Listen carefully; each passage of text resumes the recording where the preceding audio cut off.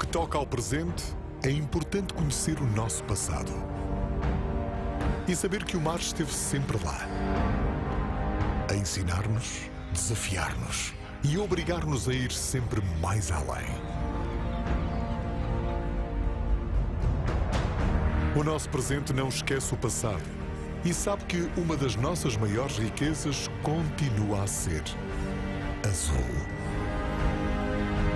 O nosso presente também sabe que para inovar é preciso ver o mundo não como ele é, mas como poderá vir a ser. E para isso temos as melhores mentes criativas, que com o mesmo espírito e saber de outros tempos, continuam a criar as melhores ideias e a levá-las para o sítio certo. Não temos medo. Trocamos o certo pelo incerto. Arriscamos tudo e continuamos a seguir com uma confiança inabalável. Porque ao nosso lado, temos sempre mar e sonhos infinitos. Faz parte deste presente e cria o amanhã connosco.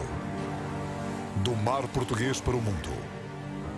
ExpoFishPortugal.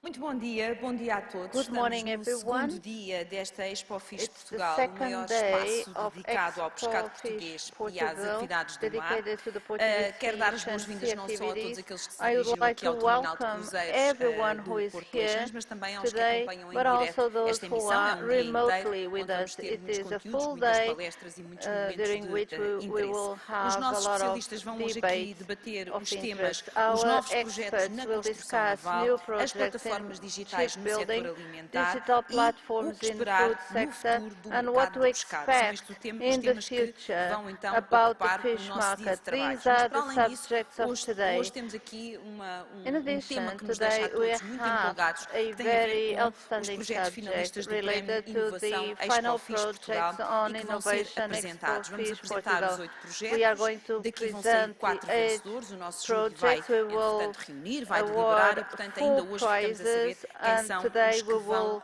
então receber este know prémio. who Mas para dar início is a going to esta receive manhã the de awards. trabalho, To vamos start fazer então o painel this número morning 6, session, we are Construção e going to Reparação hold the Naval, 6th novos panel, projetos, e para isso eu chamo ao shipbuilding palco o and João ship Baixo, repair, diretor-geral da Sun Concept, repair. que irá I would efetuar a like primeira apresentação. to João, por favor, pode entrar e invite ficar aqui já João junto on a mim. behalf of O Francisco Sun Barbosa, Concept, diretor-geral da Francisco Barbosa, Naval Tagus, e por General videochamada Director vamos of ter o Naval Rui Tagus, Roque, and sócio-gerente da remotely Nautiber, e o Rui Hugo Henriques, administrador da and Sopromar.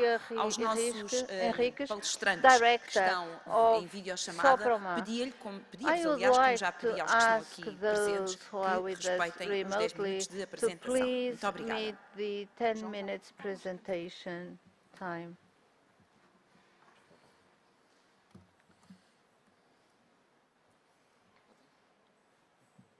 Acho que sim. Ora, bom dia a todos. Good morning, Aos everyone. presentes e aos que nos veem lá em casa. To Obrigado, those who are em here primeiro lugar, pelo and to convite those who are at e home. deixar os Thank parabéns you à very much organização for the pelo invitation and evento congratulations to the em que estamos. organization for this Eu event. venho falar-vos um I'm bocadinho do que here é a Sun today to Concept, speak do que, about the da Sun nossa história Concept, e do to nosso, tell you e do about nosso our futuro. story and our future. A Sun Concept é um Concept estaleiro de construção naval, a inicialmente shipbuilding dedicado à unit construção de dedicated embarcações to de the building recreio, of portanto, recreational para recreio, vessels or mas com boats, tendência também à criação de embarcações and profissionais, also já no professional presente e principalmente no vessels futuro.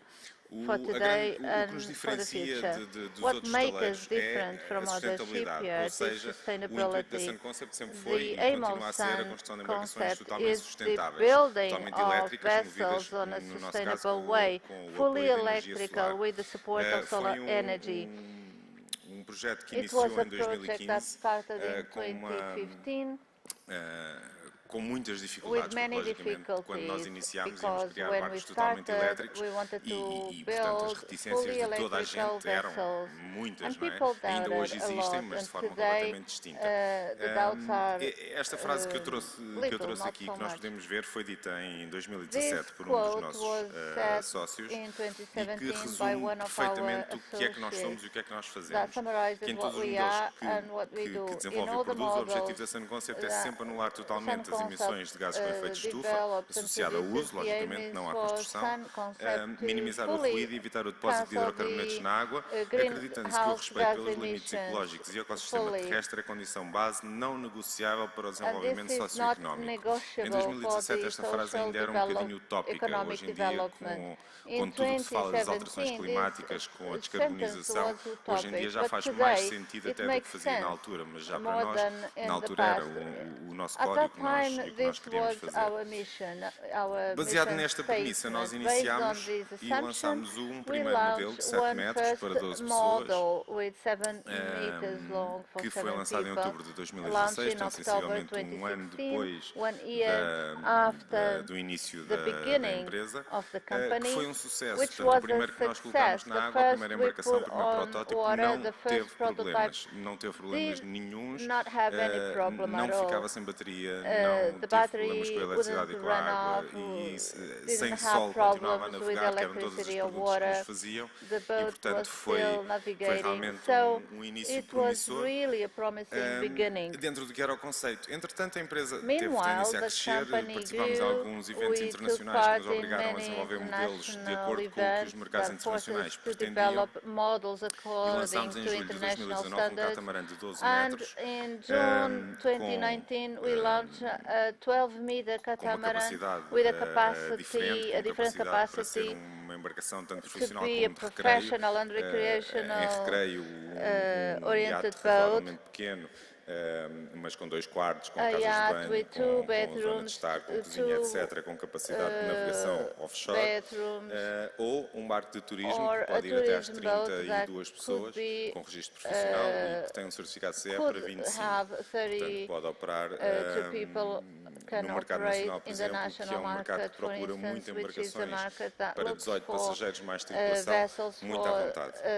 18 people Em plus setembro de 2021 crew fizemos um members. refit ao In primeiro modelo de 2021, 7 we did a metros refit to the first que model deriva da evolução that arises from the evolution dos materiais, of dos materials. painéis terem ficado mais The leves ao longo do panels tempo became e, portanto, lighter conseguimos dar um aproveitamento melhor over ao time, que é o so we convés could interior, use better também the melhorando a inside construção, area, conseguimos reduzir o improving the peso e construction. aumentar We assim a were able to autonomia por reduce via the do weight aumento do and banco de increase baterias the e, autonomy portanto, of the fizemos uma batteries. embarcação ainda mais So viável, we produced a more feasible baseada nesse vessel mesmo based on casco. these Em outubro de 2021 in lançámos October a nossa primeira embarcação 2021, we launched profissional. Foi uma our embarcação first que foi professional vessel, desenvolvida em conjunto developed com together a with Associação de Moradores da the Ilha da Colatra, Association que of nos foi pedida the diretamente se nós não inhabitants of the conseguiríamos island. fazer If we, uma embarcação they com asked estas características, if we neste could caso é para o cultivo da produce ostra, portanto, a fazer o vessel transporte with da these ostra e features dos for viveiristas. oyster catch.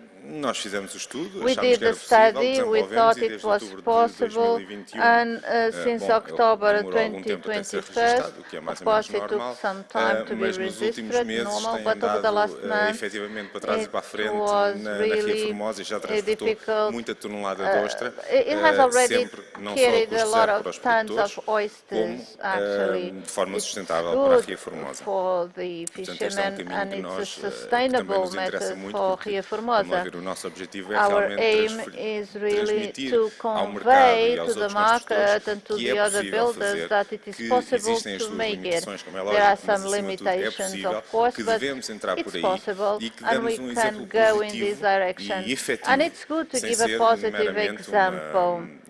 um fé diver ou uma Not conversa ou only, projetos it's que not muitas vezes não saem do talk papel. or a project A on nível de paper. futuro, Estes são alguns dos nossos modelos, These are some of dos nossos our modelos models, futuros, o future desenvolvimento de um models, catamarã the de development 42 of pés, a bocadinho maior 42 do feet que temos catamaran, a little bit atualmente, uma bigger than what casa-barco, we que não have era o nosso at objetivo present. inicialmente, mas temos tido tanta procura, We tanto have had pedido, so que faz much sentido existir demand. casas-barco sustentáveis também, It makes sense to catamarã have maior ainda de 46 sustainable pés house e vessels barco de and a passageiros, neste passenger caso que está aqui no canto boat, a inferior esquerdo, vessel that is on trata-se de the um barco de lower 23 left metros para corner, a 189 23 passageiros, meters que foi desenvolvido long boat a pedido developed de upon request de um cliente by a e que client, demorou algum tempo a chegar, mas which que took realmente some time já to chegámos à arrive, conclusão que é but we possível fazer concluded that e é it is possível fazer possible to build as and travessias to cross em the muitos sea casos de forma totalmente in a sustentável. fully sustainable way.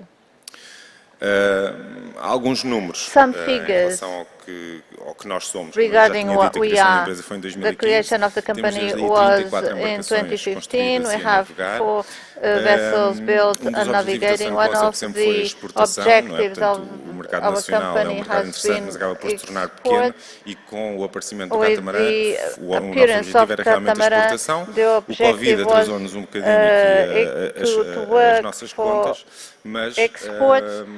tencionamos acabar COVID-19 2022 delayed com our 92% do volume de targets, faturação but para our exportação. aim is to really reach a Acabamos very 2021 good com 93 level of postos de sales. trabalho permanente, o que no Algarve 92% é, de of alguma the forma, invoicing interessante. volume E in exports. estimamos, são dois And números que 23 eu considero jobs, muito interessantes, permanent jobs. estimamos ter And we aproximadamente estimate to 52 have mil horas de navegação approximately sustentável 52,000 e hours of evitamos sustainable qualquer coisa como navigation, and we 916,8 avoided toneladas de emissões de something like CO2. 916 tons of Portanto, CO2 nós emissions. chegamos a este We ponto com arrived to a this convicção de que point o que with nós the iniciamos em belief that 2015 what we began in era projeto muito 2015 pequenino, was a very mas little project, but não foi de alguma it forma was foi muito not. difícil de It implementar was no difficult mercado, to porque de put in alguma forma place era visto como on the market because it was maluquice, seen as peço desculpa pela something expressão, porque crazy, não fazia and sentido I nenhum, apologize provavelmente os for barcos nunca the iriam word. funcionar. Hoje em dia, claramente, Today, eles funcionam. clearly they work. Os projetos The estão, projects, os nossos projetos our estão a ser cada projects vez are maiores more and more, em dimensão are e bigger mais and amplos bigger, em utilização, o que faz com que hoje em dia não tenho and qualquer today dúvida em I dizer have de no que doubt esta tecnologia to já say existe, that com as this suas limitações, technology existem exists ainda already limitações with que some vão sendo limitations ultrapassadas that ao will longo do be tempo, porque há overcome 5 ou over 6 anos time. eram muito maiores do que são hoje em dia, 5, 6 years mas a ago, tecnologia existe e é the possível limitations were colocá-la bigger, so it's ao possible dispor to de uma série de progress and to situações put it que at de alguma the forma podem ajudar a defender o que é to o make them nosso available ecossistema, to as our nossas áreas sensíveis, clients, os nossos ecossistemas marinhos mais sensíveis, our os sea parques naturais, ecosystems are more as ZPS, sensitive, etc. natural E, parks and portanto, so forth. um dos nossos One principais of the objetivos main já está cumprido, objectives or que goals foi is already demonstrar ao met, mercado e dar to o show exemplo the de que isto market era and possível. to give the example that this Portanto, was possible. era esse o nosso So objetivo. this Agora was our tencionamos continuar a goal, crescer, and now logicamente, the objective e is acreditamos que to num futuro continue to próximo, daqui a grow, 10 anos, and in 10 eu years não vou ser o único a I estar will aqui a not falar be the only desta one forma, here e tenho a certeza speaking que muitos like outros talentos this. vão entrar por I aqui am sure that e many que, other e que de shipyards alguma will forma nós vamos follow the sempre ficar example, orgulhosos porque and we fomos nós que will demos always esse be primeiro or passo em feel Portugal. proud Muito for obrigado. having Obrigada, started João. this mission. Thank you very Pode much. juntar aqui a João, nós, por favor. you can E join agora us vou pedir ao here. Hugo And now Henriques, que I está would por like to videochamada. invite Olá, Hugo, Hugo, muito bom dia. who is Às vezes remotely está with tudo us. a Good postos morning. para começar a sua apresentação. Olá, Hugo, bom dia. Bom dia, Está a ouvir-nos bem? estou. Muito bem. Pode então Good avançar morning. com a sua Can you hear us apresentação. well? Peço-lhe que seja rigoroso com o tempo, está bem? I will now ask you to start your Okay, presentation. obrigado. Please stick to Obrigada, the até já. allocated time. Thank you.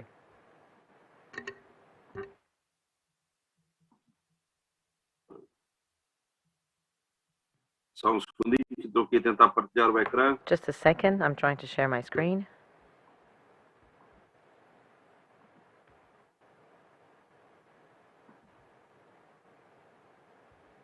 Ok.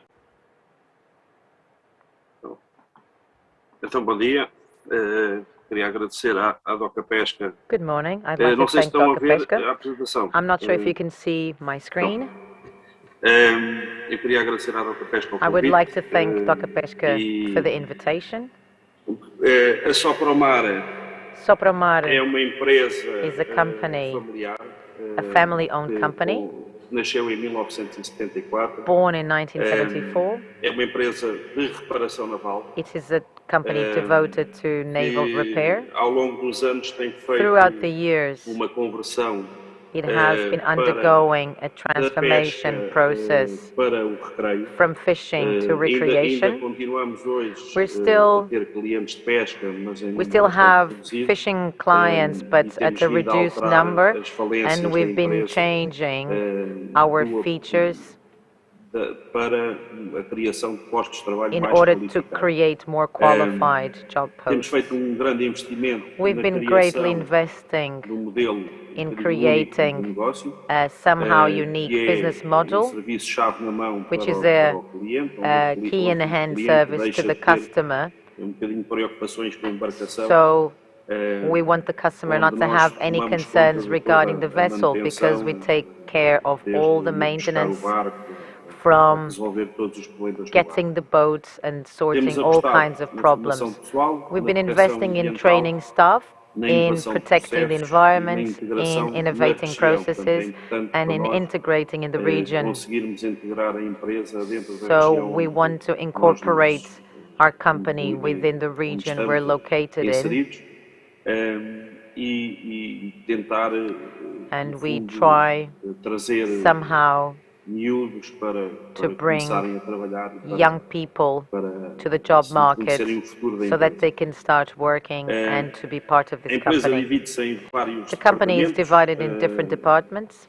Aqui estão alguns, Here, desde movimentação de some embarcações, a departments. serralharia, mecânica, So fibra, we pintura, deal with different carpintaria, departments, e temos including também uma loja carpentry, náutica em paintwork, Lagos, que é uma das polishing, maiores da locksmith, Europa.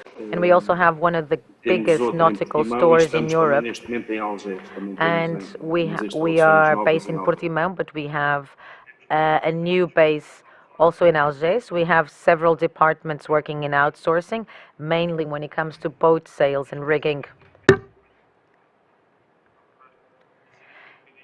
This has been somehow the growth of the company, and we suffer a little bit from in 2020 and 2021 with COVID, but we also made the decision of during this period not to keep all the staff. We didn't have a single day of layoff. We continued creating infrastructure for the company to do maintenance work, oftentimes making up work in order to be able to keep our staff active and the company operating. A problem that occurs in this type of business is related to seasonality. We are able to have a relatively stable turnover throughout the months. We no longer have summer peaks and dead periods during winter, which also helps and contributes to the overall sustainability. Regarding our evolution in staff, we've been consistently growing throughout the years. Oftentimes, we don't grow more because it is difficult to hire professionals for the area. So this is a little bit the division of our billing according to sector. So the sector at the moment, fisheries represents about 2% of what we do. We also have a professional area. The States represents about 5%. The store is almost as much as a nautical store, and then repair is divided in engine boats and sailboats with about 38%. The division of our turnover according to market, at the moment we are a company, an exporting company. About 70% of our turnover is related to foreign customers and is done in Portugal. So it is somehow internal domestic exporting. So this is a little bit the distribution of our issuing markets, where the UK has a special role, even though this year the UK dropped significantly because of Brexit, but there are other issuing markets which are growing, so it hasn't been a negative factor impacting on us. Let me just give you now a little bit some data about our company. We have some unique headquarters in Lagos. Well, they're not unique anymore, but they were certainly pioneering within this business area, where we have a nautical store, lodging, restaurant, and we also have an area for parking services. So we're talking about a facility, a tourist facility related to the nautical industry. And here some photos of the team. We have a younger generation looking forward to see if they can pick up the business, and we rely on them for the future. New projects. This project is relatively new. This is a project that we implemented about a year ago. It's a machine that was the first one in Portugal. It was the first in the Iberian Peninsula, actually, to lift catamarans. We bought this machine only for catamarans, and at the moment we've had very good results, since this is a fast-growing market and we managed to have a leading position within this type of offer. The growth of this space, the space has been growing. At the moment, we will be starting soon our 10th expansion of the area. Throughout time, Doca Pesca has been an important partner, as they have followed and have witnessed our growth and our willingness to make things happen in a sound way. And they've also believed in our company, which for us has been gratifying. The new project, which we will be able to implement till the end of the year, till the end of 2023, is the installation of a new travel lift, which will bring a greater capacity and a greater offer within the region, even though in Portimão there's already some offer. However, this is a complementary offer, especially because this machine has it's a complementary offer, not a competing offer regarding the existing one in Portimão. Regarding professional training, this is an area we've been investing in with some results, even though it's a very internally looking professional training. We've been investing in creating and developing our worker skills. It's been a continuous effort throughout the years, especially in painting, glasswork, mechanics, and electricity.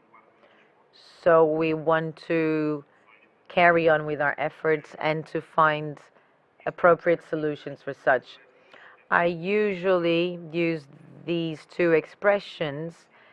They go back to 2005. The lack of infrastructure is still a problem, and in spite of having cheap labor, we still have poor qualifications or low qualifications.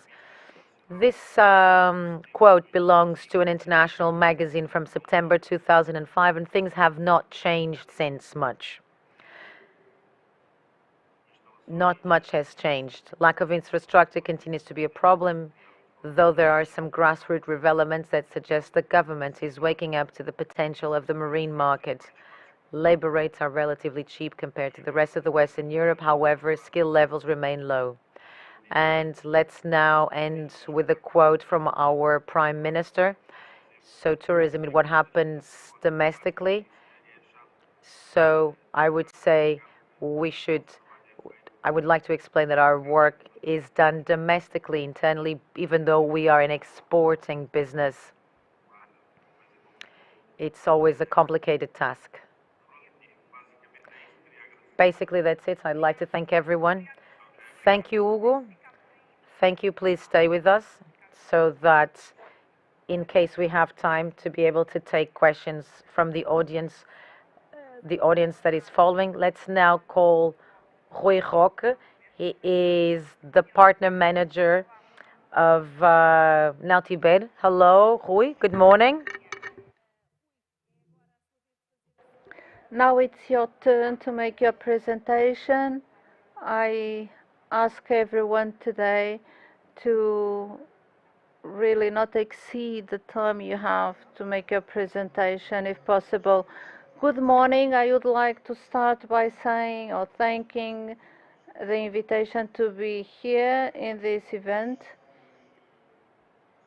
We are a company dedicated to shipbuilding using glass fiber, and we are known in the market in doing good projects. Whenever we start a new vessel, we have a new project. We have been doing a lot over the years, and all the vessels are different. So new projects is something that we have in mind always. In order to be brief, what are the current new projects, the projects of modernization within the scope of PRR? It's a new challenge allowing to launch again the work in fishing at national level, because right now we export approximately 85% of our work, namely in fishing. This allows us to come back to the national market with modernization projects. We have approximately 15 approved projects, and we are progressing with them. This forces to give an increase in our capacity for us to have exports.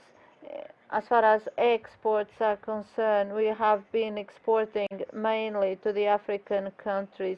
We have recently signed 2 new contracts or projects for Norway. It is a very demanding market, namely in terms of contract conditions. We feel some difficulties, but it's a new project that forces us to follow new models. Regarding defense, maybe at short term we will have a very important job which will force us to create a new production center with the implementation of a new pavilion for shipbuilding, with a new career and the creation of a new team. The defense work is always a very important work with a lot of added value that give us always new skills. It is a fantastic opportunity for our industry, not only to our company, but to the other companies involved in shipbuilding using glass fiber. We also have another area. We have developed a prototype, a new model. There are some difficulties in bringing these vessels to have legal compliance, but I would like to take the opportunity of this event to launch a challenge. Our industry depends a lot on the existence of infrastructures. Within the scope of PRR, it is very important to replicate the conditions we have in Portimão. I don't know if you remember, some years ago we had some new infrastructures in Portimão, allowing us to have a number of companies installed around this infrastructure, for them to have common facilities, things that they hardly get when they are separate. The infrastructure is very important, and today it is very important to put it in place. It's important to replicate the facility we have in Portimão. Regarding labor or manpower, it is also very important to consider this. We are trying to bring to the Algarve, to Vila Real Santo Antonio, a training center for shipbuilding with composite materials. It is a project that we have been working on for years, but now we have the right conditions to put in place the project. It's a national-wide project, and even the Spanish can join. It is a project that should include the vocational training, future accommodation, meals. It has to be large. It is a project that should be located in the Algarve, because in reality, in the Algarve, we have been leaders for years in glass fiber and shipbuilding. We have 3 companies which are market leaders in this type of vessels. So we think that this vocational training center should be located in the Algarve, because these companies are in the Algarve. In addition, I would suggest to remove red tape for us to be able to work steadily. We should be able to develop our projects on a timely manner. So we are really open to do this. In 30 years of work, today I really feel uncomfortable to work, because I feel a pressure. Whenever there is a mistake, we are immediately the focus. So we have to increase the level of comfort if we really wish to continue to export, namely to give comfort to those who produce. And we have to look to this industry in a different way and to support the industry if we want to launch again the production sector. We have been always in a bad position. I am 57 years old. I am in this industry for 30 years, and over time I feel this pressure always. So I think I should feel comfortable, and this is not happening. I'm always feeling such a pressure. So basically, in a summarized way, I would like to emphasize the defense project, which will be very important for the national industry to be able to export to new markets, to relaunch fisheries at national level, and the vocational training subject, which is also very important. And thank you once again for the invitation to be here. Thank you very much. Please follow us during the panel, just in case at the end there will be some questions.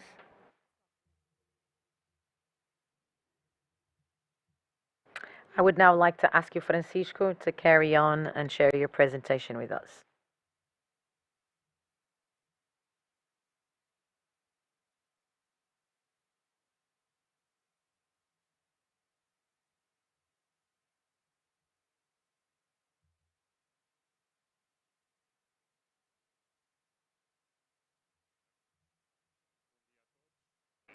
Good morning, everyone. First of all, I'd like to thank the invitation and to share with you a presentation for Expo Fish Portugal.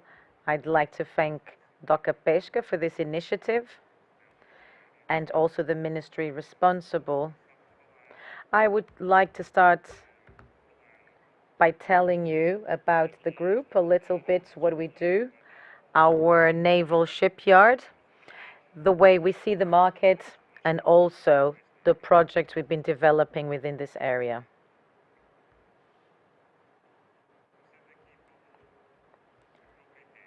Starting with the ETE group, it's a family-owned group in its third generation with more than 85 years of existence.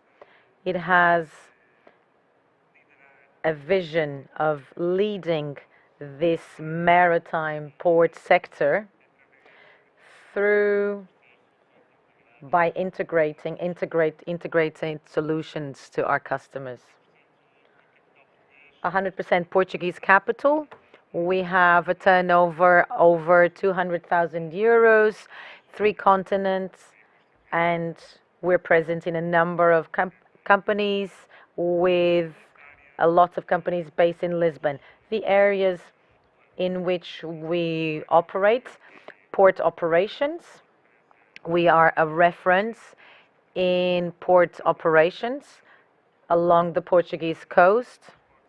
We also do river transport. We also have navigation agents. We are through the biggest navigation Portuguese agency, Navex, logistics, navigation, and also engineering and naval repair, and also the maritime transport area through regular routes between Portugal and the Portuguese islands, Madeira and Azores, and also Cape Verde.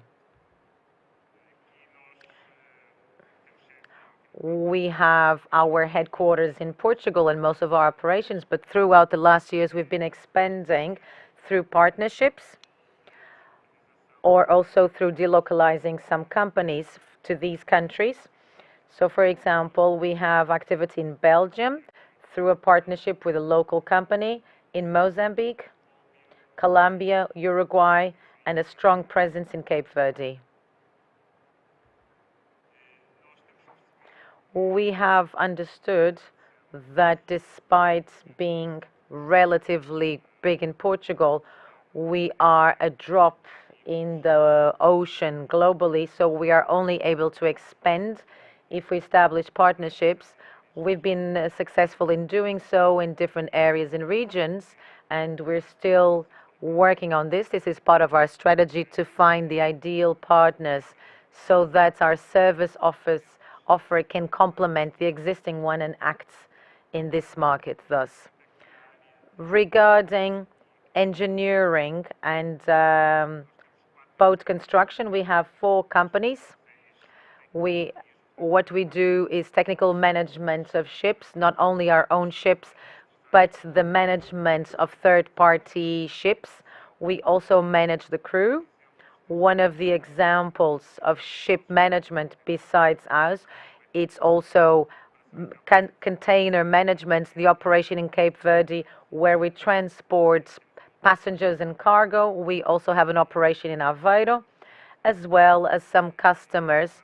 One of them is Softluz, an emblematic one, where we're managing part of their fleet through a global maintenance contract, where we're managing 100% the maintenance of Transtejo vessels with an operationality rate a lot higher than they would be able to do with their own resources, especially because Transtejo is a public company with some difficulties in performing high-cost operations. For each maintenance, they need to do a public offer, which ends up being complicated for them to manage. So for us, it's been and for them as well, mutually, it's been a very interesting experience.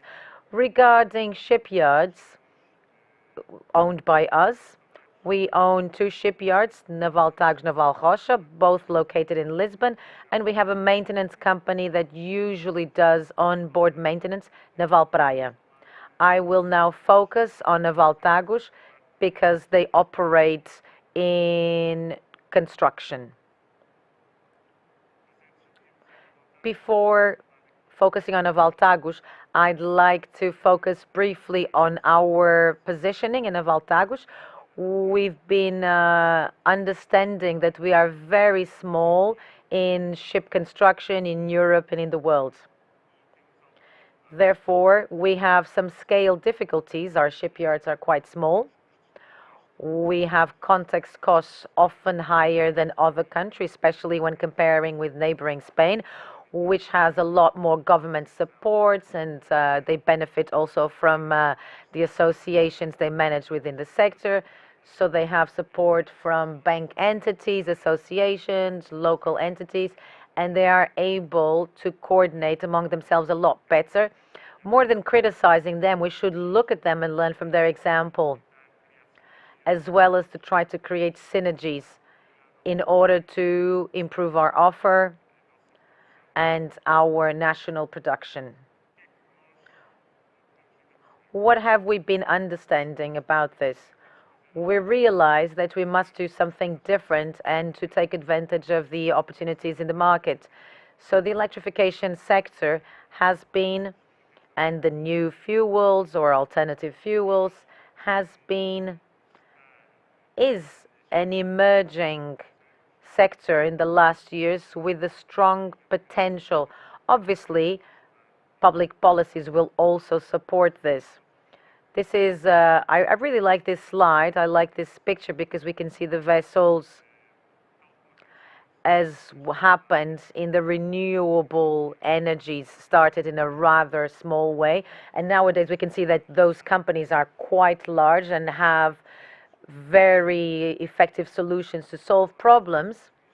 We have been concluding that within small distances there are some electrification solutions, especially with ferries or short distance transport, not just for electrification, but also hybrid solutions or alternative fuels.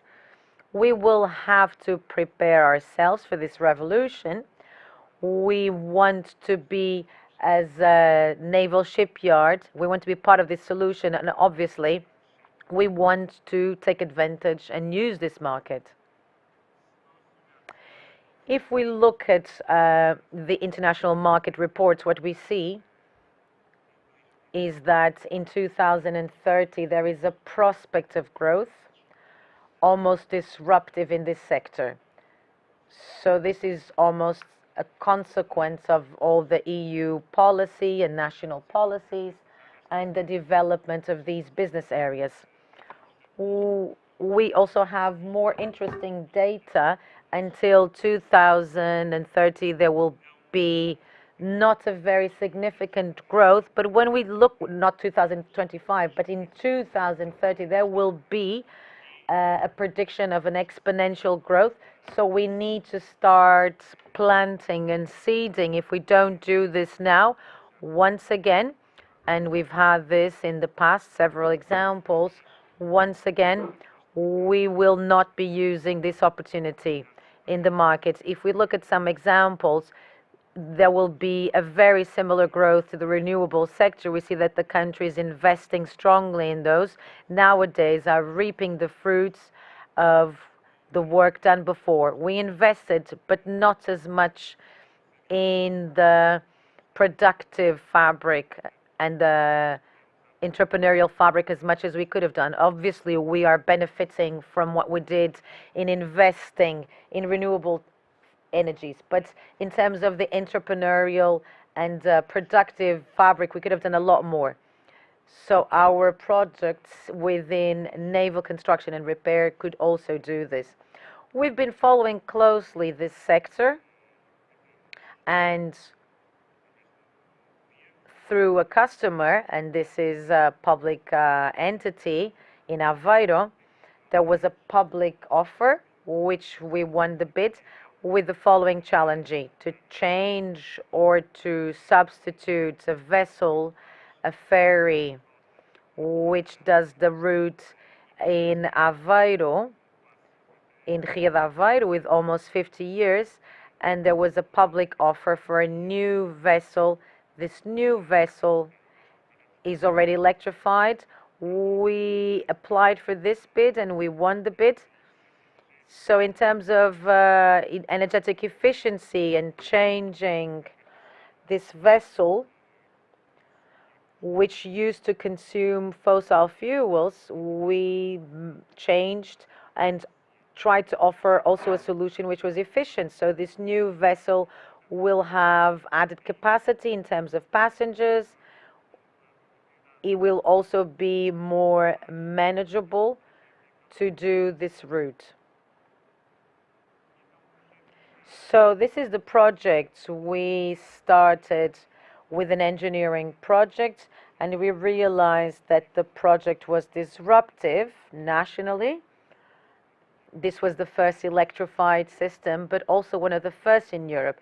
So we invested heavily in engineering, but we realized that the vessel, only through electric preparation, wouldn't be sufficient to establish a landmark or a statement of our industry and of our company.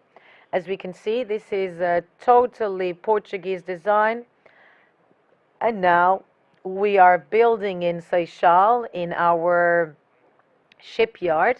This will be ready by the next year. Let me just show you a picture of the vessel, and internationally this vessel has had significant projection. It's not enough to do things well in terms of engineering, but also consider other aspects such as design.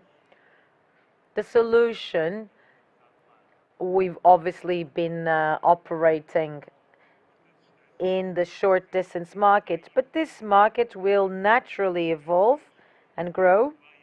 So all the great players in the industry in supplying batteries, production systems, they're all heavily invested in creating solutions for longer distances. We believe these solutions will also reach the fisheries market. They will have a strong impact initially in short haul. Also recently in Norway, where I realized that aquaculture waters, they're already thinking about this type of vessels. But as we are investing, the capacity market will also grow and design their own solutions for different activities. I would like to thank you. Thank you very much.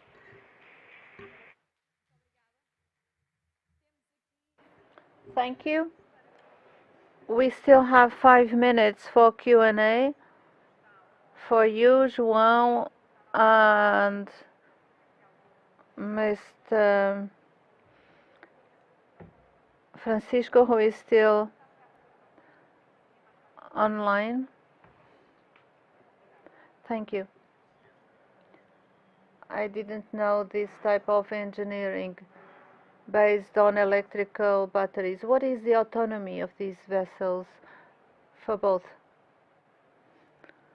The autonomy is of approximately 2 hours, almost 20,000 miles. This has been developed in the north of Europe for ferry boats because they have the advantage that they always stop at the coastline.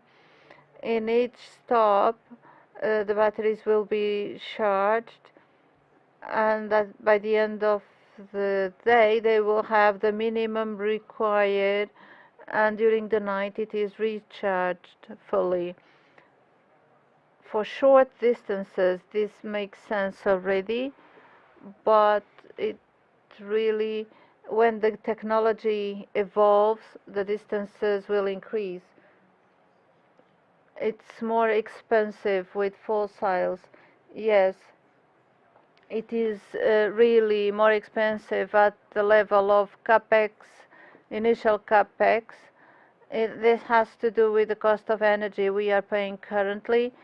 But as far as maintenance is concerned, because there are not so many mechanical components, maintenance may compensate at medium-long run. It's very interesting to see your company on the market since 2016, new blood, so to say. Francisco has a company with 3 generations. Your company has just one. I hope you will stay for many years. What do you do in this export business area? I could list many things, but is it the banks? Because we already have some banks here to write you a check. Now,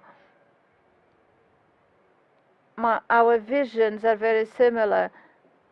The small companies, as it is our case, need, in order to have a sustainable growth and not to make crazy investments with the banks, there is a need to have some recognition and support, namely in 2 main areas, in infrastructure and in staff. As far as staff is concerned, I believe this is a problem that is transversal in Portugal in many fields. In shipbuilding, who I know who works in the area of the composite materials at least has some difficulties. All the areas, all the fields have this difficulty. In addition to manpower, infrastructures. Right now we need to increase our production capacity significantly. We need to increase the shipyard area and the production capacity. And we have serious difficulties in finding a location. We don't want anything that doesn't belong to us, nothing to be given freely. But a support is very interesting because a small company can even make a 4 or 5 million euro investment. This is really a very difficult situation. The General Directorate for Fisheries could maybe give you a support. At the beginning, I don't know if you are going to buy a plot of land. This is the right place to raise these requests. At least we raise the issues and then we will be waiting for the answers. We have had some difficulties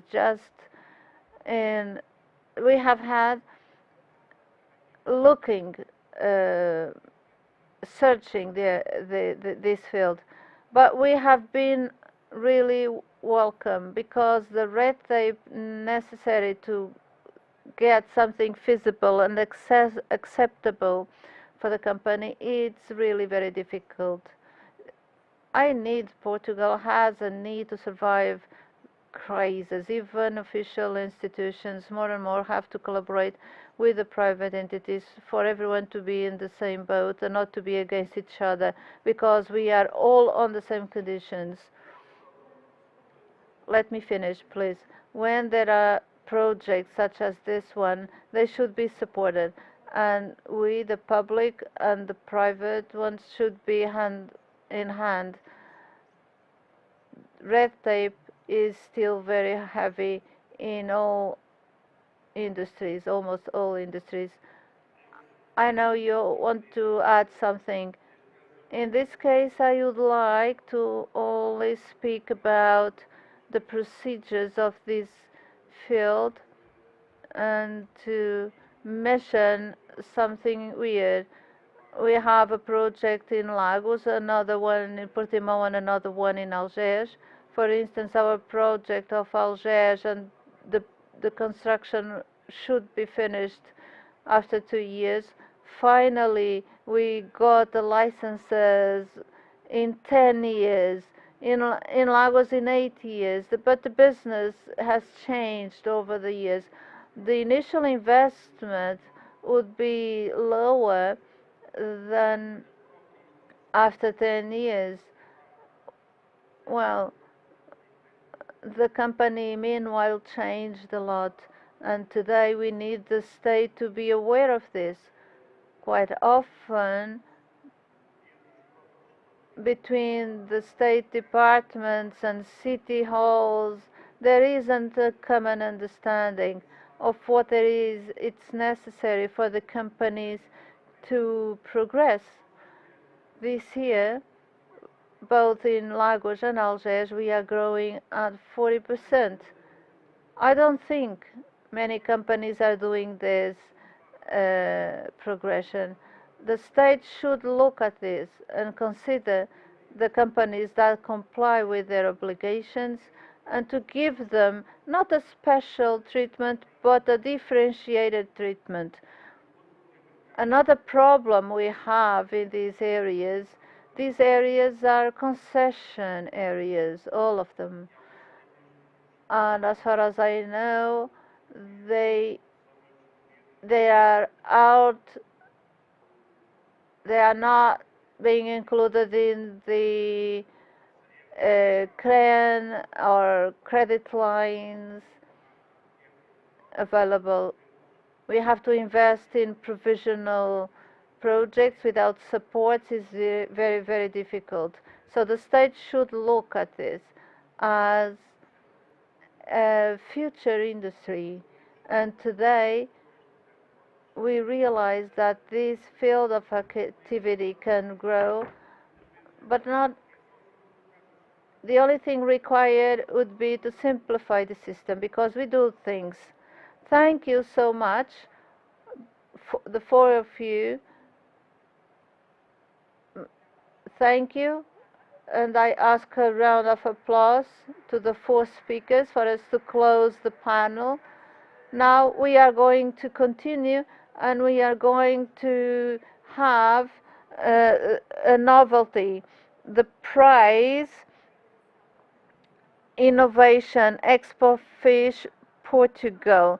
We launched the challenge to researchers, university students, startups, because we know there are outstanding ideas that should be promoted and to help them to put it in place. The aim is for them to be a reality. This prize has the aim to support projects in the food area with origin in the sea, with transfer of knowledge of fishing and aquafishing, with new equipment and creation of new digital solutions. We are going to present 8 projects, final projects. Each presentation will last 10 minutes. I suggest that those who are here presenting the project or with the mobile phones with the flight mode, I will be here making sure that you will not exceed 10 minutes, and you will do that in the presence of a jury with Manuel Tarre from Alif, José Maria Freitas from ANICEP, João Reis from the General Secretariat of Fishing, and at the end, our jury is going to meet, analyze the projects, and later we are going to know who are the 4 winners.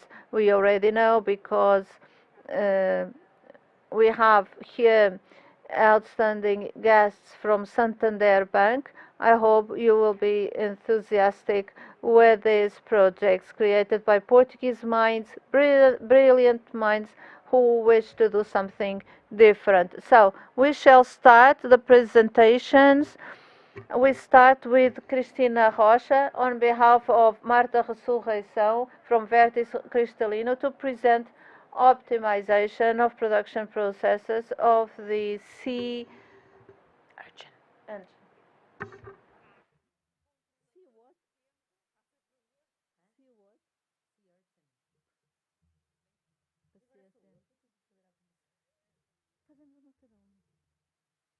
Good morning.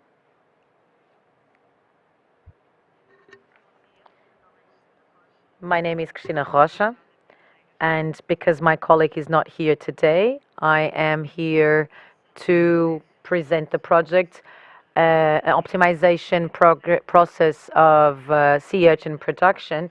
This was developed between 2018 and 2020 when supported by the program, the operational program Mar 2020. This is a project intended to make viable the production of sea urchin from a model an innovative model of growing in captivity the species, the most abundant sea urchin species.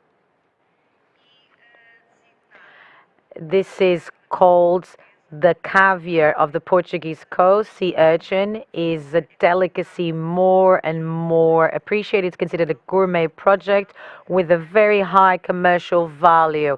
We've been witnessing a growing demand both nationally and internationally.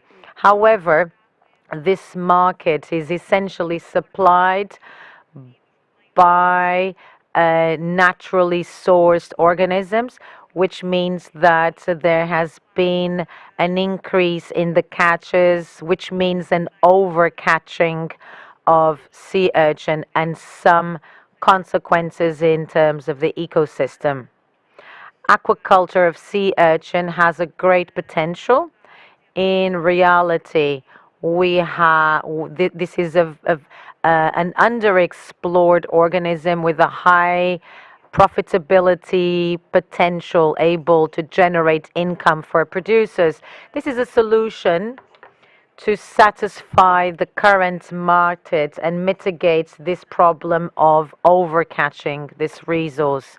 However, despite the research conducted throughout the last decades, the growth of sea urchin still has some limitations with low yields, mostly due to the fact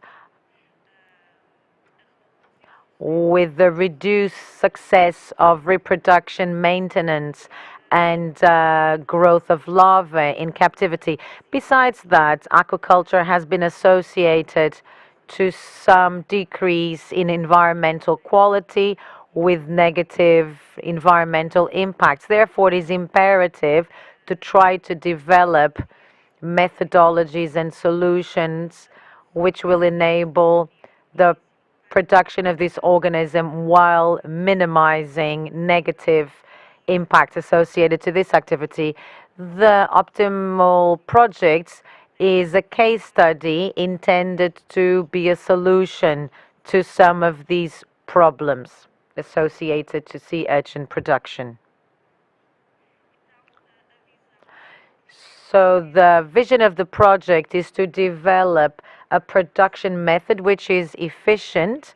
We intend that this production is a high-yielding one and a reduced environmental impact, but that it might be replicated to the commercial scale. We also have a great focus on trying to effectively transfer knowledge from the research and development sector to the commercial sector. And through this project, we want to boost the blue economy in the aquaculture sector.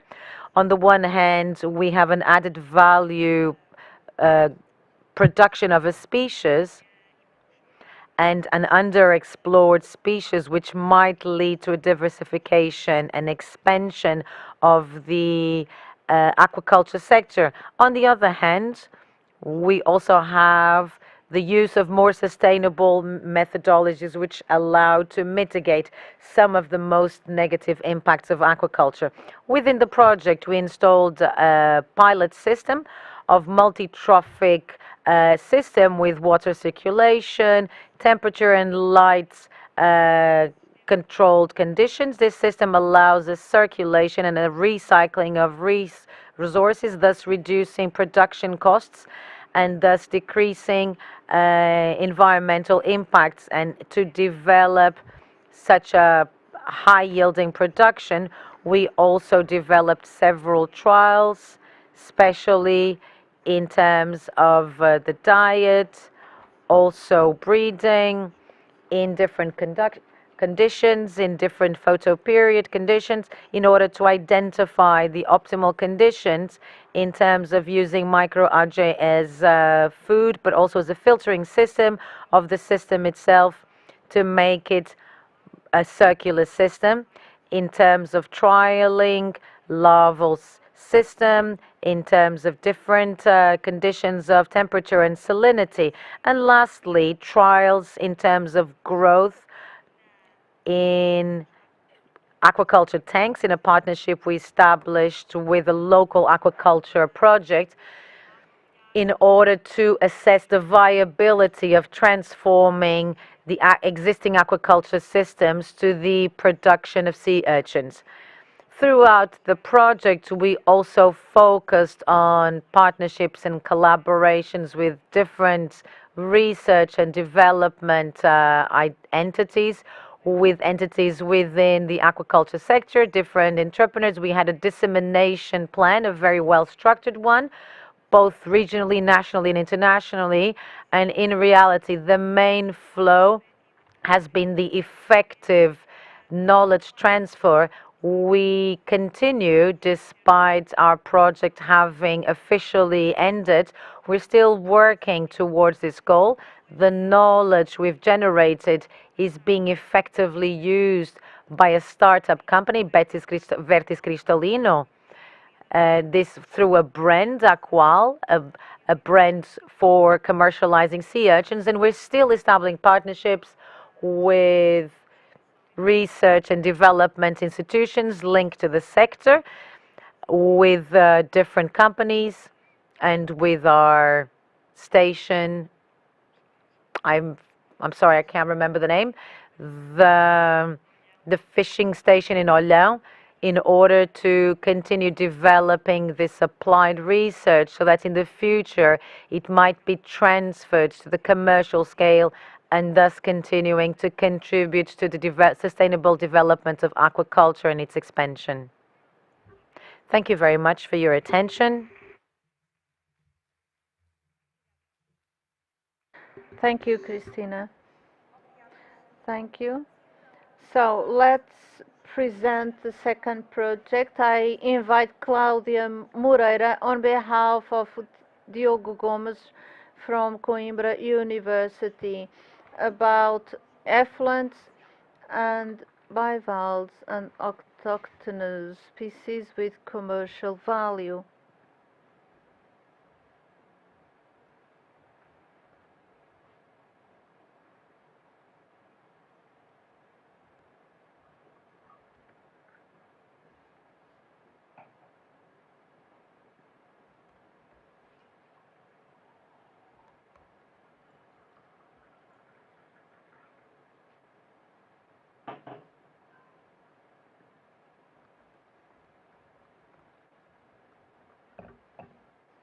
Good morning, everyone. My name is Cláudia Moreira. I'm here to present our project on behalf of my colleague Diogo Gomes. The National Strategy for the Sea identifies aquaculture as one of the intervention areas which are a priority, and within this context should promote sustainable development of aquaculture, foreseen already in some documents such as the situation of the national planning and aquaculture in transition waters, encouraging high standards of quality, not only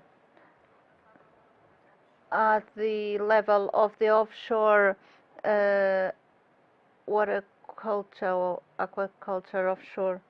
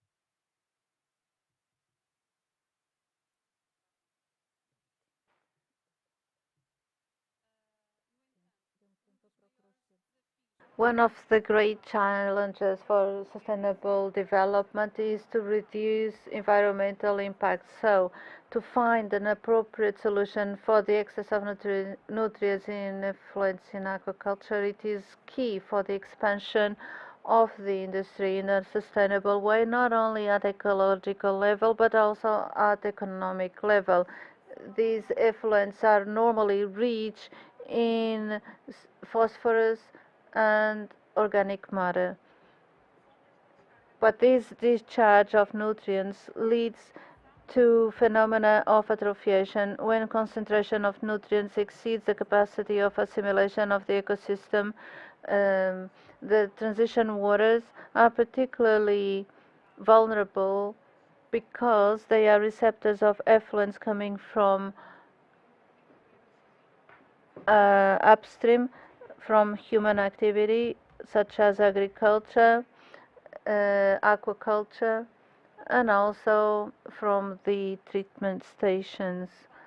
Bivalves, bivalves are excellent candidates for the regulation service, one of the ecosystem services, because they filter the excess of nutrients coming from anthropogenic activities, such as the ones I have just mentioned, agriculture, aquaculture, and the treatment station. So bivalves have a good potential of bioremediation for effluents of aquaculture. Bioremediation is a process that uses live organisms to remove a variety of contaminants.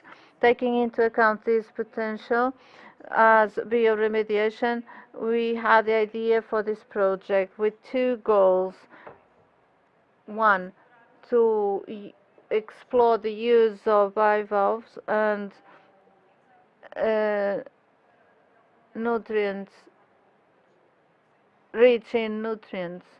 And for that, we are using bivalves that exist naturally in the estuary of Mondego, such as some species which are transversal to many other estuaries.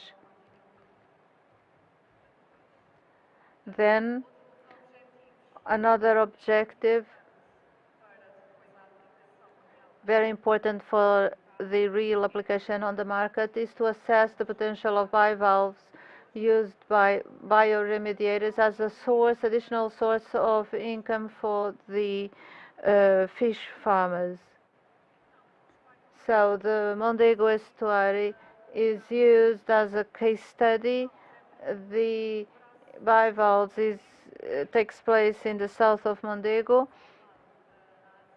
So in blue and on the map, and experiences are being made first in a lab and then later in a mesoposmos, in a local fish farming facility. We have a partnership with the fish farming unit that produces who work in the project. The aim is to work in collaboration with the fish farmers.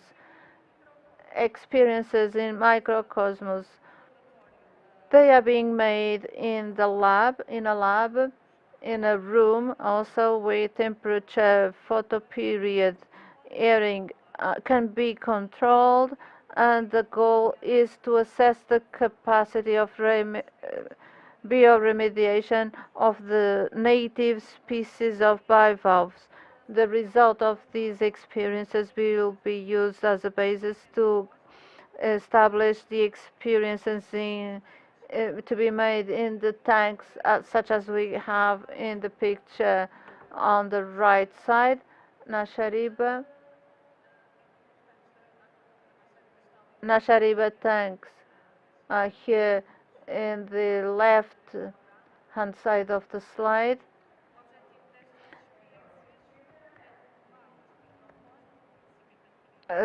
For sea bass,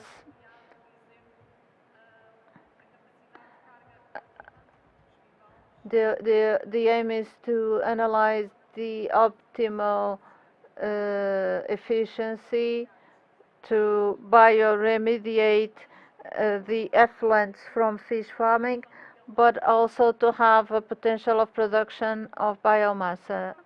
Another objective, which I have stated a while ago, is to assess the quality and food safety of bivalves, which will be used as bioremediation, so that the fish farmer can have an extra profit with this product in addition to the fish they produce. This will also be an encouragement to the fish farmers for the bivalves to reduce and the the the the effluents. There is a close collaboration with fish farmers, which is also another goal, and to also create a good practice guideline. This project is in line with uh, the global development goals, such as 13, 14, and 17.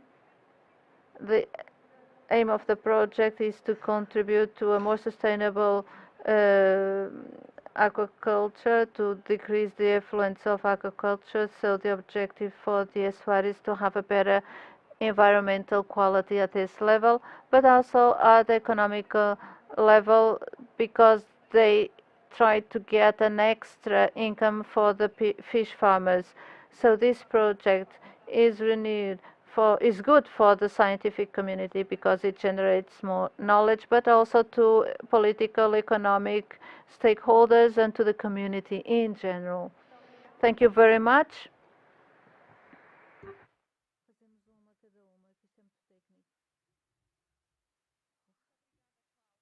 Thank you very much, Claudia. Let's now call from Alga de Pur, multi-trophic integrated aquaculture as a sustainability tool. The presentation will be made by Cristina Rocha from the lab Marfos.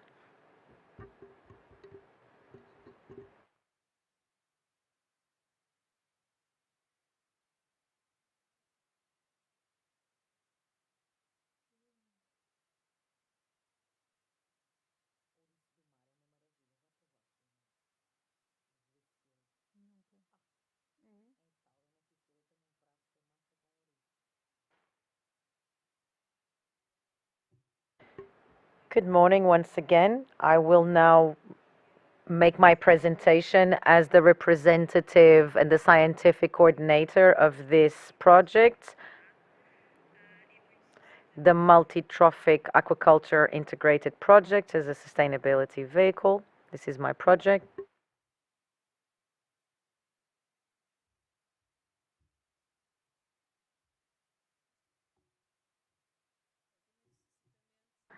Very succinctly, the Marefos lab is a sea and environment lab by the University of Coimbra. It is based in the incubator in Coimbra.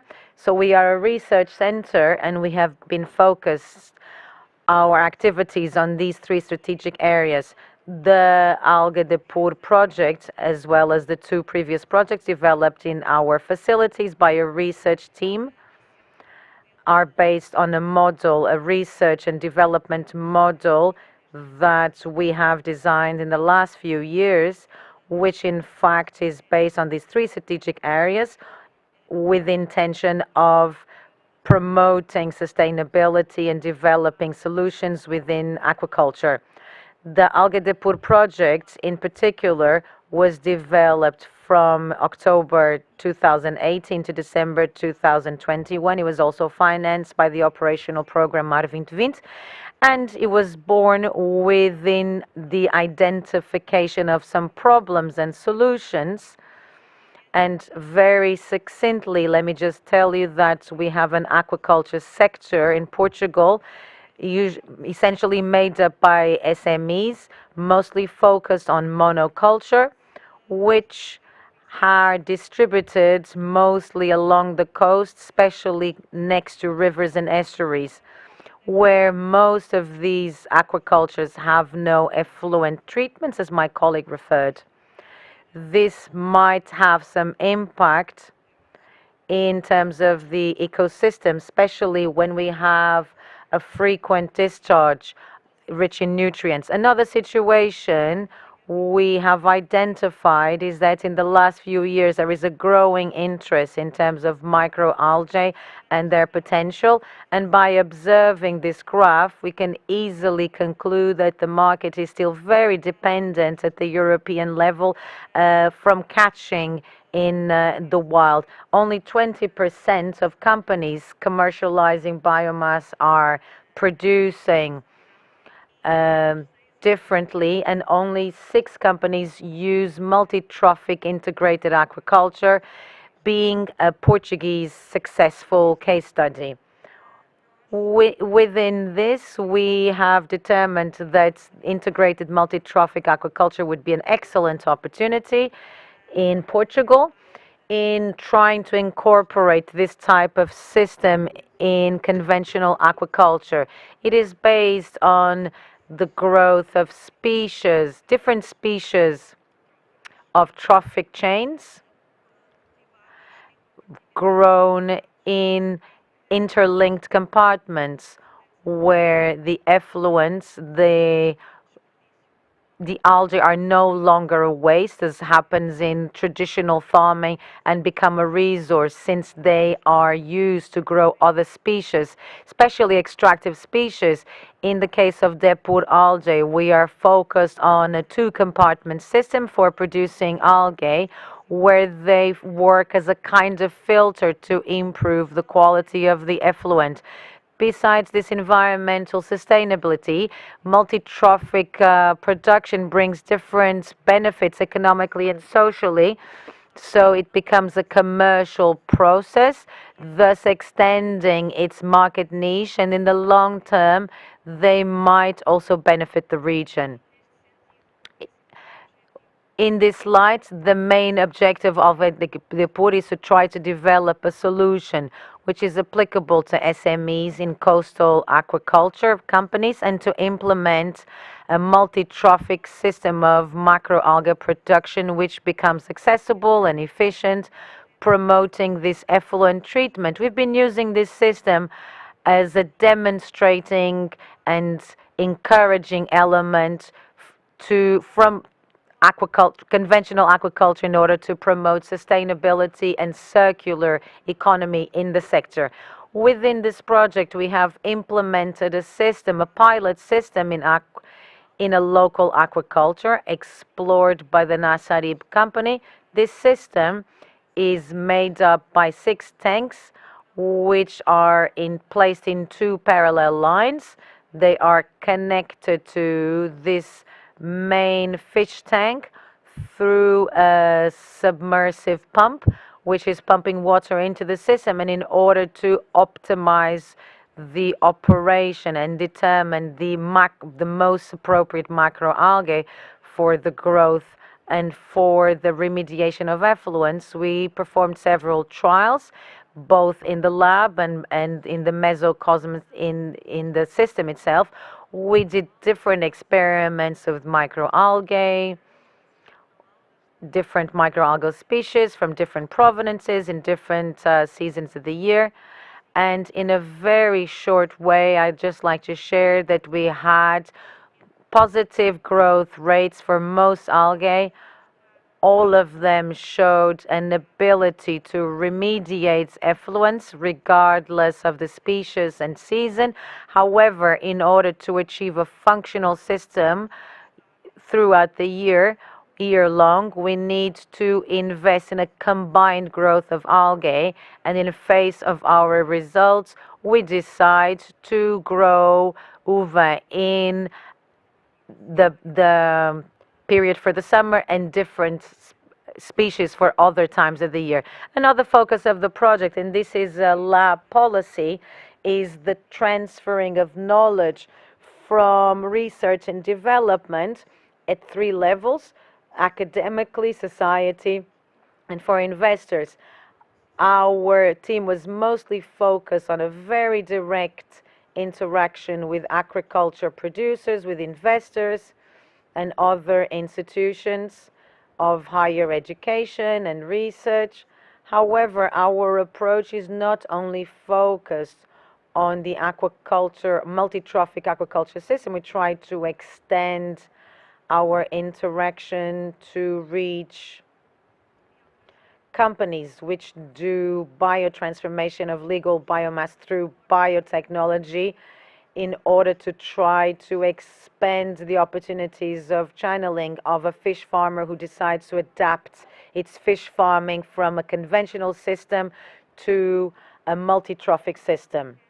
And the extension in this sense will allow not only to be centered on a sustainable system, but also thinking in terms of regional development.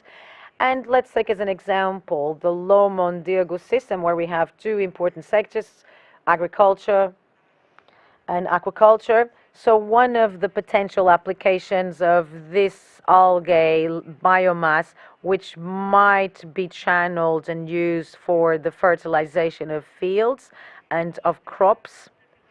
And in fact, the sustainability of the different sectors is still needs to evolve, but we think that with the key intervention of different actors, academics, and also different sectors, that we might be able to build a path towards sustainability and regional development and national development. Thank you for your attention.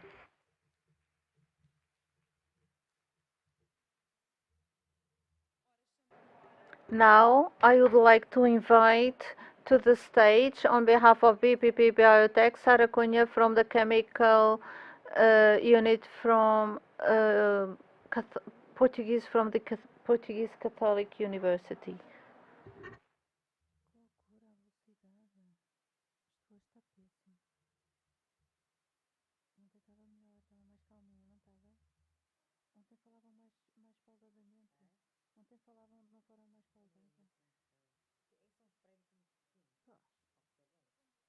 Good morning, everyone. I'd like to thank the opportunity to be here with you today and to present BPP Biotech.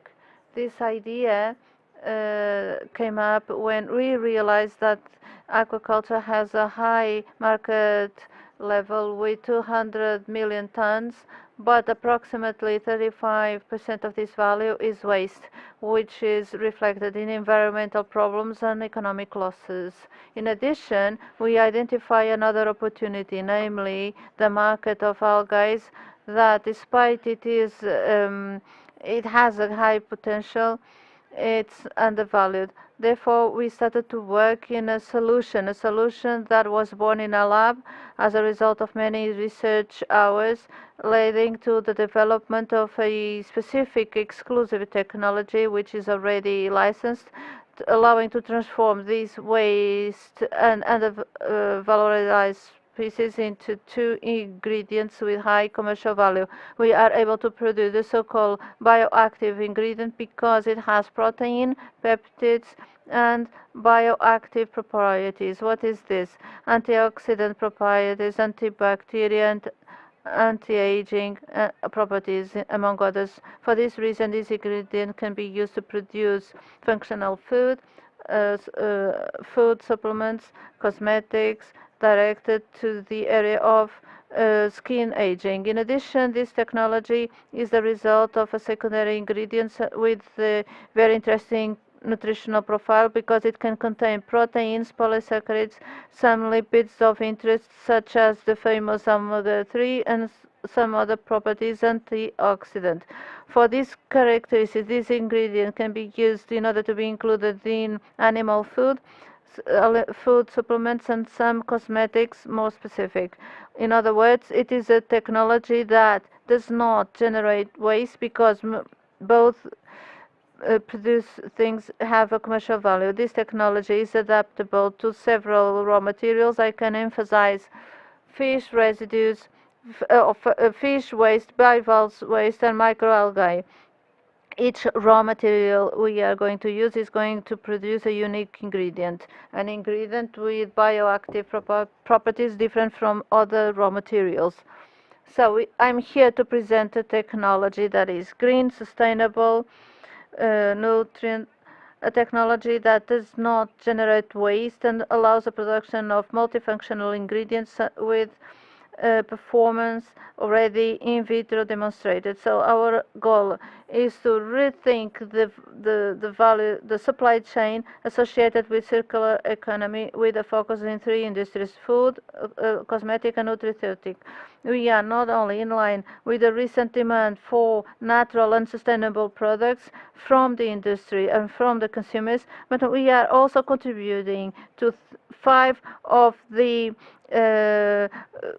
sustainable goals 3, 12, and 13. We identify a high potential of business in this technology, and therefore we start to work from the point of view of entrepreneurship. So we identify as our target clients the producers of sea species, industries of waste management, and companies that produce functional food. So our supply value proposal is to work together with our clients in order to transform the waste and species into ingredients of high added value that can be then used in other industries for the creation of new functional products. What we believe will be a success because the market of functional ingredients is always growing.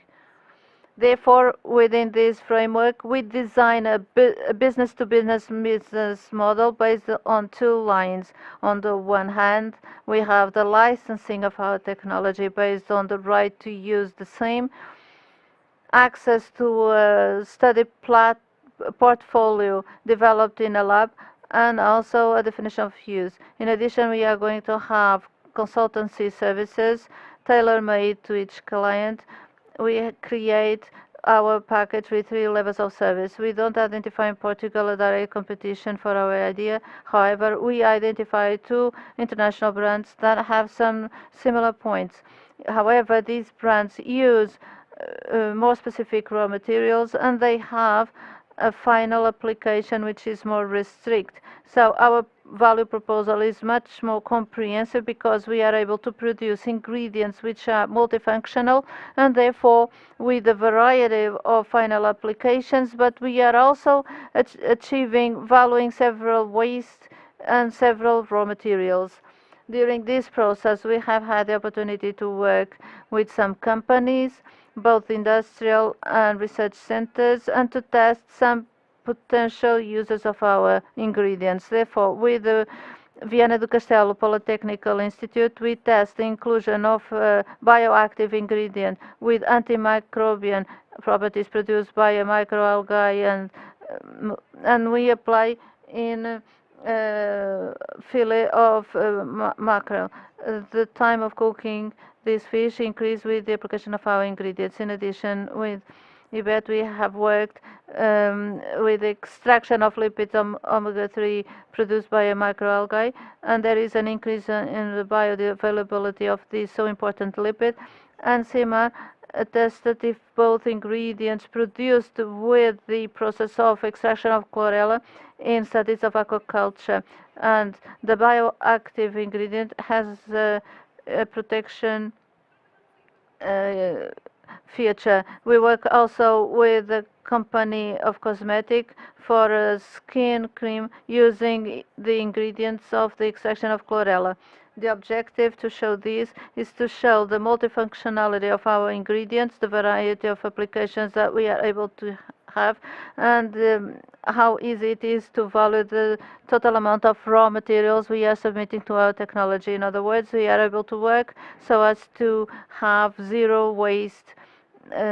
So to give you a context, this pathway started in 2018 in the project Valor Mar. Until 2020, we have developed our technology. That is, I started a PhD scholarship funded by FCT, allowing me to continue to work in this idea and to be here today. In 2021, we got the patent, and we had the idea to bring this to the entrepreneurship, and we created the BP Biotech. During these years, we were able to participate in some scientific congresses. We won a prize in Brazil, and we also participate in mentor projects to work in the creation and registration of the brand, to test the business model we have designed, and to continue to participate in incubation and acceleration programs for us to understand how to capture funding and to bring this idea ahead. So in 2024, we aim to start working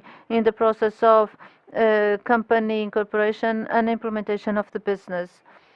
In our team, I am the person who has developed the technology in the higher school of technology of the Portuguese Catholic University with the support of two professors in the adventure of entrepreneurship, myself and Carolina, two PhD students with a focus on sustainable development. So I continue to work in the development of this idea at lab level, and I focus also the idea and entrepreneurship area. And Carolina uses her knowledge of graphic design and back office. I would like to bring our company to the world for a more natural and more sustainable future. Thank you very much for your attention.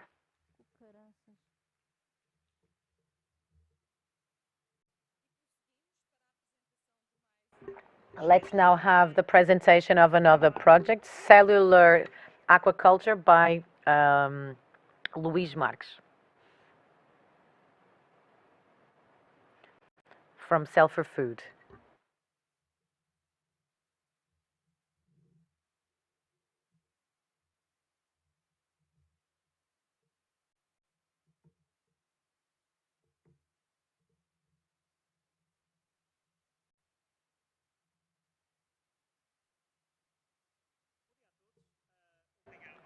Good morning, everyone. Thank you to Dr. Pesca for the invitation, and in the available 10 minutes that I have, I would like to present to you Cell for Food and some of the questions we've had so far.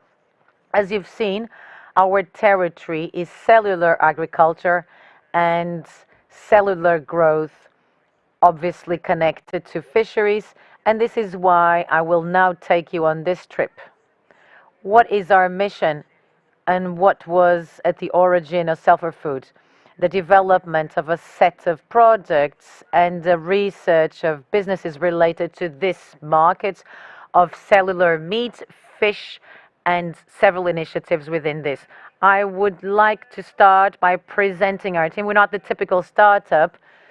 In reality, we're not university students. We are a multidisciplinary team with different profiles. So we have more of a research perspective. Frederico Alberto Vitor in context of bioengineering, biotechnology, who usually are the people in control of this cellular agriculture, and also people with banking, retail experience, which ask the more complex everyday questions. What is this cellular agriculture thing? And this is where I would start. Many of you probably will not know what is grown meat. Grown meat is something which we believe in the future will be naturally a viable alternative to conventional meat. When I refer to meat, I'm not talking about beef or chicken, but other types of meat, including fish. So we believe that it will be an alternative, not a substitute, obviously. So cultivated meat could be a lot more interesting for our planet. What is then cultivated meat? Clean meat or cultured meat? Something we call in our team animal meat, which is grown outside the animal. So in the future, we hope it will have the same type of nutritional value, the same type of taste, and the same features as conventional meat. Why did we start to do this in Cell for Food? In fact, yesterday, I'm not sure if you're aware of, this is the day where we reached the number of 8 billion people on the planet, and the estimates point at 10 billion, and therefore the consumption of fish and meat will also increase. Obviously, the population is increasing, so economic development of different societies will lead meat consumption to continue growing. All of us wish to continue eating, and also the expansion of a middle class will also contribute to this increase. Why is cultured meat then important in our perspective? We will decrease animal suffering or minimize it at least. In terms of food safety, we also believe there is an interesting path to be taken in terms of transparency, the types of products used for growing meats, and it's also better for the environment. So we're talking about less land, less water, fewer carbon emissions, and naturally will be more efficient.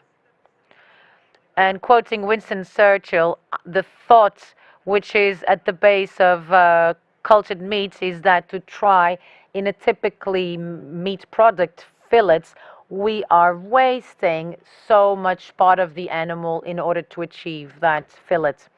Why Portugal and the Azores? Because we have a structure of highly qualified people, technologically developed people with an entrepreneurial spirit like we have in Portugal, with great abilities in terms of cycle and product development, and also a great connection between the different stakeholders. Naturally, the Azores, where we initiated our path, obviously it is a unique place for development of species, for the existing species, and also the investors who are there. You're maybe asking how you're planning to do this.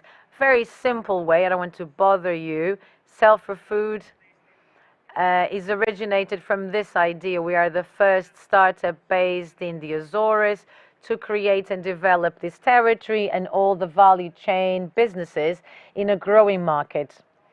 This is a market involving new startups in fisheries or meat. It's been growing consistently. It started very lightly in the beginning of the 2000s, and it's been progressively growing. How will we do this? How can we reach a fish fillet? We've been working at the beginning of the chain value. What does it mean? We are collecting staminal cells or muscle cells. And what we're doing and what we've been doing in labs is to do the growth of these cells, working with the appropriate systems to grow and with appropriate protocols so that we might reach cell lines that might be used for end products. Our strategy, our market strategy, is clearly our first business unit, which is to collect cells and to develop these cell banks. Next, we will intend to sell cell lines or establish partnerships with companies that will, together with us, develop these cells until we reach an end product, a final product. We're working on fish, crustaceans, with 3 or 4 cell lines. I will also tell you about the market. This is a market that is exponentially growing, and I think that within meat, and I think we will have a presentation on a vegetable burger with fish meat. We know that in 2013, cultured meat hamburger was created for the first time, and it had a cost of $100,000 in 2013. What we've been observing in the industry is a great evolution of new companies in different territories of the chain value that every year are significantly reducing the costs of the production of such a product. In Self4Food, we are very close to knowing continuously and doing benchmark of what is done within fish, fermentation, new territories, new emerging territories, and our everyday work, not only in research, is to do this benchmark. What have you been doing besides this? First of all, we've been present in a number of conferences presenting what Self4Food is, what is cultured meat. We've created our brand, our website during this year. We've been also continuously networking to getting to know our partners, the right protocols. Naturally, one of them is CIMARC, where we are based in the Azores. This is also the Lisbon University. in Minho, and we've established a number of partnerships to take us on this roadmap. This week, or in the last few weeks, we had our first Portugal Venture initiative, and we've been working on the credibility of this process with books and research articles on cellular agriculture. We are a system of professional researchers. We've devoted over 4,000 hours, over 120 startups involved, many protocols we've been designing. So it is a great pleasure to start our initiative in the Azores. These are our first full-time collaborators. We're doing our research, and I couldn't be more pleased to be here today to show you these numbers where we have at CIMAR, where we have our headquarters. We believe we have a fine path within our cellular agriculture. Thank you to everyone. It's a great pleasure to be here.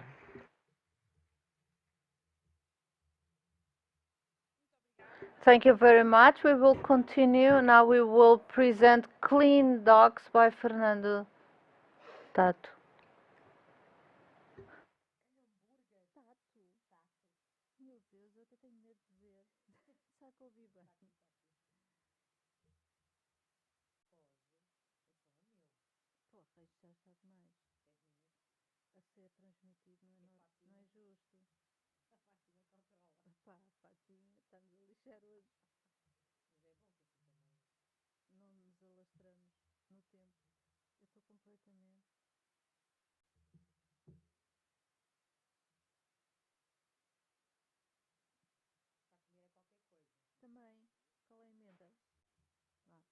Good morning. Thank you for the opportunity to let me come present our project. My name is Fernando Tato. I have a master degree in veterinary medicine. I have always been very curious by um, strange animals, and I have been concerned with the sustainability of species. The project aimed to solve a problem that exists for a while. The problem exists in Matosinhos for a long time. Uncontrolled growth of seagulls. The problem is really spread. There is an uncontrolled growing species with more than 40,000 seagulls. We have the biggest population in Europe. We would like to put in place an integrated control in order to contain the development of this population, and in order to reduce the negative impact the seagulls have on public health and also on heritage and human activities that we perform here. We have here a piece of news on a newspaper. Mr. Rui Moreira has this concern, contamination of public spaces. Why do we have so many seagulls? The problem is a problem of public health. Animals are vectors of contaminant agents for the population. They spread the contaminants through feces, and they end up contaminating food. We are speaking about the auction unit at the port. We are speaking about the surrounding regions. We have beaches, we have a cruise station, delicious restaurants that can be contaminated. And not only that, the problem is that in addition to these feces have so many contaminants, are very acid, and they will create problems in heritage. They will damage surfaces, buildings, and we will have high recovery and cleaning costs in the future. In addition, the fact that there are so many individuals in a small area will create food pressure. and we will have an increase of the need of food, and seagulls will have more audacious attitudes, more uncontrolled, and they will attack children and pets and also adults in the defense of their niches. So uh, they also make sound pollution, and for those who work daily with these animals, this can be a very nasty pollution, noise pollution, and you can hear the noise. This is what happens. On the left, we see some damages with waste from the feathers and feces of the seagulls, the damage that they do in a vessel next to the pier, very dirty, uh, uh, really the vessels are the ones who suffer more, contaminated boxes of fish, and two girls relaxed. This boat became their home, so dirty, so damaged. But not only next to the fish or sea where the fish is unloaded.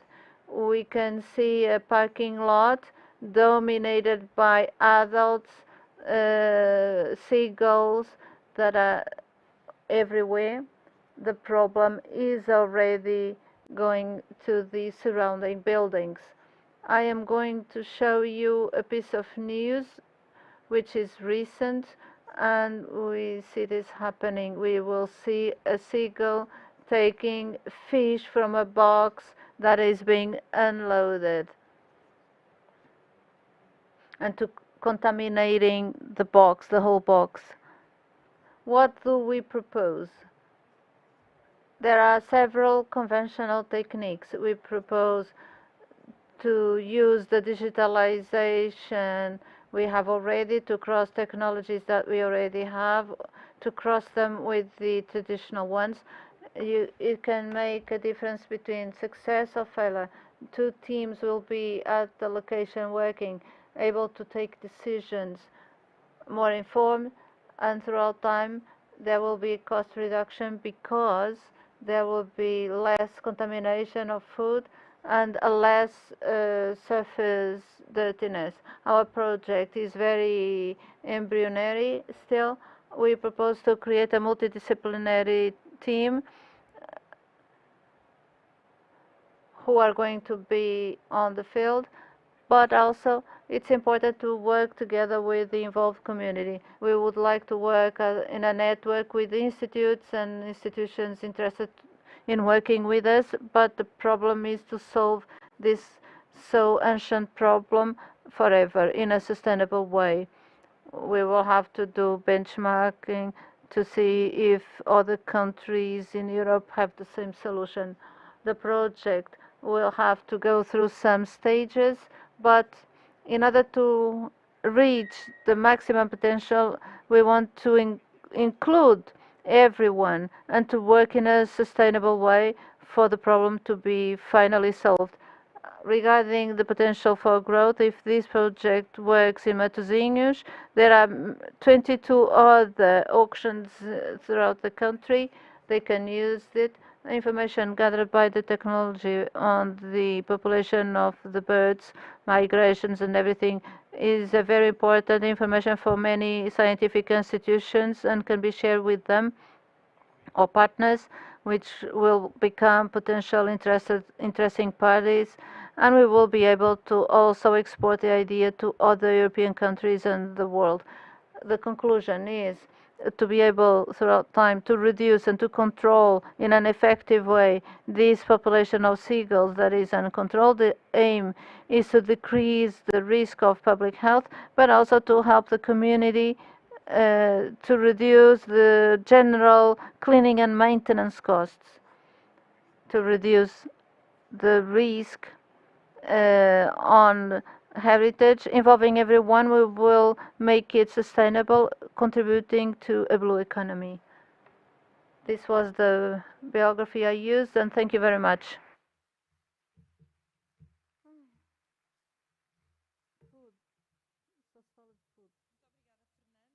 Thank you very much, Fernando. We will now carry on to developing and assessing a functional burger made of fish and algae for the prevention of Alzheimer. The presentation will be made by Narcisa. Thank you. I would start by thanking the opportunity to be here with you today. The results of a project that has now ended, but that on the first slide includes the name of our team members, some MA students, researchers. This is an FCT project. We're very sorry the project ended in September, but what we're doing here is to propose a new topic, which is to include algae in the development of this project. So this is what I'm going to share with you today.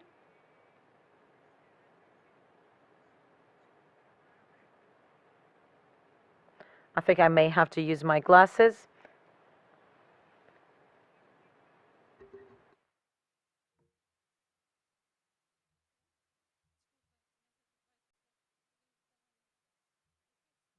I will now start speaking. What is this hamburger based on?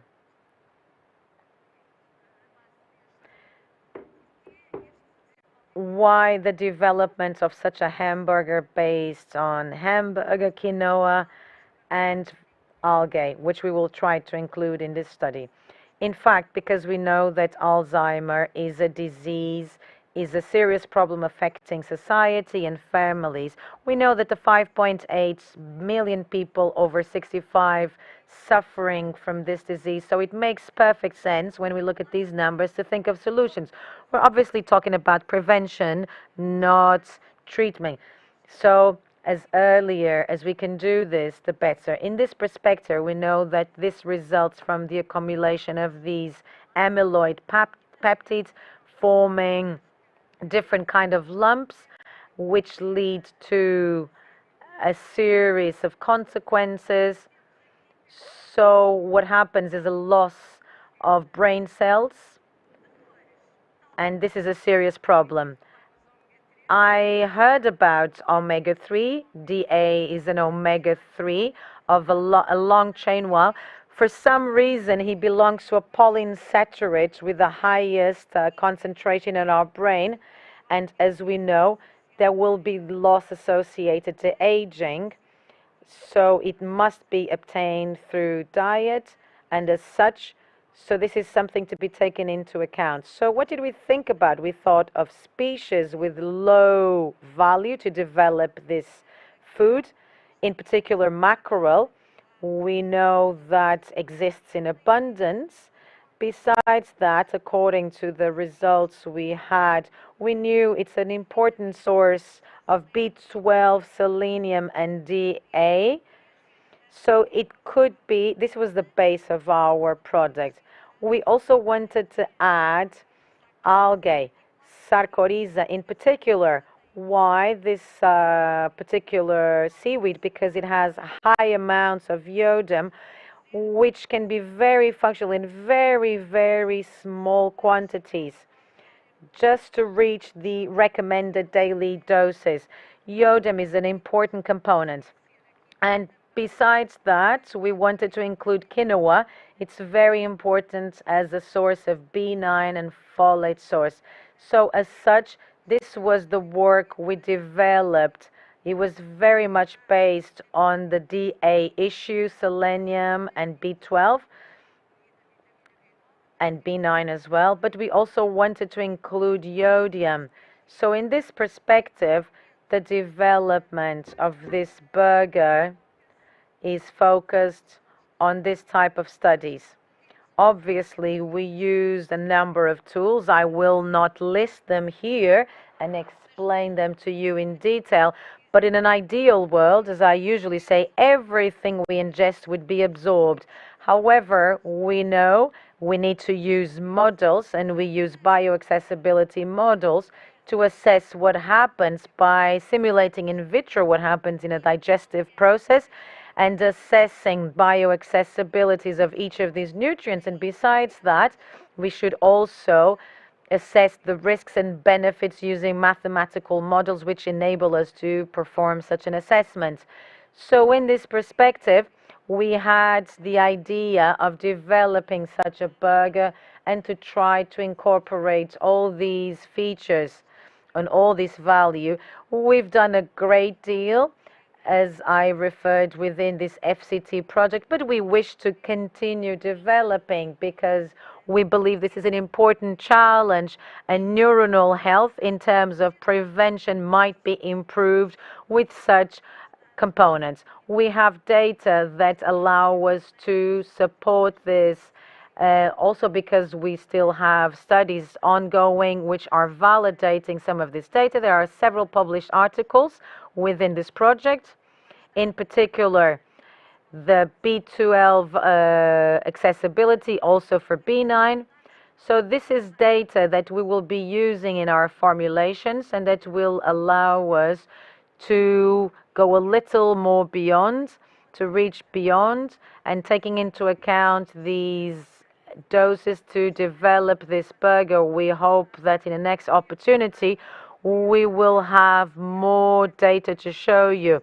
Of course, we know that the sensorial part is very important in this development process, and as such, this is the path we propose in terms of nutritional characterization, bioaccessibility formulation, and the analysis based on the risk and benefits model and the dietary recommendations. As such, I will conclude with my favorite quote by Einstein: "The mind that is open to a new idea will never go back to its original size." And I believe that it is in these forums that we believe knowledge, ideas. So once again, thank you so much for your attention.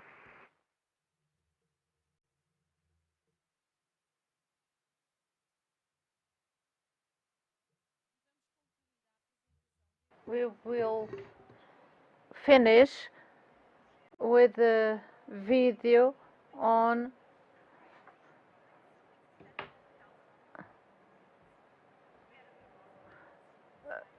Vera Barbosa sent the video for her application.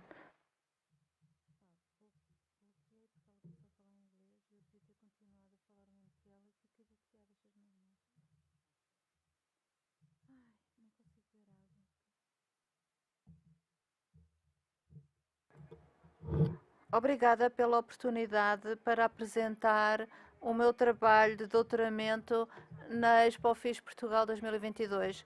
Tenho muita pena por não poder estar presente no evento, mas gostaria de apresentar o meu projeto de investigação relacionado com o desenvolvimento de produtos sustentáveis. O peixe são muitos nutrientes e o consumo de peixe está associado à saúde, reduzindo o risco de cardiovascular disease and obesity. Yet, most of the European consumers do not meet the recommendation of eating at least 2 portions of fish per week. And 1/3 of the world population a população mundial apresenta deficiência de alguns nutrientes, sobretudo de iodino e selênio. Existe também um aumento de procura de peixe e os níveis, todos sabemos que até 2015 1/3 dos peixes foram sobrepescados e, sobretudo, verdou-se pela produção de aquacultura, que representa 60% do consumo de peixe e continua a aumentar. Neste sentido, para garantir produtos alimentares seguros e saudáveis, a aquacultura representa um papel importante porque propõe a produção de peixe moderando os seus nutrientes e também incluindo ingredientes sustentáveis na formulação do peixe e nas necessidades alimentares dos consumidores. É já um alimento saudável, mas como é que podem melhorar o equilíbrio nutricional? No A fortificação dos produtos pesqueiros tem a adição de nutrientes, dando efeitos saudáveis, dando e fornecendo nutrientes essenciais, uma vez que faz parte de uma abordagem da dieta. Temos tido uma estratégia para suprir a deficiência dos nutrientes na população mundial e há uma tendência global para a produção de peixe personalizado, incluindo ingredientes para satisfazerem os requisitos alimentares dos consumidores. Com isto em mente, existe um potencial aumentado para produzirmos peixe personalizado e existe um mercado potencial na Europa. Os programas de investigação têm como objetivo desenvolver e validar a estratégia de fortificação de suplemento com ingredientes sustentáveis, tais como iodina e fluorina. Two of the most commonly farmed fish species were used as case study. This was gilkhead sea bream and common carp. In a pilot scale trial, for each species, 4 experimental diets were formulated. A control diet considering the nutritional requirements of an adult fish and 3 enriched diets supplemented with different blends of iodine-rich seaweed and salinized yeast. It was also considered the replacement of fish meal by microalgae blends. In the case of sea bream enriched diets, it was considered a replacement of 5% of fish meal by a blend of microalgae blend, including Tetracellines, Chlorella, and Cycosistem species, wherein carp diets were considered the replacement of 2.5% of fish meal by a blend of microalgae, including Spirulina and Chlorella species. For carp, it was also considered the supplementation of salmon oil in the biofortified diet 3. For each fish species, fish were distributed in triplicate tanks or cages for each experimental diet. Fish were unfed to a parent society in 3 to 4 daily meals during 3 months, mimicking the final stage of a production. At the end, fish were randomly collected and sacrificed following the commercial procedures employed in finch farm. For evaluating the efficacy of iodine and selenium biofortification and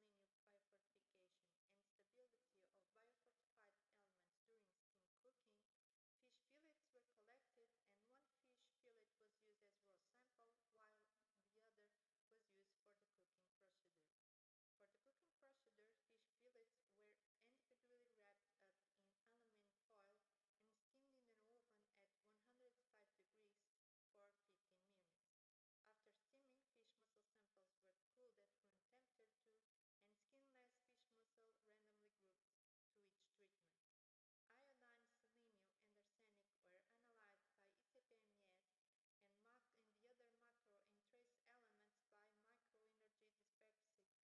X-ray fluorescence. For the evaluation of the stability of biofortified elements during frozen storage, sea bream skin-on fillets were collected, deep frozen in an industrial cryogenic tunnel, glazing targets of 7 to 10% according with the commercial practices, and fish fillets were randomly packed in the PET bags, sealed and stored at minus 20 degrees in a freezing chamber for 12 months. On the other hand, carp whole fish were washed, cleaned, and frozen following similar industrial process. Glazed carp specimens were randomly packed in PET bags, sealed, stored at minus 20 degrees in the freezing chamber for the same 12 months, and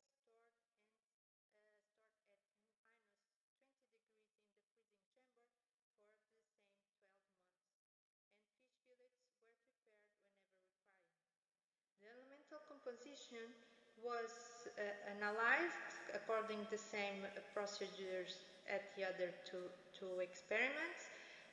Water hold capacity, lipid oxidation, and instrumental color as well as texture was evaluated in 6 fish fillets at 5 points of sampling, before storage and after 45, 135, 2025 and 3060 days of frozen storage. The incorporation of iodine-rich seaweed and selenized yeasts in feeds contributed to enhanced iodine, selenium, and iron content in gilt-head sea bream fillets. Selenium biofortification was more efficient than iodine, up to 98% of increase of selenium and 37% of increase in iodine, and both iodine selenium contents were higher in the most biofortified fish fillets. Steaming resulted in an increased content of both elements. Iodine and selenium presented higher retention values after steaming, values above 19%, indicating that these nutrients were less prone to degradation process and leaching during steaming.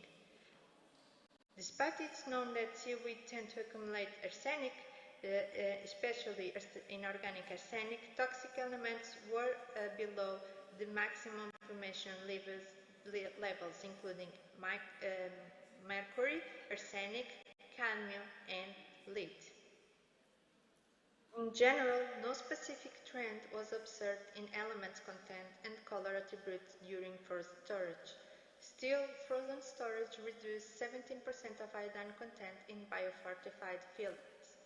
Some of the observed fluctuations in elements content could be related with different fish specimens used in each sampling period. It was also observed an increase of lipid oxidation by 3 times and the decrease of water holding capacity to 29%. Major quality changes occurred after 45 days of frozen storage. In terms of carp, biofortified fish fillets presented higher content of iodine, selenium, and zinc as a result of higher levels of these elements in biofortified fish feeds. Yet, iodine biofortification was more relevant than selenium, more than 100% of increase of iodine and 41% of increase in selenium. No significant differences were observed in iodine and selenium after steaming, with iodine and selenium true retention values between 80 to 90%. On the other hand, steaming resulted in a decrease of zinc content with true retention values above 90. Once more, no specific trend was observed in elements content and color attributes during frozen storage. Still, frozen storage reduced iodine by 24%, increased lipid oxidation by two times, and decreased water hold capacity by 23%.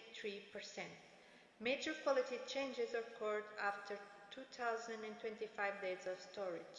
The difference between carp and sea bream results may be related by the fact of, in this case, sea bream was in fish fillets, while in the carp it was the whole fish that was frozen. Considering the pilot scale trial's results, a farm scale trial was implemented. The same feeding trial was implemented, and at the end fish were also collected following the commercial practices of a fish farm. The same cook steaming procedure was also implemented, and to assess the potential benefits of biofortified fish fillets, an in vitro bioaccessibility protocol was carried out to simulate the human digestion process. Preliminary results showed that the incorporation of iodine-rich seaweed and selenized yeast in feeds contributed to enhanced iodine and selenium contents in gilt-head sea bream fillets, and steaming increased iodine and selenium contents. Biofortification did not affect iodine and selenium bioaccessibility in sea bream fillets. Similarly to sea bream, the biofortification strategy contributed to enhanced iodine and selenium content in carp fillets, and both iodine and selenium contents increased after steaming. Interestingly, contrary to sea bream, a decrease in selenium bioaccessibility was observed in the biofortified fillets after steaming. In terms of nutritional contribution, the consumption of steamed biofortified gilt-head sea bream and common carp fillets contribute to significantly improve the intake of iodine and selenium. Nevertheless, particular attention should be given to selenium in order to avoid exceeding the upper intake level. Considering the bioaccessibility, a slight decrease was observed in the nutritional contributions. Still, biofortified fish fillets maintain their enhanced nutritional value in terms of iodine and selenium. In conclusion, the biofortification strategy showed to be a promising solution to develop high-quality farmed fish products. Steaming is a healthy cooking method to maintain the enhanced nutritional quality of biofortified fish. Biofortified fish maintain the enhanced nutritional quality during frozen storage. Biofortification did not negatively affect iodine and selenium bioaccessibility in biofortified fish, and the consumption of steamed biofortified sea bream and carp contributes to significantly improve the intake of iodine and selenium. Thank you all for your attention.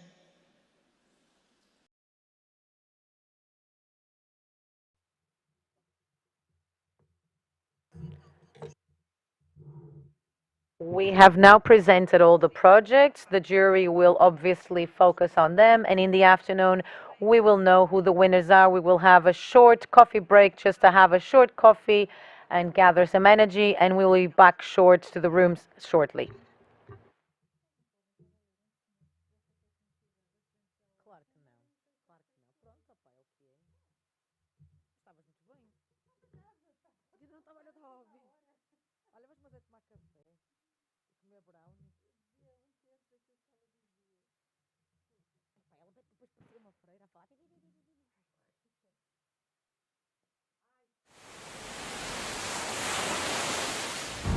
No que toca ao presente, é importante conhecer o nosso passado e saber que o mar esteve sempre lá, a ensinar-nos, desafiar-nos e obrigar-nos a ir sempre mais além.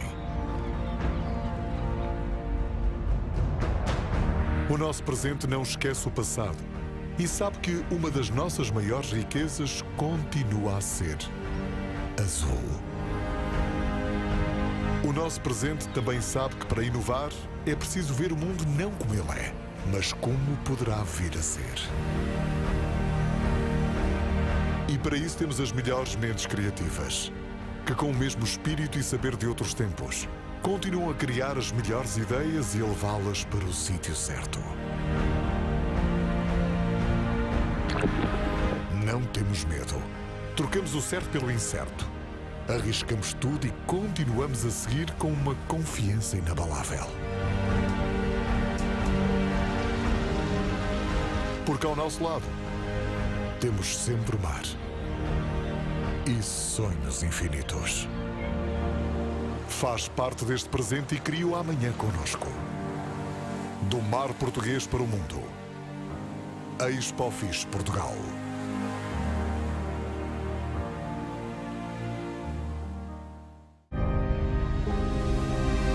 É a partir do nosso mar português que criamos valor com impacto global. O nosso clima, localização e riqueza das nossas águas dão origem a um pescado com sabor autêntico. Os nossos pescadores, com saber e mestria acumulado ao longo de séculos, realizam uma pesca que procura garantir a sustentabilidade dos ecossistemas. E a nossa indústria, com um espírito resiliente e empreendedor, leva o pescado aos 4 cantos do mundo. É deste mar que cuidamos e respeitamos que a melhor gastronomia portuguesa e internacional se abastece diariamente. Faz parte deste presente e cria o amanhã conosco. Do mar português para o mundo. ExpoFishPortugal.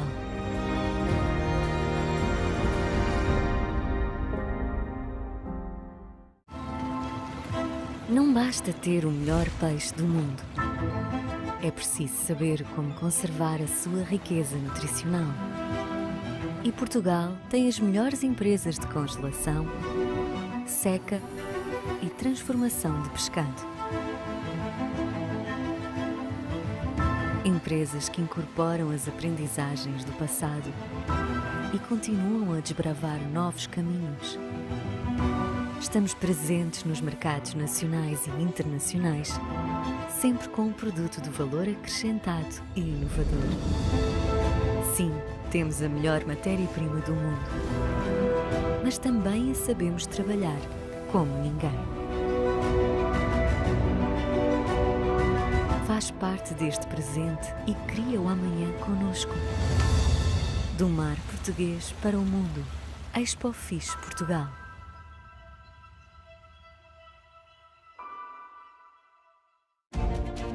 Os nossos estaleiros desempenham um papel muito importante na economia.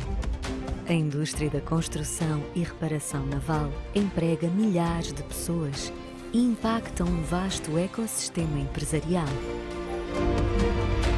Também as nossas marinas e portos de recreio são uma parte importante da nossa ligação ao mar e da economia azul.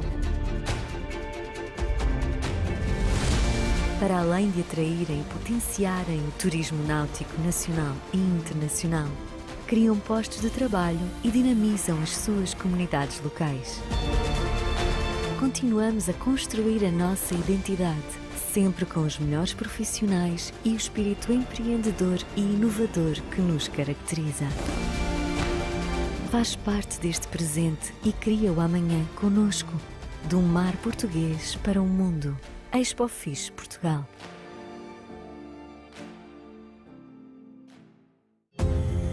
A população está a crescer e estima-se que em 3 décadas sejam precisos mais 70% de alimentos para suprir as suas necessidades. A aquacultura sustentável é uma resposta eficaz a esta procura. E Portugal, com centenas de quilómetros de costa, tem as condições perfeitas e uma indústria com potencial enorme de crescimento. De um modo equilibrado, aproveitamos as nossas águas marinhas e doces para criarmos os melhores peixes com sabores autênticos. Asseguramos a saúde animal, a segurança alimentar, a qualidade da água e a proteção ambiental, sempre com o máximo respeito pela natureza. Faz parte deste presente e cria o amanhã conosco. Do mar português para o mundo. ExpoFishPortugal.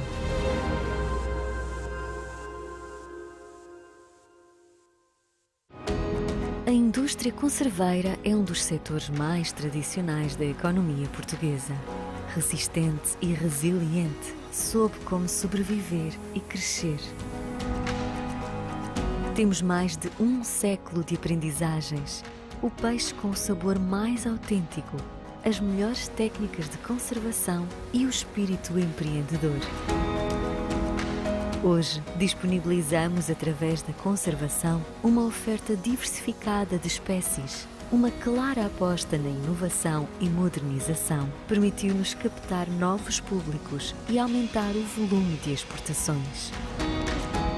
Há mais de 1 século que marcamos Portugal e sentimos que ainda só agora estamos a começar. Faz parte deste presente e cria o amanhã conosco. Do mar português para o mundo. ExpoFishPortugal.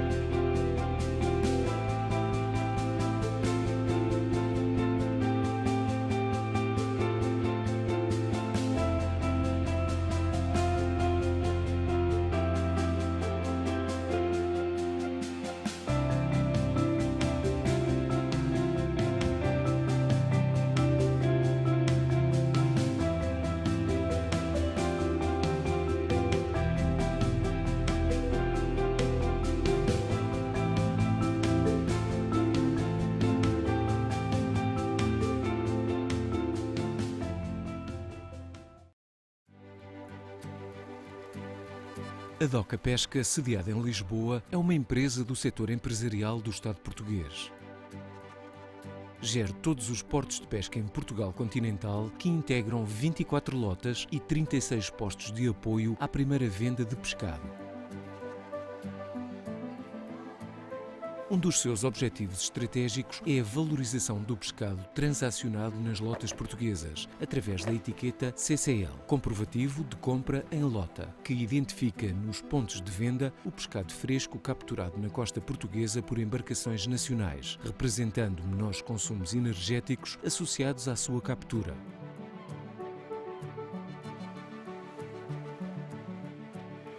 Por ser transacionado em lota, significa também que as regras de rastreabilidade, cotas e tamanhos mínimos foram cumpridas, disponibilizando ao consumidor final a informação da arte de pesca e zona de captura, permitindo assim uma compra consciente e responsável.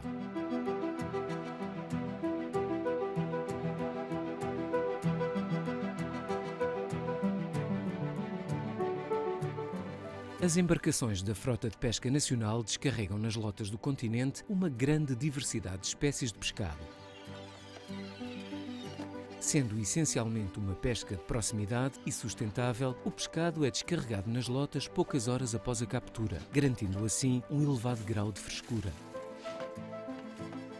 Desde 2017, a Doca Pesca tem procedido à certificação do seu sistema de segurança alimentar, através do referencial ISO 22000. Nas suas lotas, através do leilão presencial ou do sistema de leilão online, são transacionadas cerca de 120 mil toneladas de pescado por ano, correspondentes a cerca de 200 milhões de euros. Está em curso a implementação de novos sistemas de venda mais inteligentes que irão conferir inovação ao processo.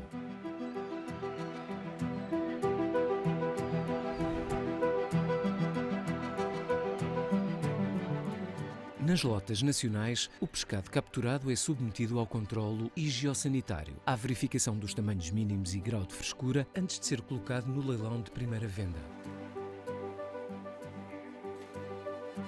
Para além das 24 lotas do continente português com número de controlo veterinário, a Doca Pesca possui também outras infraestruturas e serviços, como os mercados de segunda venda e os armazéns de aprestos de pesca e de comerciantes.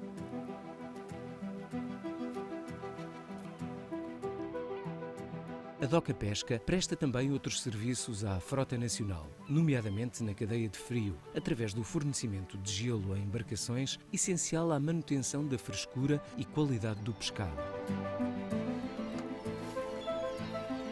Através do seu plano de investimentos, a empresa aplica cerca de 6 milhões de euros por ano na melhoria das condições de trabalho e de segurança dos operadores de todos os portos de Portugal continental.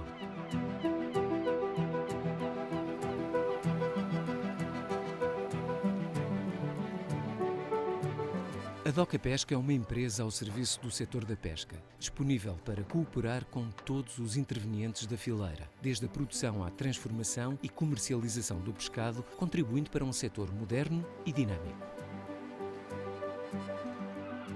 Em território nacional, a Doca Pesca tem vindo a desenvolver várias ações de promoção do pescado, em associação ao CCL, comprovativo de compra em lota, e em articulação com os municípios e as organizações do setor, nomeadamente através da campanha da cavala e da campanha do carapau, com o objetivo de valorizar duas das espécies mais abundantes na costa portuguesa e com baixo valor comercial.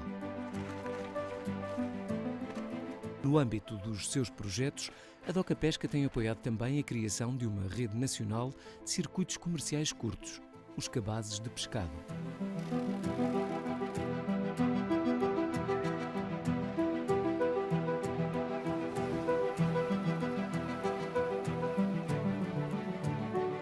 Em 2014, a Doca Pesca assumiu as funções de autoridade portuária nos portos de pesca, bem como nas marinas e portos de recreio sob sua jurisdição.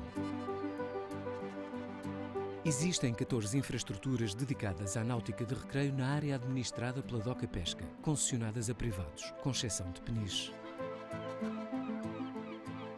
Infraestruturas estas que representam 93% da oferta náutica no Algarve e mais de 40% em Portugal continental. Nestas áreas, desenvolve-se também uma grande diversidade de atividades marítimo-turísticas, essenciais para as economias locais, que oferecem vários tipos de serviços, como a observação de cetáceos, a pesca desportiva ou o mergulho.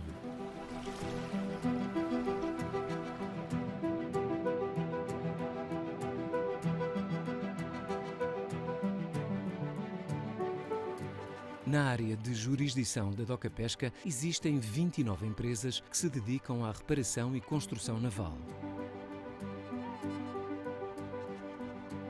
Os estaleiros navais prestam também outros serviços, incluindo a comercialização de embarcações e produtos náuticos.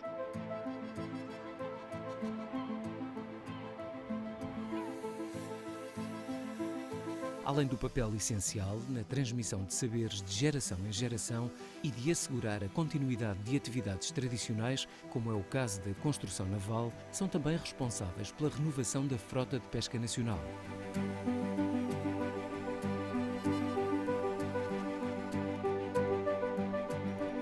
Os estaleiros navais têm, através da elevada qualificação técnica dos seus profissionais, uma forte componente de inovação, sendo assim responsáveis por assegurar, com altos padrões de qualidade, a continuação do fabrico e reparação de embarcações de pesca.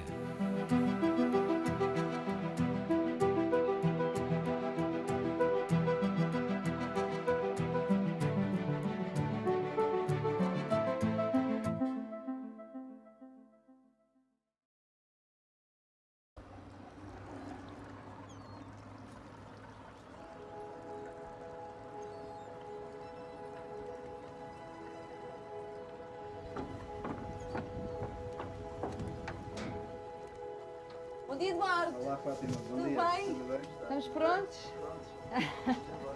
Vamos embora.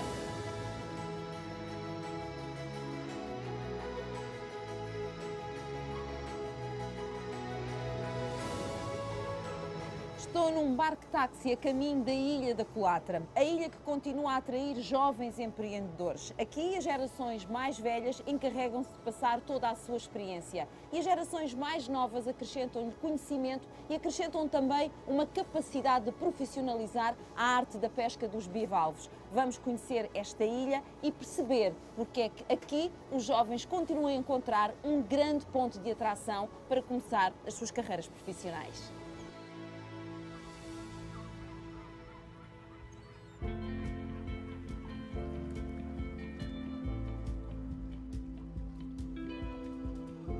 Até já, Eduardo, obrigada.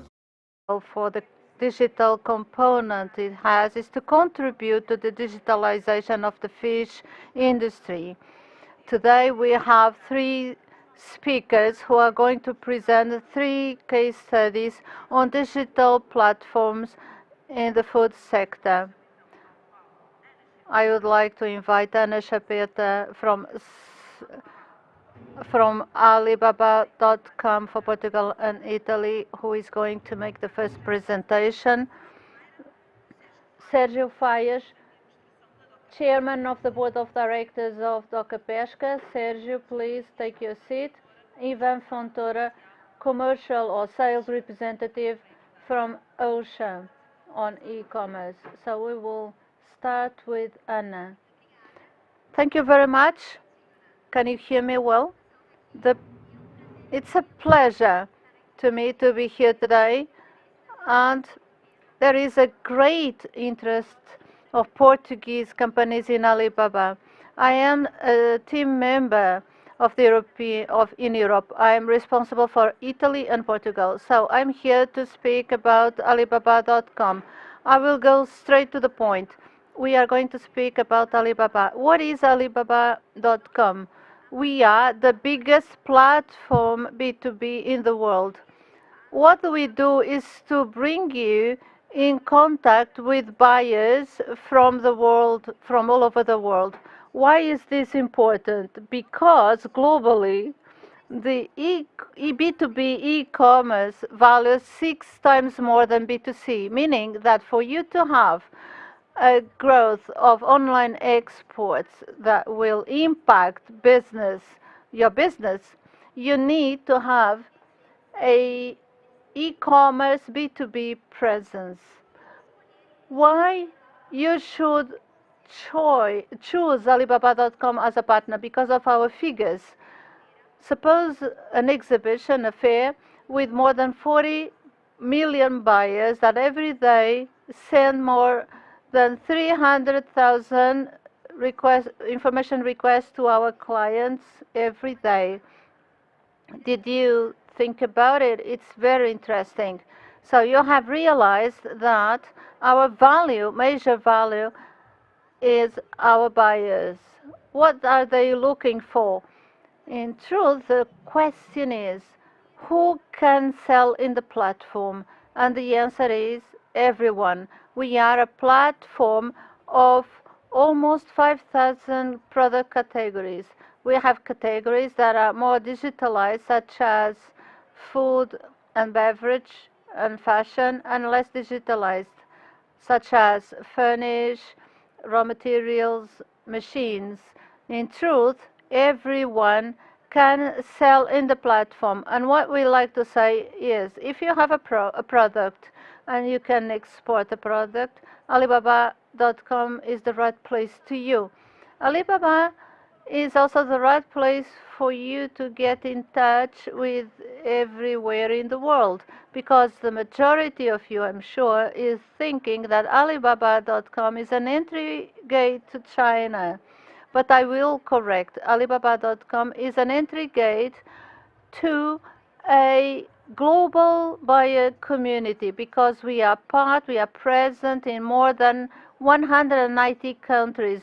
Just to explain, more than 60% of our buyers, they are in the United States, Canada, and Europe. We are strong in South America, Asia. When you are in the platform, you will be able to have access to markets that you would never get there. Markets with which it would be very difficult to reach through another channel. Now I would like to illustrate what I am saying, telling you two stories of two of our Italian sellers. A seller who sells coffee, and selling coffee was he was selling in Nepal, Saudi Arabia. Another a seller selling child products in Peru. So the markets were unreachable, but through the platform it was possible. Now I would like to focus your sector, your industry, the food sector. What do we have for the agro-food industry? What we see is that in the platform we had a very big growth in the demand for beverage category. In 2021, this demand went from 40%, beyond 40%. We also saw another interesting thing. The increase in demand is 3 times bigger than the increase of the offer, meaning that we are speaking about a growing market with a lot of possibilities for the sellers who are not yet present in the platform. It will be a new opportunity for them to look and search the world. Now you have a map in this slide. Look your focus. The seafood. Here you can see the countries within the platform who are interested in your product.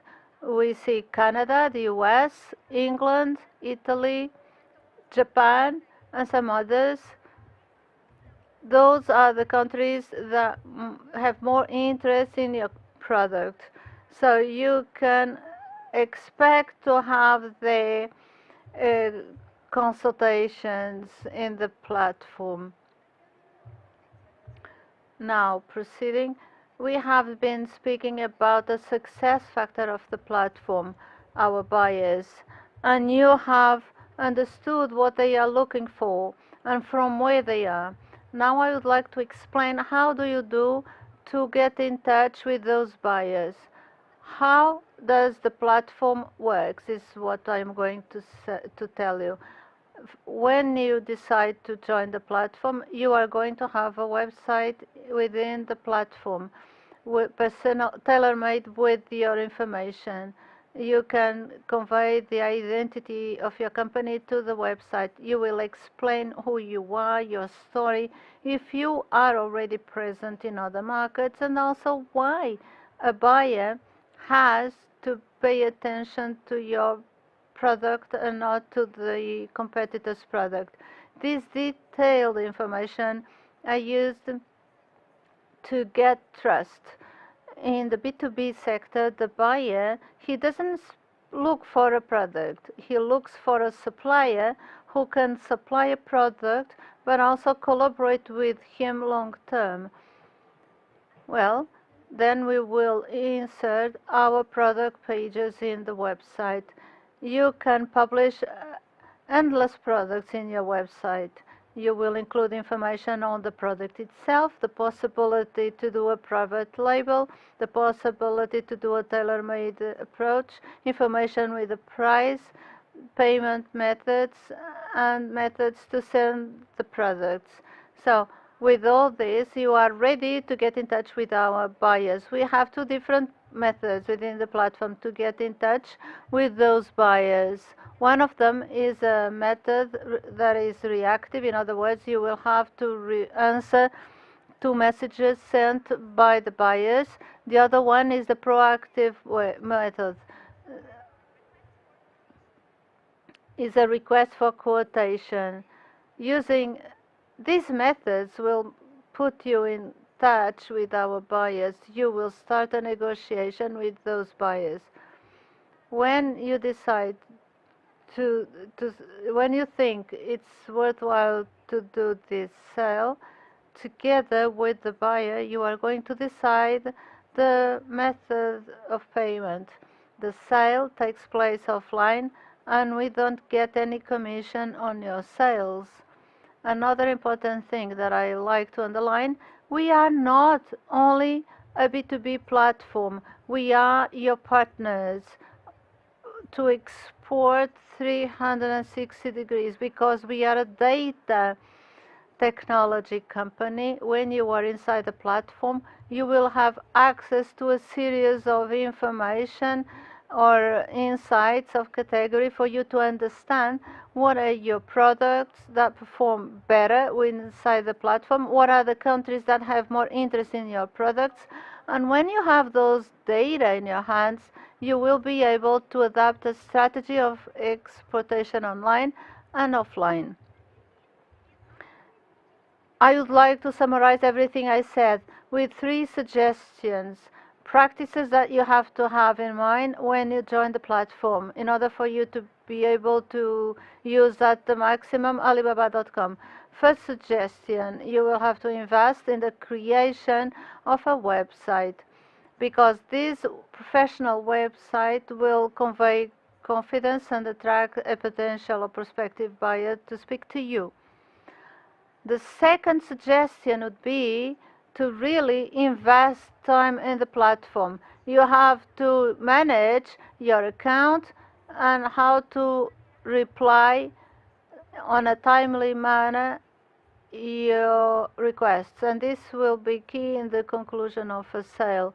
Third point would be to think about this Alibaba.com project as a project at medium long term, because during the first year you will be able to build your presence inside the platform. The B2B sale cycle is long, so you will be able to see results at the end of 1 year, beginnings of second year. So think about a medium long-term project. And finally, I would like to tell you a little bit more what we can do more to support the Portuguese companies to have a good visibility in the platform. We could create a pavilion made in Portugal. We can gather all the Portuguese companies and give more visibility to them within the global market of Alibaba.com. We are already doing this in Italy, and it has been a success. What does this pavilion consist of? To include the Portuguese companies in it, inside the platform, and we will be able to present to the buyers what does Portugal have to offer. And with this, I close my presentation, and I will be available for any question. We are here because really we believe in the potential of the Portuguese market, and we want to support the Portuguese companies to export across the world. Thank you.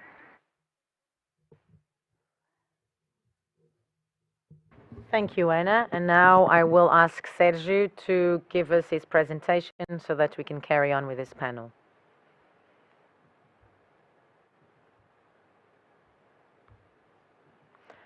First of all, good morning to everyone.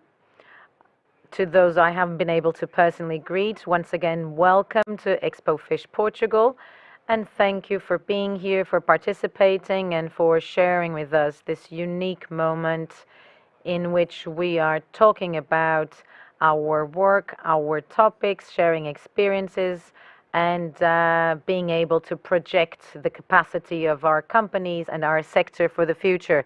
The challenge was to focus on the role of DOCA Pesca for digital platforms and in which way, how we've been contributing to develop the sector and give this leverage for projecting beyond physical boundaries. We know that the market in which we operate and the sector we are in has a great relationship of proximity and trust. As was highlighted in the previous presentation, this leads to commercial relations to being very much based on face-to-face contact. So the digital sector will now enter slowly. We're talking about products people wish to see, wish to touch, and without at least this face-to-face visual contact, there is a difficulty in obtaining trusts and building trusts from consumers. Just to give you a brief contextualization, why are we in the middle of all this and why are we organizing and why we've accepted this challenge, the conference, and also to participate in these initiatives. We are responsible for managing fisheries ports. We are responsible for managing Portuguese ports and also for dock markets.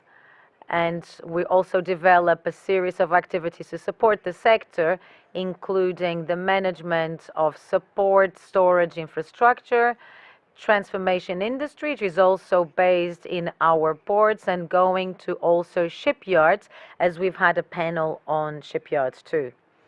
In terms of our role and activity and all the support we provide to the sector, first of all, our role is to receive the product from the work of our fishermen, and we try to promote it as much as possible. This relationship of trust is such that fishermen give us the product and ship farers give us the product of their work when they go home, and a few days later they receive the results of the sales of those products. And this is based on the relationship of trust without too many questions, because they know we are a reliable partner with over 60 years of activity, able to ensure this level of trust. Besides the sales and the first sales of the product, we also collect all the contributions for social security and tax contributions. So this is also very important to support the sector. In terms of big figures, let me just leave you with a brief note. In the last few years, we've been greatly investing in improving the working conditions at fisheries ports and also improving health and safety and also food safety. So we have 13 markets already certified by ISO 21 in terms of food safety. We've been investing greatly in order to value fisheries. So our role throughout the chain value, we are not confined to ports and to markets. We go beyond this. Together with all the stakeholders, we contribute to implementing best practices on board so that this excellency product can, from the moment it leaves the sea until it reaches our facilities, might be treated as well as possible in order to avoid losing any benefits and properties and to reach the consumer in its best state possible, so that we can have a close relationship, so that the end consumer may know the product he's consuming and have an informed decision about the product in each moment. Also, in this perspective of digitalizing the process, besides the steps we took a few years ago of doing digital auctions, we have an electronic auction where some buyers can act in this auction, and we stopped doing like a physical auction. So this is what we've evolved. We evolved to an online auction, which allows anyone in any place, someone here, for example, to buy from a port market through visualizing with a camera, being able to buy from that market and to do those purchases. At the moment, we have 5 of those port markets operating with that system. In Peniche this week, we are doing a restructuring in the system. So we've had a few disruptions in the last few weeks. Technological development sometimes involves that, and we also have some setbacks sometimes. I would just like to leave a brief note on what has been the issue of online auctions. Once again, the pandemic and COVID influenced the way we act and the way we work. And after an expansion period in using the online auction from 2016, we observed a decline in the interest in using the online auction, especially because the online auction forces someone to go physically to the market or to the port to collect the fish. So it's not entirely online. It doesn't mean that there will be an order reaching the person at their home. So people have to collect their product physically to check whether the quality of what they bought at a distance through the internet is exactly what they had in mind. So with COVID and pandemic, what happened was that at a certain point, we realized there was a greater appetite for people to use this service more. And one of the measures to support the sector in this phase of great uncertainty during the COVID period was to open to anyone interested. There was a fee that was supposed to be paid. We stopped charging that, which also allowed a new breath, a new impetus in using this system. Also because we had a platform that was starting to be developed in the perspective of improving fisheries promotion and OBs. So we had developed a platform to disseminate and promote fish baskets, which already we have 2 functioning baskets, OPs and associations in charge of that, of creating that basket where people enroll and then they can receive those fish baskets. So we had this emerging platform to promote those baskets, and rapidly it was transformed in the COVID period so that any trader in our system would be able to use this platform to disseminate their product. In the last year, the platform developed in order to be able to purchase through this platform. So this system of having the market at home, where we have all the people in the CCL system, the certification of purchase at the market, so anything can be bought online through the platform. We know once again that the process might take some time, but it is related to what I was talking about in the beginning. We're talking about a sector and the sector where people like to see the product, be close to the product when they make the decision. So therefore, we need to perform this evolution to build greater trust and to ensure people that they can perfectly and safely buy online. Also, I'd like to mention ExpoFish. ExpoFish is a digital platform. It was initiated in order to counter the interruption from international fairs, which happened during the pandemic. So now we want to make this platform increasingly operational and available every day to our partners, the people who are with us, and have exhibitors. They find a way to showcase their products and have this showcase always active. So this is the challenge we leave to those who already have their stands, and also those who want to come and set their stands. Also 365 days a year. So the objective is to try to create initiatives to call people, to attract people, besides ExpoFish, to have other moments throughout the year to generate more activity for our platform. Besides this exhibition space, there is also a B2B platform where people can communicate, schedule their meetings, and from there do their businesses. Other initiatives we've been working on. So we had Indico Capital talking a bit about the projects they've invested in. With BitClick a few years ago presented to us the idea of doing the auction not face-to-face through a mobile application. It could anticipate what is nowadays a face-to-face auction in our markets.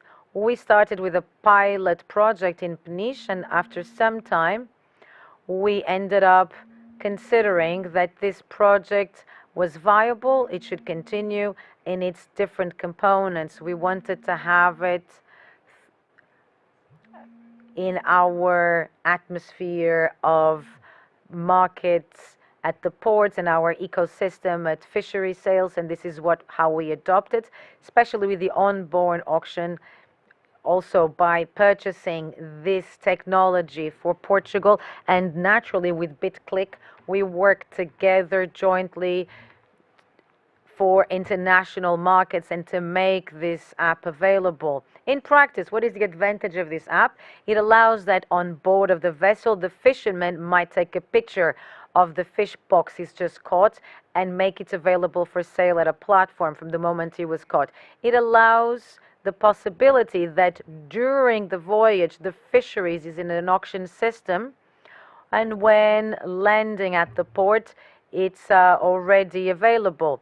So the advantage is that the period between taking the picture and placing the product at the platform is much more beneficial instead of a Dutch-style auction. So in view with this is a much faster option, so it allows buyers amongst themselves to interact, and through this helping prices to grow and then to promote and value the product of our fishermen. The system is also followed and supported by a market system through an AI system where there is a confirmation of exactly what was being taken a picture of and the initial conditions presented to the trader.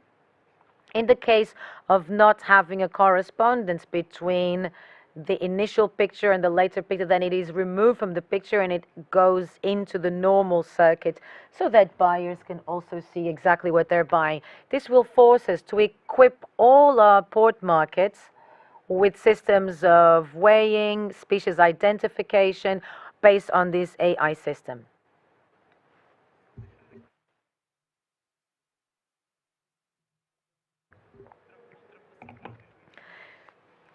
So I would just like to show you a concept we've been working on. Once again, this is a challenge. We receive these ideas, and once again, this is a challenge from the Secretary of State.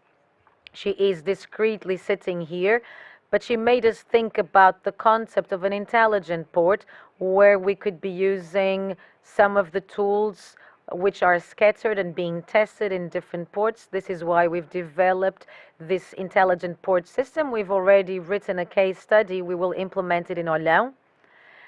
And in view of the facility of the port inside the city, so the goal is to create a digital ecosystem inside this port and to use a set of technology scattered through different ports, aggregate them, gather them, test them, and see whether they work well and which benefits we might extract from them, and do the rollout in all the ports along our coast. So in practice, the applications we will implement are based on sustainability and accessibility. These two axes refer to this. So sustainability refers to renewable energies, charging electric vehicles.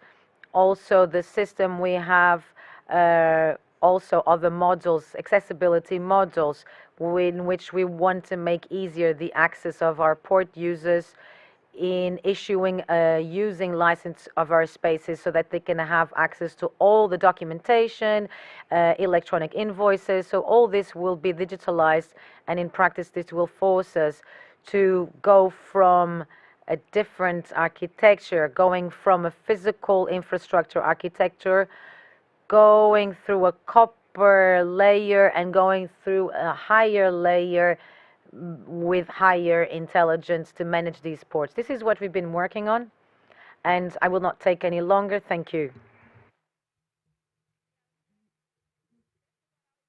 Thank you, Sergio. Please, Ivan, start your presentation, and at the end, if we still have time, we will have a Q&A session.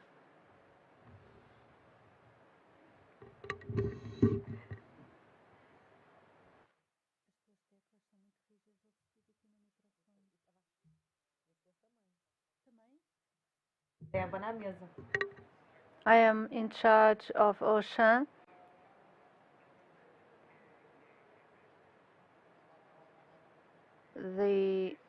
I'm in charge of the digital department and about our online store. How clients buy fresh products without seeing them, without assessing their quality. When we are speaking about fish and fruits, we normally touch them in order to find out how they are. This is what we challenge.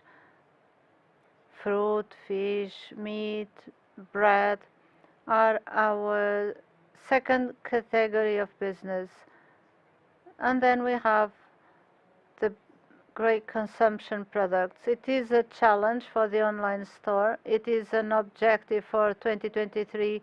We will work on selling online differently. It is a challenging market given many factors that probably you already know.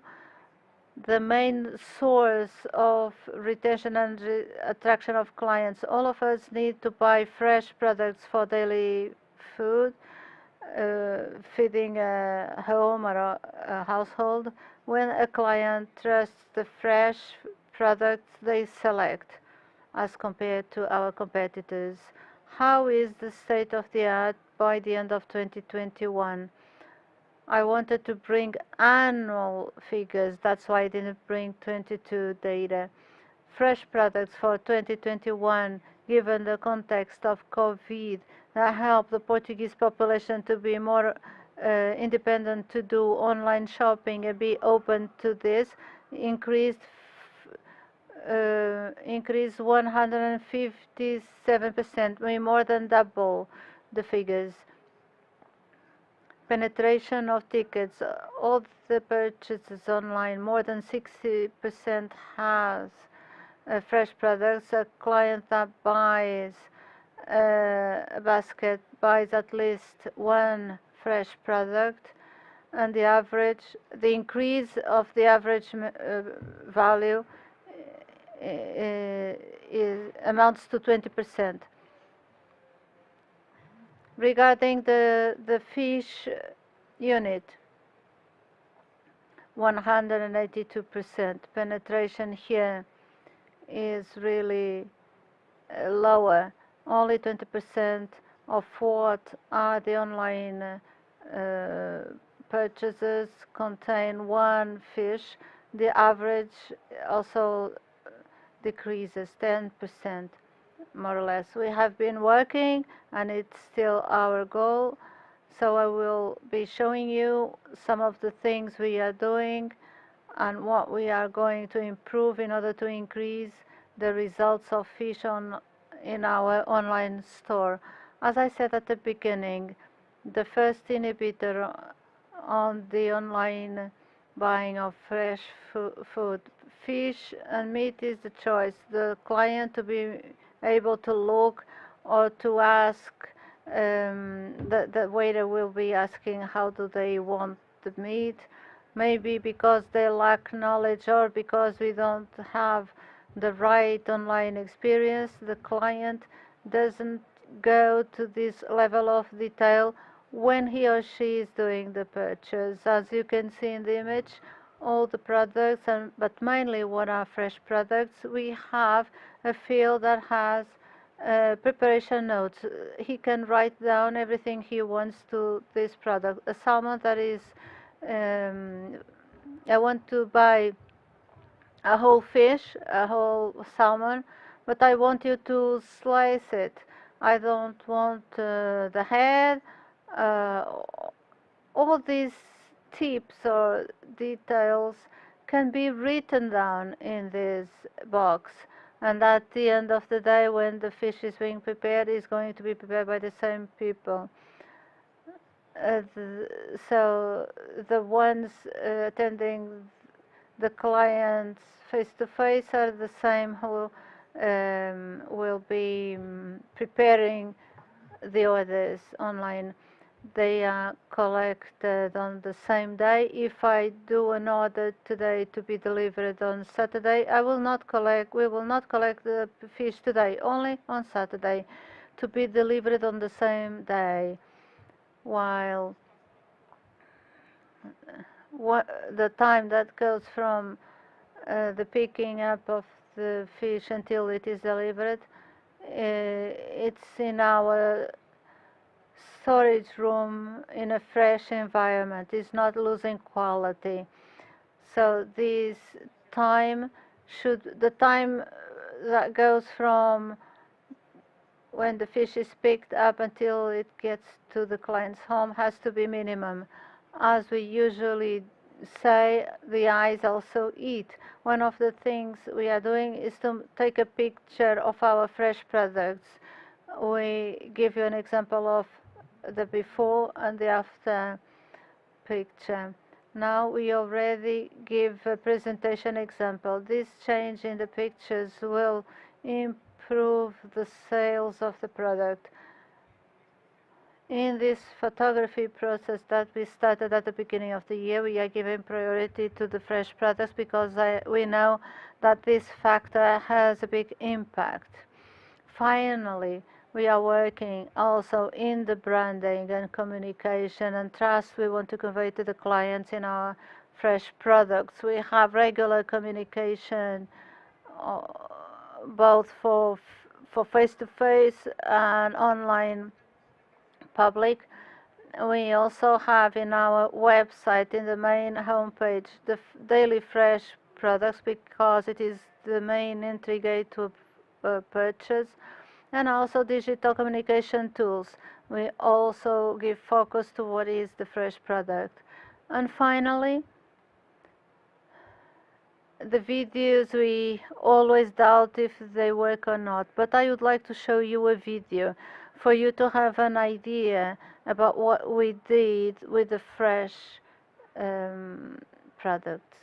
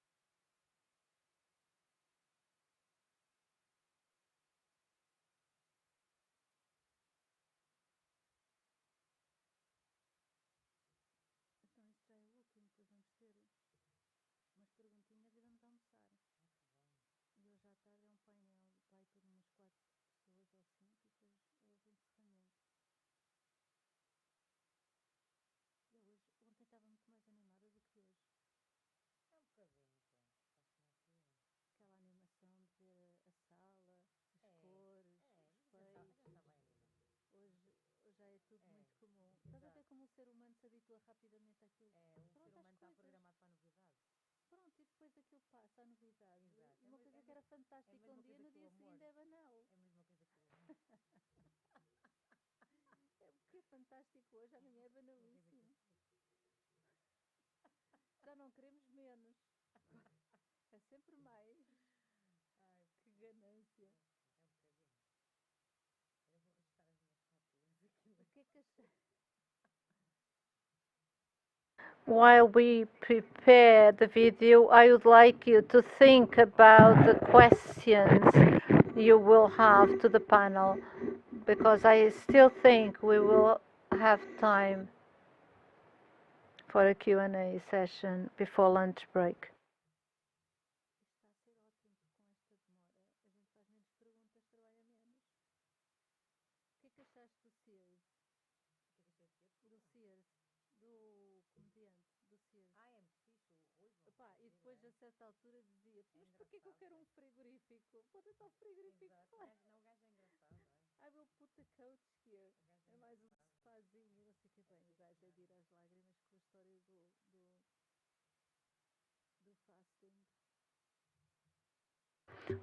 So it happens we are unable to show you the video, so we will have time for questions. Miguel, please go ahead. Good afternoon, everyone. Miguel Marques, a question for the panel. It was really a panel about digital economy and about information. I would like, if possible, who wants to elaborate a little bit more on how this tool, computer tool, how can it generate knowledge? What expectations do you have to sell more and to know more? Basically using the data you collect in the several platforms. Sergio, would you like to start? Can you hear me? Oh, from our side, we should tell you our role. We are not here as sales people. We sell the fish that does not belong to us, and therefore we don't do a search or a big analysis of the data we have in order to try to increase sales. However, we are starting working in the databases we have with the data we have collected during the years with all the statistics. We are starting to work to transform data into information for them to help us on a decision-making process. We will try to manage better the ports and the auctions in order for us to be able to foresee what is going to happen. This is what we are doing today, to try to transform these data, this information, in order for us to make better decisions. Despite we don't have sufficient quantity in terms of useful information, we are gaining knowledge on this. I will listen to the other guests, but before, I would like you to explain if it would be important for these platforms to give more, for them to give more information regarding what you want to sell or to buy. Not only a selling place, but a place where you could get more information. Yes, I'm very curious to know the questions or the answers from Alibaba. We live in a time where we had little access to data, but now it happens the opposite. We have too much data, and we don't have enough people to process. Many things I said, the photography to the client, we have realized that this product will be bought. If the client has a good image on the website, the client will buy more. a client that buys fresh products with us, it's a greater probability for them to stay. So these are some of the data we have, but obviously we also have selling data. We know what products sell more or less. We have season data. We know that seafood will sell more by the end of the year. Now, I don't know if you are looking for a specific data that I can give you. It's a world. It's very big. I try to bring what is of interest, basically, but if you want to make a specific question, I can try to reply. These are the most relevant data we have now, and these data are the ones we use day to day. Well, replying to the question, in truth, this is the proposal of Alibaba.com. We are proposing that the entrepreneur, the businessman, or the salesman have their website ready to sell. If they don't have that knowledge, they will be able to collect information and knowledge. We have e-learning inside the platform with all the videos that teach how to manage an account, but we also do webinars in order to explain to the clients what they can do to improve their performance, and also what they can do to have a big impact in the platform. In these webinar sessions, they can also raise questions live, and we can reply immediately. So the important is to have the companies inside the platform so that we will be able to teach them to grow and to become independent online. We would like to also convey information of what is online e-commerce B2B, because it is important for the entrepreneur who joins the platform to understand the context. The platform is part of an ecosystem, and online works like this. They have to understand everything in order to understand the value of being in the platform. More questions?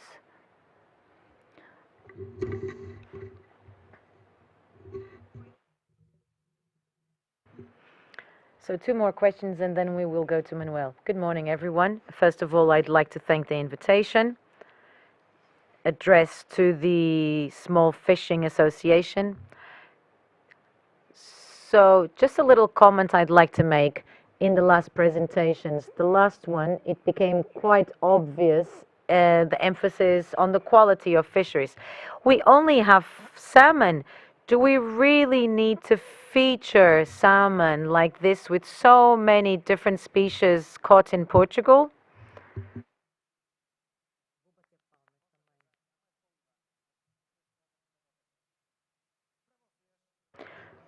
For you, large supermarkets, for example, the Auchan Group, will it not be interesting to have fish that when landing, to have information about the time of fishing, when was the fish caught, where was the fish caught, so you always follow the fish, time of fishing, date of fishing, the vessel. Would it not be improve the commercial value of fish to provide extra information to the consumer? So this is my recommendation. Traceability will be important to convert sale at the end of the day when the customer sees the product. Then this is another level.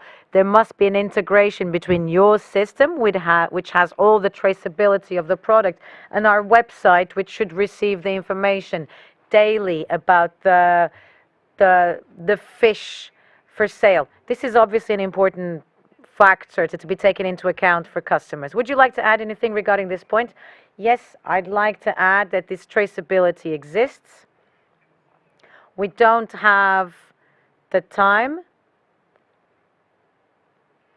of the electronic fishing log, but we might reach it easily. What we do at the moment, so we have the ship owner information, the day, all this information is available on the invoice.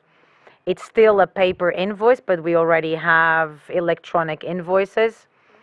Many of the traders, they didn't want to introduce information manually. So this is why we've introduced the QR code. With any reader, you might have access to this information, and all the invoice information follows or should follow the fish until the final consumer. So this information is available. It doesn't include the detail of the catch, but we know that depending on the size of the vessels, not all vessels have an electronic fishing log. The smaller ones don't have. But quickly, we might be moving forward to such a system, our system of the online auction.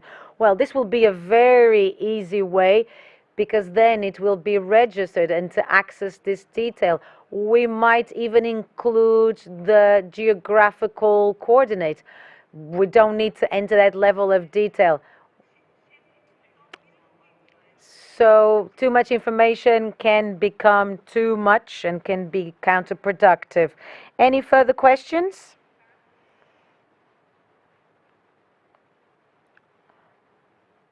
All right. Let's see if we have any time left. So we just finished right in time. So we were able to take questions and we were able to deliver all presentations. Thank you very much. Let's now have our lunch break until 2:30. We will be back at 2:30 and we will have the announcement of the winners, a panel, and a very special moment of show cooking. Enjoy your lunch.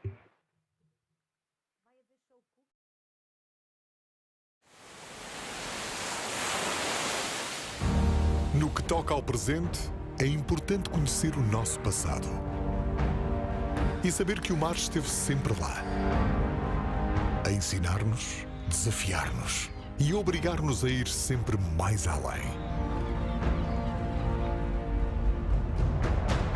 O nosso presente não esquece o passado e sabe que uma das nossas maiores riquezas continua a ser azul. O nosso presente também sabe que para inovar é preciso ver o mundo não como ele é, mas como poderá vir a ser. E para isso temos as melhores mentes criativas, que com o mesmo espírito e saber de outros tempos, continuam a criar as melhores ideias e a levá-las para o sítio certo. Não temos medo. Trocamos o certo pelo incerto. Arriscamos tudo e continuamos a seguir com uma confiança inabalável. Porque ao nosso lado temos sempre o mar e sonhos infinitos. Faz parte deste presente e cria o amanhã connosco. Do mar português para o mundo. ExpoFishPortugal.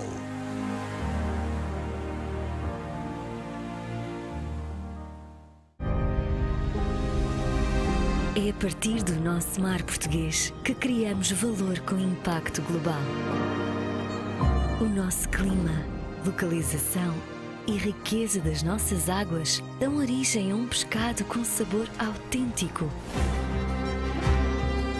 Os nossos pescadores, com saber e mestria acumulado ao longo de séculos, realizam uma pesca que procura garantir a sustentabilidade dos ecossistemas. E a nossa indústria, com um espírito resiliente e empreendedor, leva o pescado aos 4 cantos do mundo. É deste mar que cuidamos e respeitamos que a melhor gastronomia portuguesa e internacional se abastece diariamente. Faz parte deste presente e cria o amanhã conosco. Do mar português para o mundo. ExpoFishPortugal.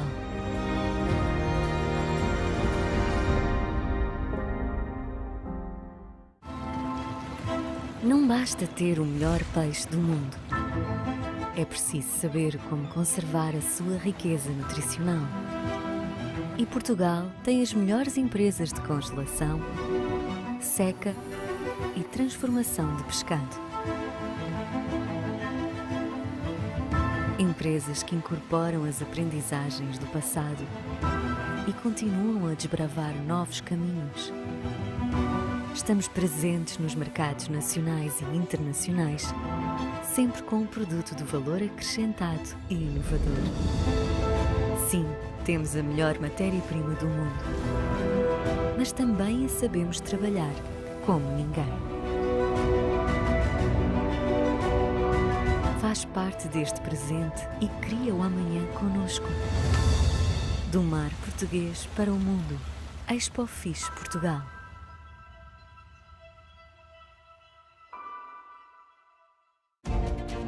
Os nossos estaleiros desempenham um papel muito importante na economia.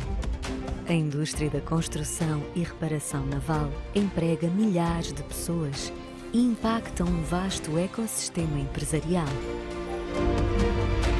Também as nossas marinas e portos de recreio são uma parte importante da nossa ligação ao mar e da economia azul. Para além de atraírem e potenciarem o turismo náutico nacional e internacional, criam postos de trabalho e dinamizam as suas comunidades locais. Continuamos a construir a nossa identidade, sempre com os melhores profissionais e o espírito empreendedor e inovador que nos caracteriza. Faz parte deste presente e cria o amanhã conosco, do mar português para o mundo. ExpoFishPortugal.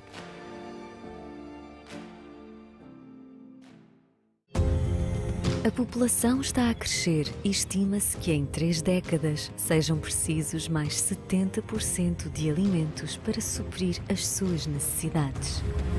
A aquacultura sustentável é uma resposta eficaz a esta procura.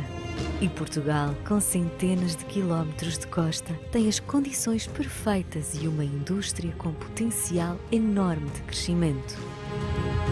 De um modo equilibrado, aproveitamos as nossas águas marinhas e doces para criarmos os melhores peixes com sabores autênticos. Asseguramos a saúde animal, a segurança alimentar, a qualidade da água e a proteção ambiental, sempre com o máximo respeito pela natureza. Faz parte deste presente e cria o amanhã conosco. Do mar português para o mundo. ExpoFishPortugal.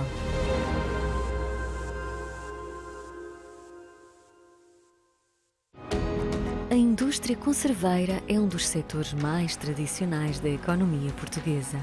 Resistente e resiliente, soube como sobreviver e crescer.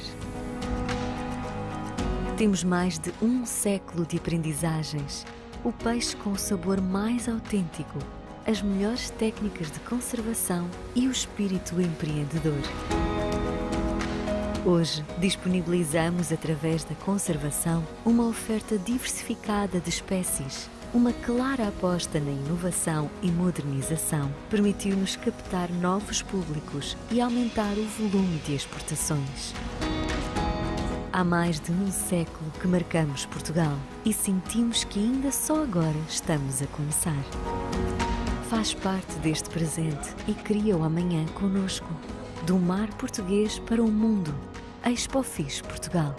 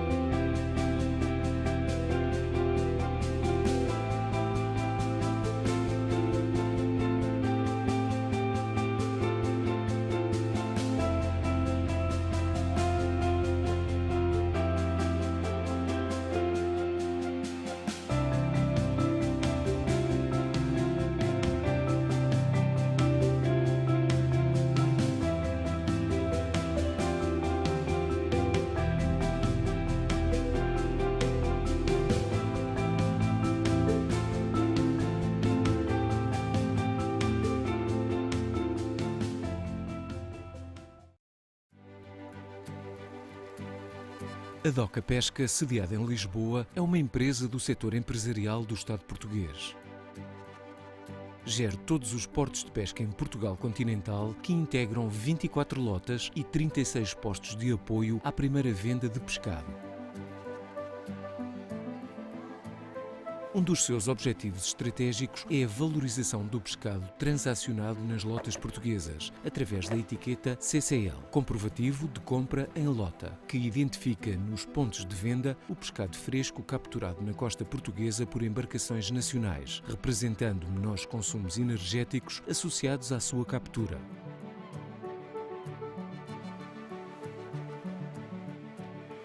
Por ser transacionado em lota, significa também que as regras de rastreabilidade, cotas e tamanhos mínimos foram cumpridas, disponibilizando ao consumidor final a informação da arte de pesca e zona de captura, permitindo assim uma compra consciente e responsável.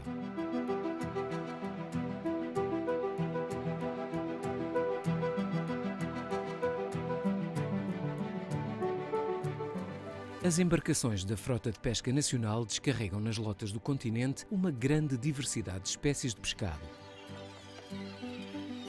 Sendo essencialmente uma pesca de proximidade e sustentável, o pescado é descarregado nas lotas poucas horas após a captura, garantindo assim um elevado grau de frescura.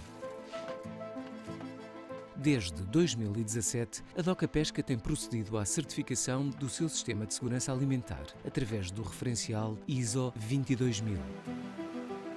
Nas suas lotas, através do leilão presencial ou do sistema de leilão online, são transacionadas cerca de 120 mil toneladas de pescado por ano, correspondentes a cerca de 200 milhões de euros. Está em curso a implementação de novos sistemas de venda mais inteligentes que irão conferir inovação ao processo.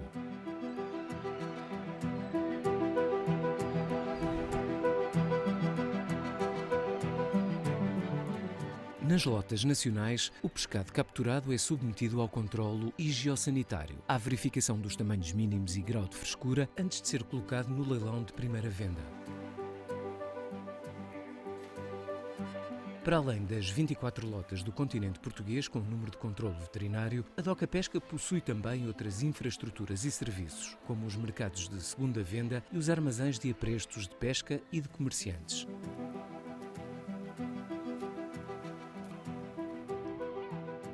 A Doca Pesca presta também outros serviços à frota nacional, nomeadamente na cadeia de frio, através do fornecimento de gelo a embarcações, essencial à manutenção da frescura e qualidade do pescado.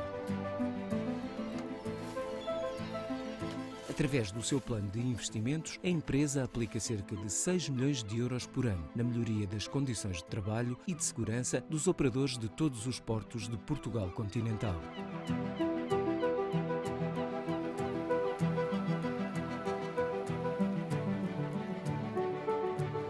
A Doca Pesca é uma empresa ao serviço do setor da pesca, disponível para cooperar com todos os intervenientes da fileira, desde a produção à transformação e comercialização do pescado, contribuindo para um setor moderno e dinâmico. Em território nacional, a Doca Pesca tem vindo a desenvolver várias ações de promoção do pescado, em associação ao CCL, comprovativo de compra em lota, e em articulação com os municípios e as organizações do setor, nomeadamente através da campanha da cavala e da campanha do carapau, com o objetivo de valorizar duas das espécies mais abundantes na costa portuguesa e com baixo valor comercial. No âmbito dos seus projetos, a Doca Pesca tem apoiado também a criação de uma rede nacional de circuitos comerciais curtos, os cabazes de pescado.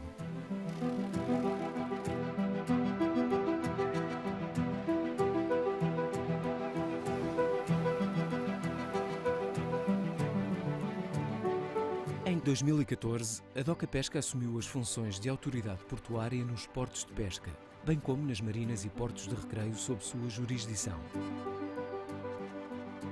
Existem 14 infraestruturas dedicadas à náutica de recreio na área administrada pela Doca Pesca, concessionadas a privados, com exceção de Peniche. Infraestruturas estas que representam 93% da oferta náutica no Algarve e mais de 40% em Portugal continental.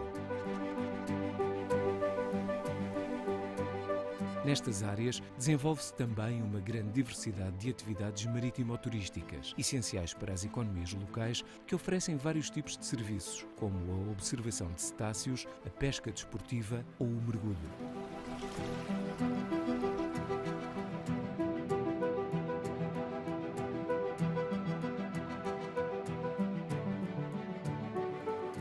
Na área de jurisdição da Doca Pesca, existem 29 empresas que se dedicam à reparação e construção naval.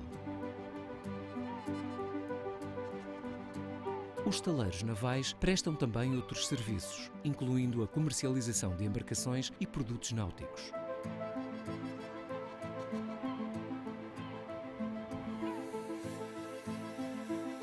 Além do papel essencial na transmissão de saberes de geração em geração e de assegurar a continuidade de atividades tradicionais, como é o caso da construção naval, são também responsáveis pela renovação da frota de pesca nacional.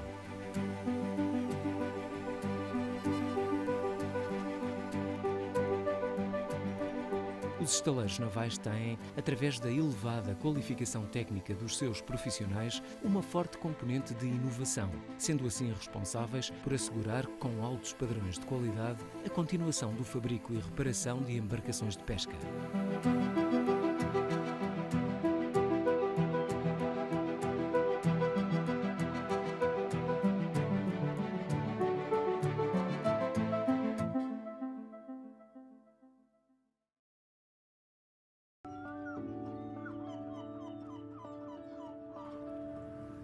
A Doca Pesca volta a inovar e aproxima a rede de pescadores dos compradores. Leilão a bordo, um novo canal que permite a venda do pescado ainda no mar. Agora é possível comprar pescado ainda mais fresco através da antecipação da sua venda a bordo num leilão crescente. No leilão a bordo, terão acesso a uma maior rede de compradores nacionais e internacionais. Esta inovação facilita a digitalização dos processos e a rastreabilidade da origem dos seus produtos. O leilão a bordo abre também novas possibilidades aos compradores de pescado. A possibilidade de efetuar uma compra totalmente transparente e segura antes do leilão presencial passa a ser uma realidade. Com uma montra do pescado mais fresco de Portugal, as lotas do país ficam à distância de um clique. O leilão a bordo chegou e aproxima todos os parceiros. Nunca o alto mar esteve tão perto da terra.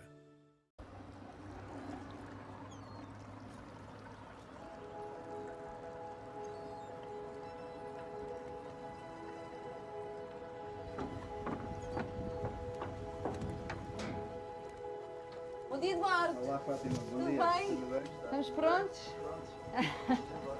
Vamos embora.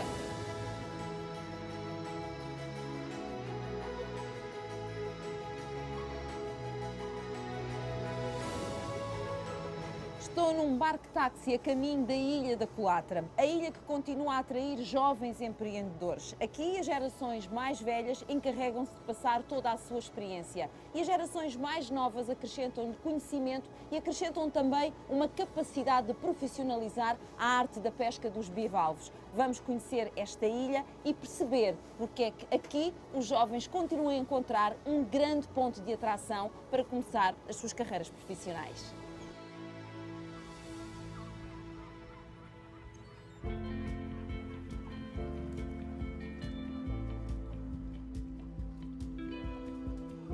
Até já, Eduardo, obrigada. Até já, bom trabalho. Não se esqueça de me vir buscar. A vida começa cedo na ilha, vai navegando ao ritmo das marés. E é quando está baixa que os viveiristas se dedicam à apanha e produção de bivalves. Bom dia, Madalena! Ó da casa! Vamos à mãe, João, não? Vamos. Vamos embora! Já está tudo preparado. Tem tudo? Sapatinhos para mim? Sapatinhos para a minha Boa. minha querida Fátima. Está tudo preparado. O que é que quer que eu leve? Dê-me coisas, que eu não vim aqui para... Os sapatos, cá. que é para ir calçadinha, para não se Não magoar. magoar os pés, Isso coitadinha, que a mesmo. menina não está habituada. É verdade. Então para onde é que é agora comigo? Para este lado aqui, vamos assim para este caminho. Vê as pessoas aqui as mulheres, E homens também vão à mesma lida que eu vou. É a nossa vida. Ah, Cristininha, bom dia, Cristininha. Já estás a gritar por mim. Está boa? Olha, a Mariazinha, olha. Está boa, tudo bem? Já estou-me a equipar, então, pois. Se eu não me equipar, como é que eu trabalho? Pois, com certeza. Isto é tudo a mesminha. Mas isto não se apanha. Apanha-se. Então apanha-se para quê? Para pôr no viveiro? Sim, sim. Vocês têm que ter olho muito bom. Sim, é prática, minha querida. Tem que ser prática e olho bom. E olho bom, olha lá. Oh, Madalena, isto é mesmo um trabalho que é duro. Eu vou ver se eu consigo perceber onde é que elas andam. É isto assim. Isto é enorme. Isso é um berbigão.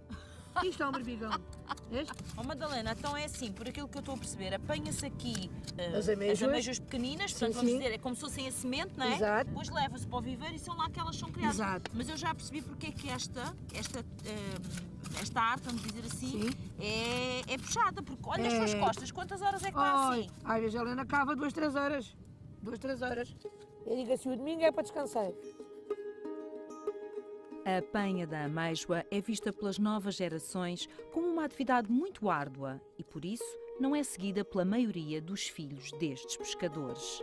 Mas é aqui que entra uma nova visão para não se perder a identidade da comunidade pescatória da ilha e a sustentabilidade da produção de bivalves.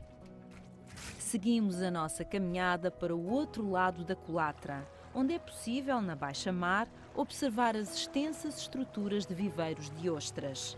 São domínio de jovens que encontram nesta atividade uma oportunidade para mudar e, segundo eles, para melhor. Miguel, como é que tu vieste parar esta área? Porque, segundo sei, a tua família já estava ligada à produção dos bivalves.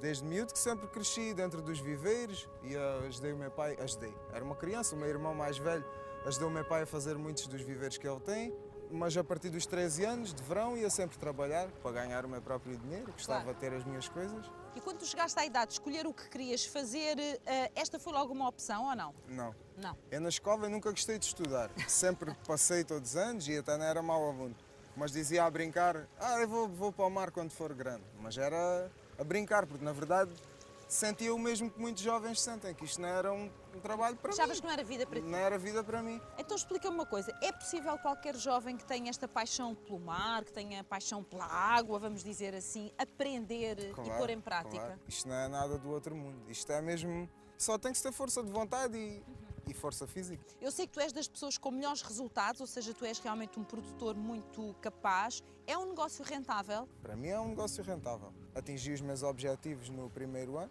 Parabéns. Nos 2 primeiros anos. Olha, e uma curiosidade, quando tu conheces alguém novo e te pergunta, então o que é que tu fazes, qual é a tua profissão? Tu dizes que és o quê? Digo que sou aquacultor. E não, as pessoas ficam assim... Sim, ficam. O quê? Mas isso não é uma coisa dos antigos. Como é que tu Alguns nem sabem o que significa aquacultor. E depois explico. E como as ostras também estão a ganhar algum nome em Portugal, e alguma fama, alguma fama, acham logo piada. Especialmente o pessoal do surf, estrangeiros, o pessoal da Austrália. Se calhar aquelas mentes mais aqui da cidade, as pessoas mais velhas às vezes dizem has de arranjar uma coisa melhor. E eu fico, melhor? Que diferença, não é, de mentalidade? Exato, a diferença de mentalidade, ou seja, para eles isso é o melhor, até porque estás em contacto com a natureza e aqui vocês têm uma grande preocupação de sustentabilidade, que eu sei que tu também tens, mas outras não reconhecem isso. Tu és feliz a fazer o que fazes? Sou feliz. Miguel? Isto é o melhor escritório que é. Não posso esconder que fiquei entusiasmada e surpreendida com esta nova geração de produtores de ostras na culatra. Encorajada por quem acredita que a paixão pelo mar e pela pesca tem futuro nas mãos do talento jovem, com uma forte consciência ambiental. Nuno Leonardo foi-me apresentado como o impulsionador desta incubadora a céu aberto de empreendedores na arte da ostreicultura. Ele que veio parar à ilha à procura de ostras de qualidade para exportação. Inicialmente começa com um projeto de criar volume, eu como produtor, e então comecei aqui, junto de jovens e de outros mais velhos, a criar aqui um grupo de trabalho onde prestei, entre aspas, consultoria, não é? Para que conseguíssemos todos fazer o mesmo produto e chegar ao mesmo objetivo. E pronto, Mas e agora segundo sei, isto hoje funciona de uma forma muito profissional, ou seja, o Nuno consegue atrair gente jovem, prepará-la, formá-la e no fundo terem o seu próprio negócio rentável. Exatamente. São pessoas que têm concessões, que as suas famílias têm concessões e que estavam desaproveitadas ou que os pais queriam que os filhos pudessem agarrar nesses espaços. E pronto, e a nossa empresa presta essa ajuda de consultoria, de início, como é que vamos montar as coisas, como é que vamos fazer, como é que vamos atingir, e depois dá garantias de escoamento e também dá algum apoio financeiro quando é preciso. Mas qual é para si a grande mais-valia deste trabalho? O que é que estas pessoas podem tirar, além da parte económica, o que é que podem tirar deste trabalho? O que é para si a grande mais-valia? A grande mais-valia, penso que é nós nos posicionarmos como também produtores de ostras a nível europeu. A nossa localização é muito melhor que a dos franceses, por exemplo, porque temos mais recrutamento primário de fitoplâncton e todas essas coisas, que é o alimento delas. Uma atividade que consegue ser amiga do ambiente, exatamente. Porque ela é Eu feita até de chamo forma... produção de ostra responsável, que é isto que está aqui. Tem a ver com densidades, tem a ver com o cuidado do espaço. Fantástico. E esse conjunto de cuidados vamos obter o resultado final, que é o que a gente quer, que é a ostra especial. Nós abrimos os sacos e temos que depois escolher por tamanhos. Vocês têm quantas horas para fazer isto? Porque vocês estão dependentes das marés, exatamente. Não é? Quantas horas? Aqui é uma zona interdital e nós só temos aqui 3, 4 horas para poder trabalhar. É uma janela de tempo, não é? Exatamente. Okay. E então o processo aqui chama-se engorda. Nós aqui, como temos muito alimento e temos muito sol, nós conseguimos ter resultados aqui muito melhores do que no resto. É isso mesmo. Vira-se ao contrário, corta-se o músculo e pum. Que tal? Desta é a parte, são muito boas. Nesta é a parte do trabalho, está bem feito. Quem as produziu sabe da coisa. O caminho da felicidade é também o da sustentabilidade da ilha. Sílvia Padinha foi quase sempre a minha cicerone nesta viagem. É neta de pescadores, produtora de ostras e presidente da Associação de Moradores da Colatra. Uma mulher com uma visão inovadora para manter o equilíbrio do ecossistema natural e humano. A melhor forma de fazer deste lugar um bom sítio para viver, para trabalhar e para visitar é defender a identidade. E a identidade está aqui presente, esta é uma essência pescatória. Portanto, a preocupação foi com o evoluir do tempo, como é que os jovens iriam lidar com estas posições. lidar e adaptar a esta realidade. Portanto, era necessário também incentivá-los, motivá-los e sensibilizá-los para a necessidade desta continuidade, deste trabalho. Mas como é que se cativam os jovens? Porque hoje, quando eu falo com jovens aqui da Ilha da Colatra, ninguém me retrata como um trabalho duro, toda a gente me retrata como um trabalho muito gratificante, a vários níveis, e um dos aspectos mais importantes é que são felizes a fazer o que fazem. Como é que se cativa? Pois, para já com o exemplo, não é? Porque nós, ao darmos o exemplo de que esta é uma atividade, que era a pesca, que estamos cá para apoiar, criar condições de trabalho e que é uma atividade rentável e que são jovens que o fazem isso. Eu trouxe para este projeto, para além dos que vivem na Colatra e que queremos dar a continuidade, que são as famílias, jovens que têm este amor pela Ria Formosa e este cuidado pela Ria Formosa e pelo ecossistema, mesmo jovens que vêm de fora e que foram um sucesso nesta atividade, que é o caso do Nuno Leonardo. Portanto, ele é um bom exemplo de como esta pode ser uma atividade com dignidade. E depois também com a Universidade do Algarve conseguimos juntar conhecimento, o conhecimento, que o conhecimento é importantíssimo para qualquer coisa que faça. Conhecimento científico, está cientificamente provado. Como é que podemos fazer de forma correta e ainda trazer alguma rentabilidade e ir de encontro ao objetivo que era o inicial, que é a defesa da identidade desta comunidade, não é? Portanto, eu costumo dizer que o meu lema é preservar o passado, não deixar que se perca a tradição, mas trazer também com olhos postos no futuro, defender o futuro. E se o futuro está nos jovens e os jovens querem desenvolver outra atividade, querem inovar, então vamos dar-lhe essas ferramentas. Vocês têm um outro desafio que é a transição energética. O que é isso, este desafio? Que é grande, por sinal. A qualidade da água da ria é tão importante para nós que somos produtores, é quase tão importante como a qualidade da água que bebemos. É preciso mantê-la, este ecossistema ativo, a renovar-se, mas com qualidade. E então avançamos para um projeto que é um projeto grandioso, em parceria com a Universidade do Algarve, como eu dizia há pouco, traz-nos aqui este conhecimento. Portanto, a transição é trabalhar com a energia do sol, através de painéis solares que vamos substituir as casas que têm os telhados de amianto e por telha fotovoltaica ou painéis solares para também poder trazer energia para a câmara frigorífica. Portanto, cativar cada vez mais pescadores a trabalhar e sensibilizados com o meio onde estão inseridos, e uma embarcação que é esta, que nós queremos dar um exemplo daquilo que gostaríamos de ver na Ria Formosa no futuro, a embarcação com painéis solares, que ela aproveita o sol e navega e não polui a ria. Portanto, é viver em harmonia com o meio, e este é o próximo passo. À medida que a minha visita se aproxima do fim, sinto um enorme orgulho nestas pessoas, pela forma como se reinventaram, mantendo intacto o amor pela sua ilha e pelo seu trabalho. Foram as histórias de sacrifício que os trouxeram até aqui, como nos conta o nosso pescador, Rui Conceição, lançando a rede às memórias. Não existia saneamento básico, não existia água, não existia luz, não existia este porto de abrigo.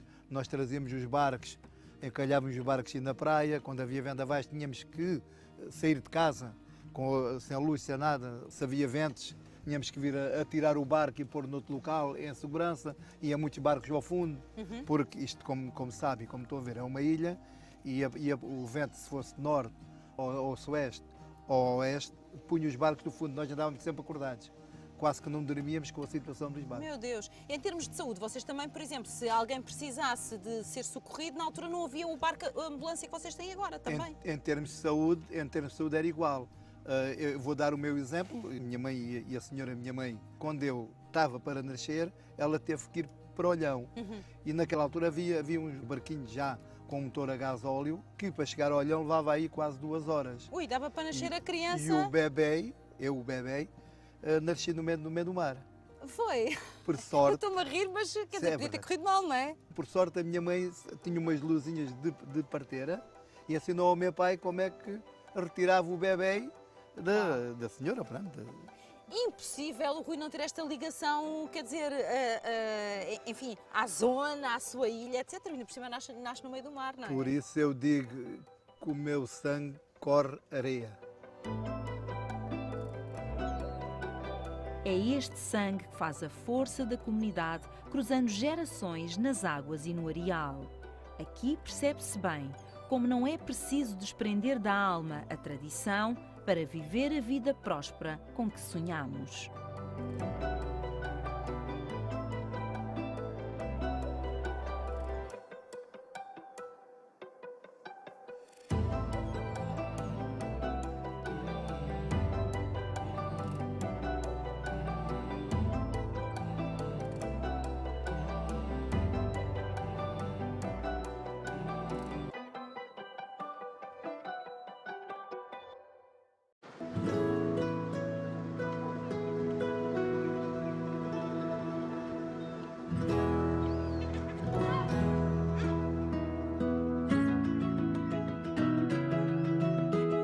São 4 da madrugada. A calma que se sente no cais da doca de Sesimbra a esta hora nada tem a ver com a azáfama que se vive à luz do dia. Largamos as amarras de terra firme e rumamos ao alto mar, enfrentando o desconhecido. As águas estão tranquilas e ainda bem, só assim o mestre Carlos aceitaria levar uma tripulação pouco experiente como a nossa equipa a bordo.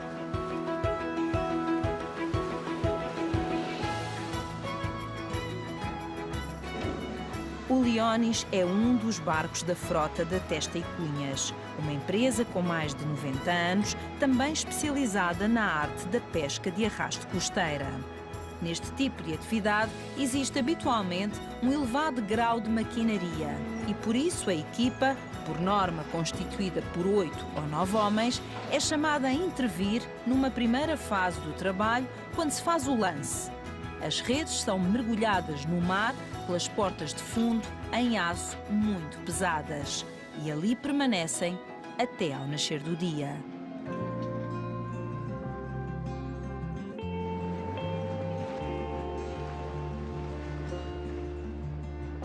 Foi algo que aprendi e não estava à espera. O descanso da tripulação é de facto sagrado.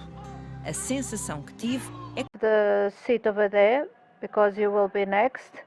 Then Isabel Tato from the National Association welcome, Isabel. Sergio Leandro, Director of the Highest School of Tourism in Peniche.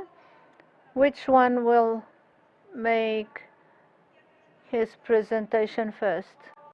Which one will, Sergio will come next, or George?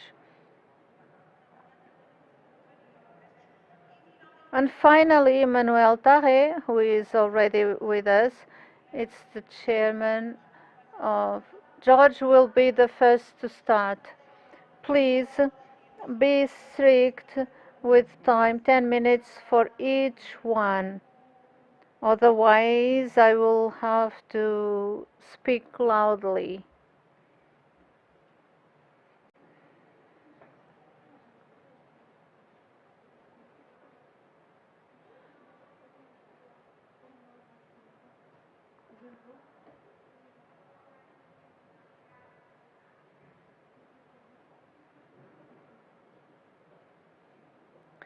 Good afternoon, everyone.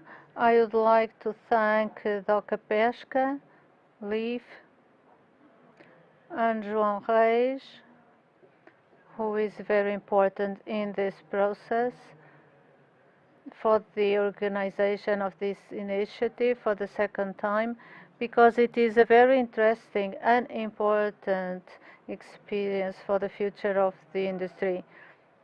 Well, I would say that the future has a key issue for the future. Which resources do we have and we will have over the next years? It's an idea that I will try to convey.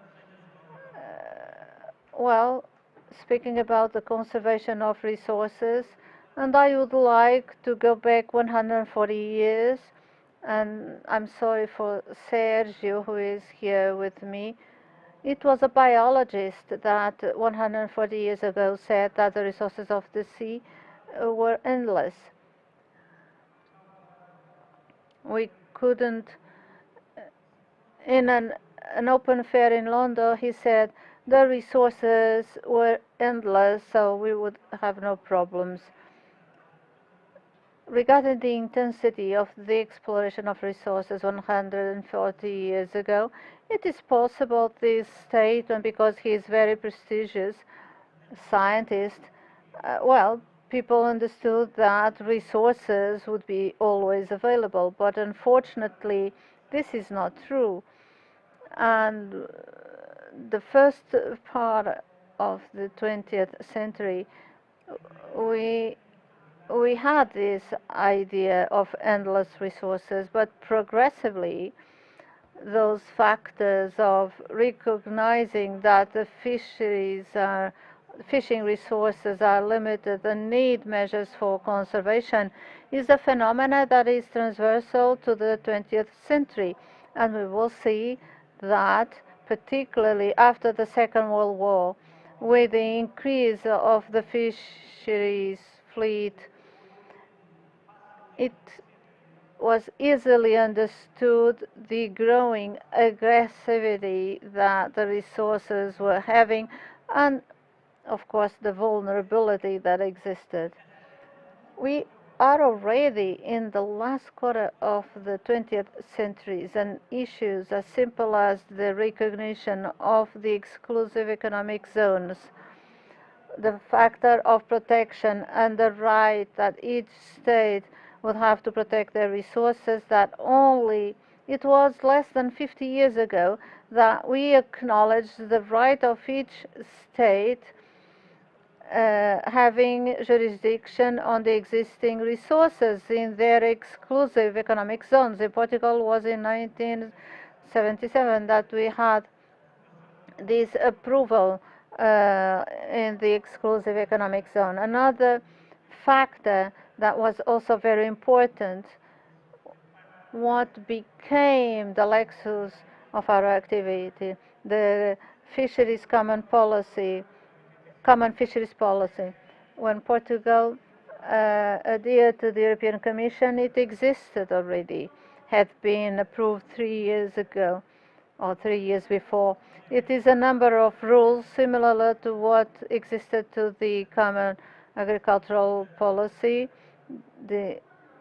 At the time, an excellent policy for the agriculture, but this policy replicated what existed already in the agricultural policy, consecrated the European waters, the concept of stability, a concept very important created with the common fisheries policy that is maintained currently. For instance, to say that Portugal has 52% of the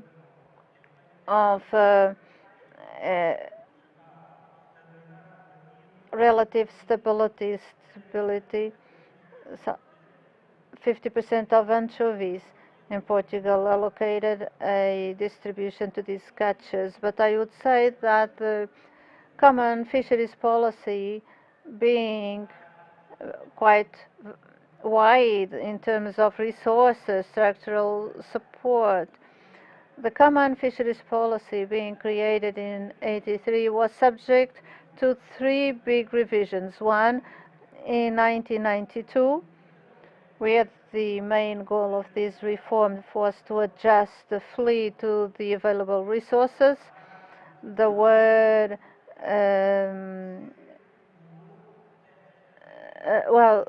in 1992, the reform consisted in eliminating some available fleets and available resources, and the fleet that should be oriented. In 2002, there is a new reform. In this reform, the word sustainability starts to be very important.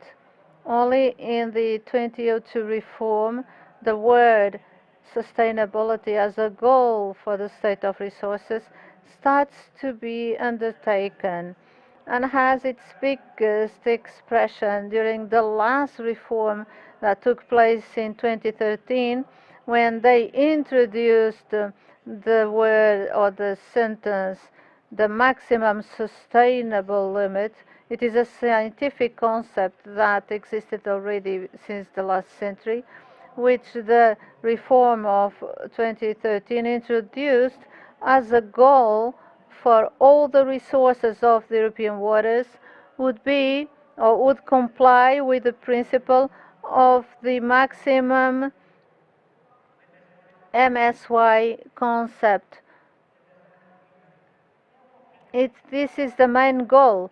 In 2013, we would say that until 2020, all the resources from the European Union should comply with the maximum sustainable income. Based on this 2013 reform, the Commission started to prepare an annual report where they do the evaluation on how the resources of the European waters are or not complying with the MSY objective, the maximum sustainable yield exploitation rate. The Commission promotes a report on the state of resources in the European waters, reporting to the most recent situation. As background, it has 2 very important bodies, the ICES and the CM, General Commission of Fisheries of the Mediterranean. They produce the information allowing for the building of this data.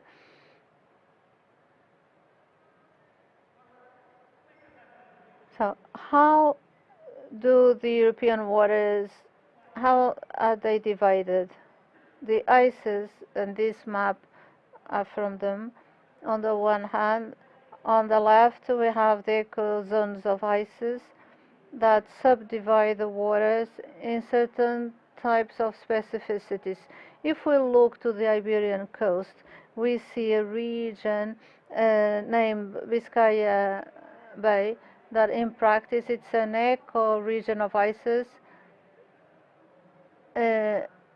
is sent to the Mediterranean, to the Black Sea, and to to the Antarctic, the regions in the north are associated to countries, the sea, Norwegian Sea, and so forth. There is here a concept to, this is to tell you that these divisions relate to political and economic issues. What are the ecoregions that the ICES has for their evaluations? Finally, these lines that you see in red are the statistic regions of ICES that are created so that all the scientific recommendations produced are allocated to these polygons. The ICES regions are the rectangles that in Portugal, or for the Portuguese coast, we have two main zones. On the left, the region that gathers the Portuguese coast, but also a little bit of Galicia, the western part of Galicia, and the Gulf of Cadiz from the Spanish side. We have the zone 9A is where the Portuguese waters are.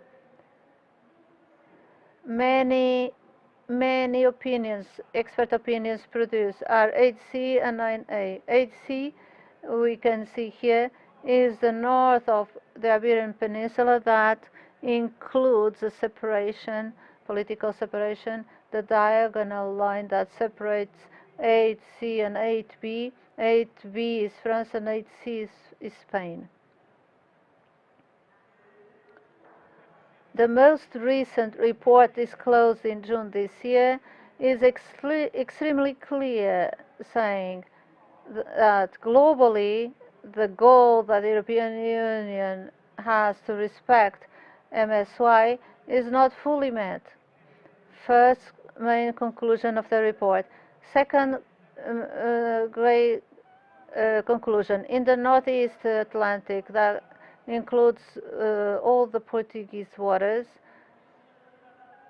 the population units are already in conformity with MSI. Although the balance is not fully positive, what regards the waters where Portugal, or the Portuguese waters, they comply already fully the MSY goal that the reform dated 2013 indicated. So in blue, in the upper line, over the last 20 years, we have the population units that were underexploited in the total amount of the European waters. Out of the 50 units, we declined until 21. There was a positive evolution, but we didn't yet met the goal. While in the zone of the Bay of Biscay and Iberian waters, the number of units on fisheries is only 1 unit in 2020, and even this is an 8B in the French coastline, which is not related with the Portuguese waters. Sardine. Sardine, not being in the list, is a case of success, clear success, and we heard yesterday about this. The fact is that from 2010 and 2020, we went from very low levels of sardine, very low levels of sardine in the zone 8C and 9A of approximately 100 and something thousand tons in 2015, 111 tons in 2015. In 2021, we already had a return to normal situations. These figures for this year put the sardines in the maximum sustainable yield level. This is what is foreseen for the resources and what we will be developing next month for 2023. We are perfectly confident that this level will even be exceeded. One or two other examples. The case of anchovy on the left. During the first part, or the first 10 years of 2020 of this century. And here we are, what is allocated to Portugal? The TAC allocated to Portugal, Spain for zones 9A. We went from a TAC of 8,000 tons, practically constant until 2012, and over the last years, as a result of, I hope, of continuing abundance of anchovy, namely in the mouth of Mondego River and Douro River, allowed increases in the TAC of Bicarão possible to catch. That has contributed a lot for the good results that the fleet has had. Another example that most people don't know is the case of horse mackerel in the zone 9A. Here we have available biomass, what is available to be catched. And based on this biomass, we calculate what we can catch every year. More or less homogeneously, we had this amount of biomass available, and suddenly there was a sustainable increase of biomass of horse mackerel available that places in 1,100,000 tons of horse mackerel. We are having much lower catches than what we are allowed to catch in the zone 9 because the horse mackerel mass has increased exponentially. It has maintained in 20 or 30 or even 50,000 tons. 15 days ago, the European Commission submitted a proposal for 2023. It is a proposal that does not include all the amounts allocated to Portugal, but I would say, and I'm doing this for 40 years, is the first time I see positive proposals such as the one of this year. I would underline the case of hake in zones 8C, 9 and 10, Azores. The proposal of amount of Portugal has an increase of 100%. If in 2022 we had the possibility to catch 2,000 and so tons, for 2023 the proposal increases up to more than 4,000. We have really outstanding increases in the sole a reduction of 10%, but I expect that during the political discussion or debate we will be able to increase. I don't know if they include all the varieties. It is a proposal which is quite interesting and important for the next year. Finally, a very clear message. I think that unfortunately the sector, the fisheries and fishermen have been really pressured. They have been saying that they are criminals and predators, and we should really have this on the table to show that against of these negative prophecies by people who don't know the industry, although they say things that could be true in other regions of the world, but in Portugal it's not, because people should understand that we are making an effort to preserve the resources, to ensure the future of fisheries and the fishermen, and it is necessary to rectify this, and that's it. Thank you.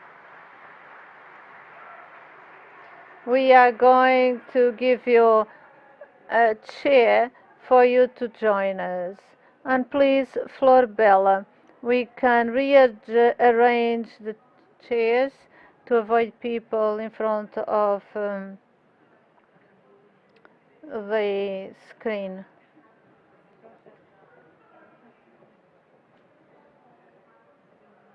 Isabel, perfect. Thank you. Thank you, Florbella.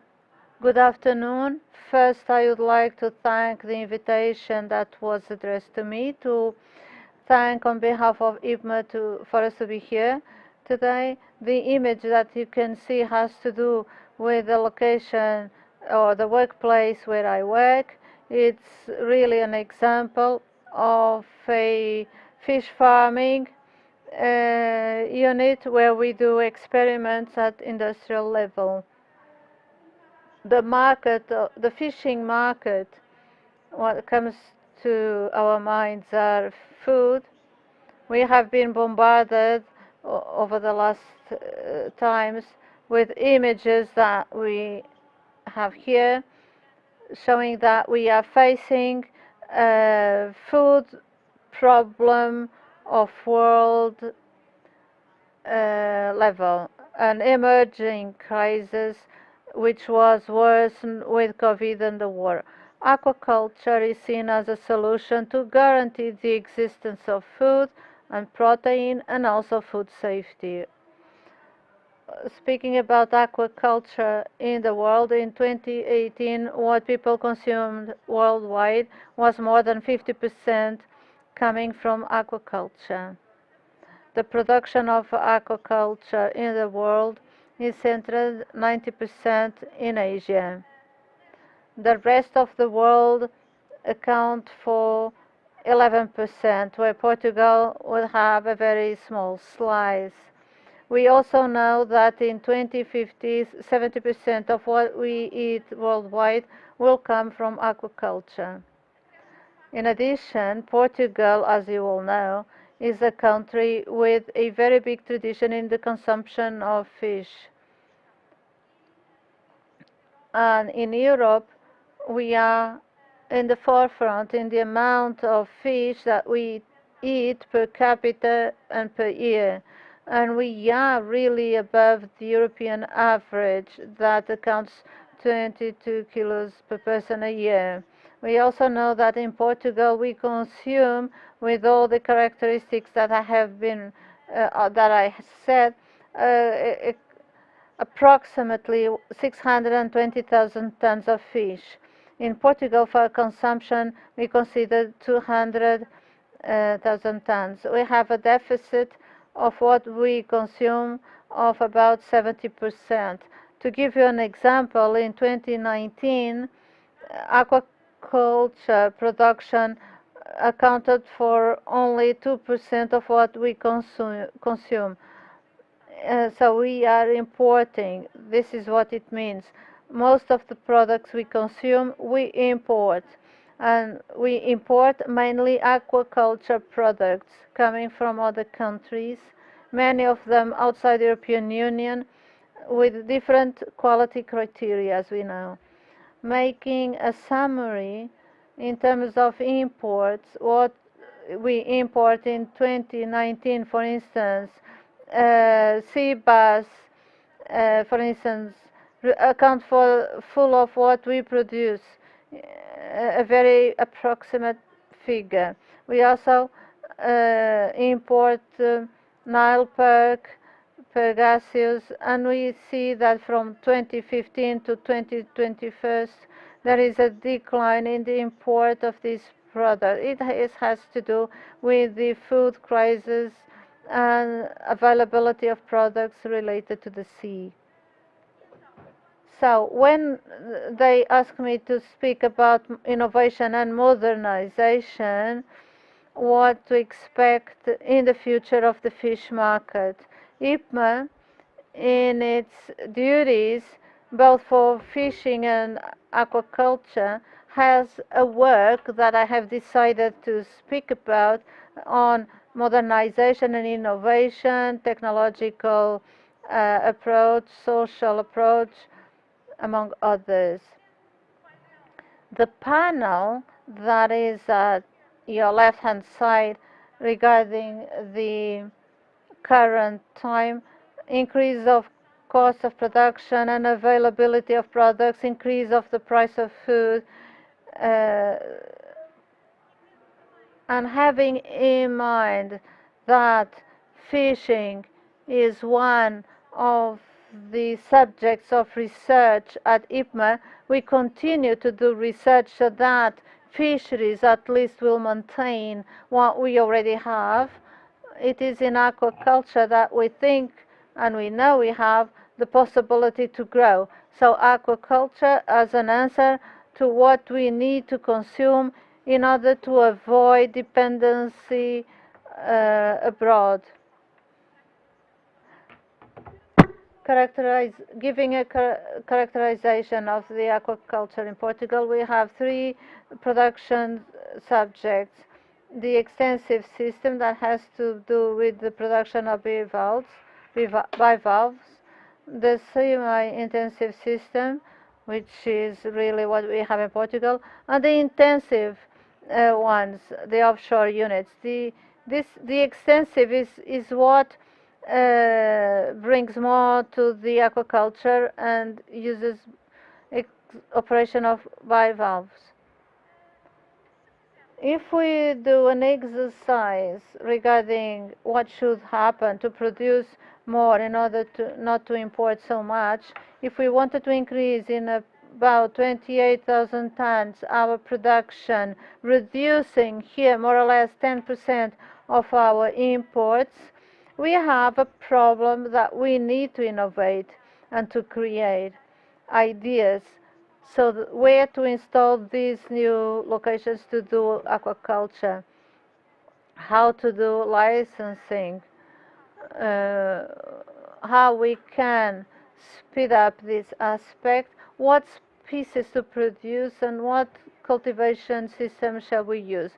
In terms of innovation, the answer is that in many European countries they will get part of the protein we need for consumption. Intensive system circulation, and for us to have these systems in place, we have to have locations. We have to have local availability in the sea area, locations that we must have occupation of locations that have significant ecological value or that are part of the National Agricultural Reserve, because we have a number of plots of land that have a great influence from the marine environment, which can be reconverted for production of aquaculture that we need.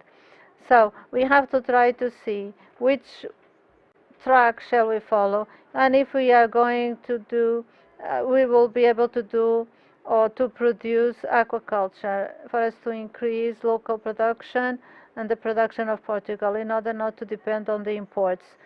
Offshore production is also one of the areas where we can innovate and grow. However, our coast is very exposed, so we have to have some different characteristics. For instance, introduction of we cannot use so small fish because the current is very strong. So we have to have units on shore to make them grow on Earth. I have all the infrastructures in order for us to have these units with more profitability. And availability of location is very important. So Portugal should really contribute in order to have this growth that we have been mentioning for years. It's difficult to start in terms of production. Now, regarding what we do in the pilot station and at IPMA, we were able to close the cycle of the species here presented.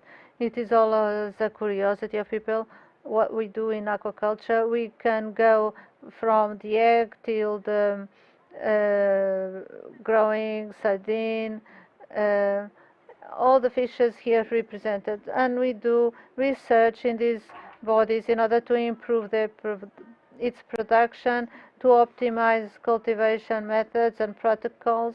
So it is one of our missions. And EPO does this for more than 38 years. We have a lot of experience in this area. But it's also important to innovate and modernize in communication and in the social area. It is important to say the fish from aquaculture is very different from the fish. No one pretends to say it's the same. It's not a competition between two sectors. It is a matter of food need. Aquaculture is completely different than fishing. We have program fishing in aquaculture. People fish when there is an order. There is not a limit on the catches. We have optimized studies. There is a life cycle that is controlled. The problem can be fish, bivalves, or other. They have specific packaging procedures allowing them to sell directly what they produce. It is important to modernize, innovate the sale of these products, informing the consumer and clarifying that these products are from aquaculture. Some people eat products from aquaculture and they don't know. So it's important to say that this product is from aquaculture, and people must understand that. No one wants to do otherwise. It is important to convey this message very well, because if we speak to the population, we already know that there is a negative message associated with the aquaculture products. This message has to be optimized. There is a way to innovate in the selling system in order to bring the message differently in a realistic manner. So, like this, I end my presentation, and I thank the projects that sponsor our research work. In aquaculture, we fish, but aquaculture is not the same as fisheries. Thank you, Florbella. Thank you very much, Florbella. Let's now proceed with one more presentation. Isabel, please take the floor.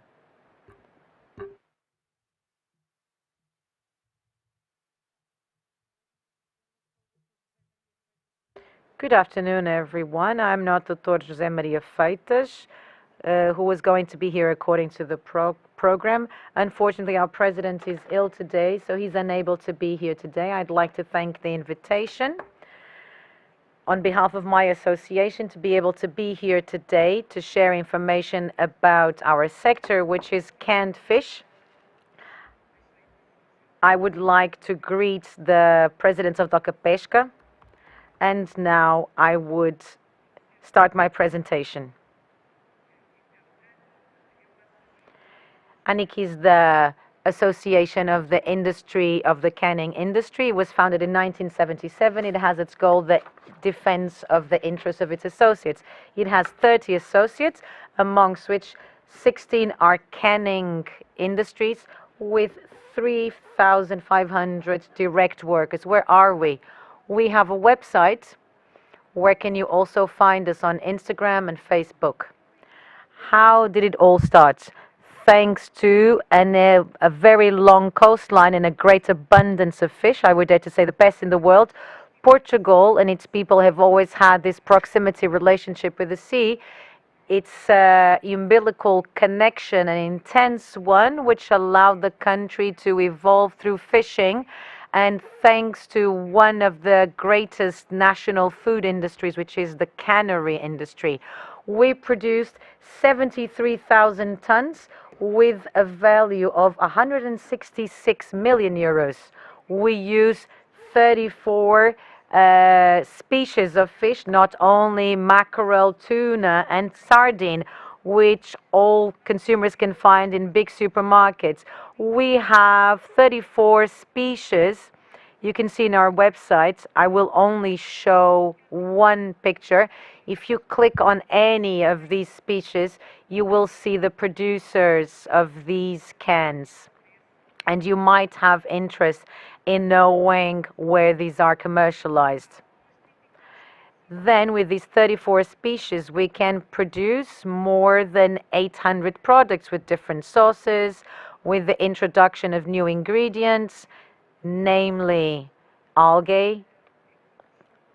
We also have gold lumps, also introduced in sardines with no skin nor bones. So there's been great innovation. Obviously, all these products are not able to be featured in large supermarkets, but we can have it in more specialized stores, especially the cannery store, as well as in other gourmet sale points. We export to over 70 countries, and 70% of our national production is for export. The export and import of Portuguese canned fish, we know that through this data we exported 250,007 million euros and imported 124 million euros. We're proud of this because this means our commercial balance is positive and we've been able to keep it. And this is in Portugal. We're one of the few Portuguese industries which is able to sustain a positive commercial balance. Regarding the European production of canned fish, it was approximately of 8 million euros in 2020, where Portugal contributed with 350,000 million euros. We are the third biggest world producer of this species, with 38% of the European production. But the world is changing, and the world is somehow gloomy, uncertain, with consequences for the cannery industry. Economically, with the invasion of Ukraine, has brought energy crisis with exponential increases in monthly turnover of the monthly billing of the energy consumed by our industry. On the other hand, the EU commercial agreements with third-party countries bring us canned fish which have zero tax and enter the European Union. So it's difficult, obviously, to compete paying different rates and taxes. On the other hand, there is an increase in inflation. And finally, there is speculation on steel and iron as raw materials in our packaging. I will bring you such information. Not only raw materials have increased in price, but also coverage oils. On the other hand, even transporting boxes have increased in 50%. So it's very difficult to reflect this increase in price in a tiny can, which usually costs €1. So this is a big problem. This is not only an economic problem, it's also a social problem. So the generalized lack of labor. At the moment, we are recruiting people from other countries. The increase in inflation being higher than salary, the loss of purchase power, added risks in work instability, and the reduced of job offer. On the other hand, regarding sustainability, we also have threats in this gloomy world. There is a high cost in terms of energetic transition that must be performed for the good of the planet, but with a high cost. So we need to be well financed in order to achieve this. Drought also leads to an increase in the cost of water, and there is a dependence on limited marine resource whose sustainability must be preserved. But we also have a response and a reaction to sustainability, and I will now share a film. Let's see if I can share this with you.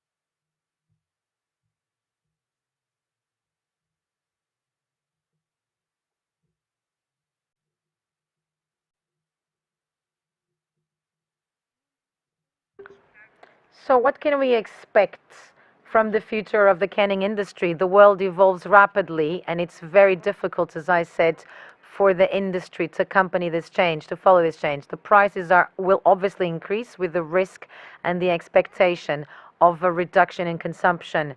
The increase in online trade supported by the business's digitalization, and the 4.0 industry. On the other hand, the qualification and the continuous training of staff and the creation of new specialized job posts, especially in creative analytical departments. Also, the innovation of products. We heard today about different types of agriculture. This is also our focus. We don't want to sacrifice marine raw materials, but we also want to have a project where we can use cells, as was explained in the morning, that can provide a good source of protein. This is one of the innovation, so that we can present in the future a clean protein in terms of sustainability. Aquaculture, as mentioned by my colleague, is already in place. We are already using sardine aquaculture.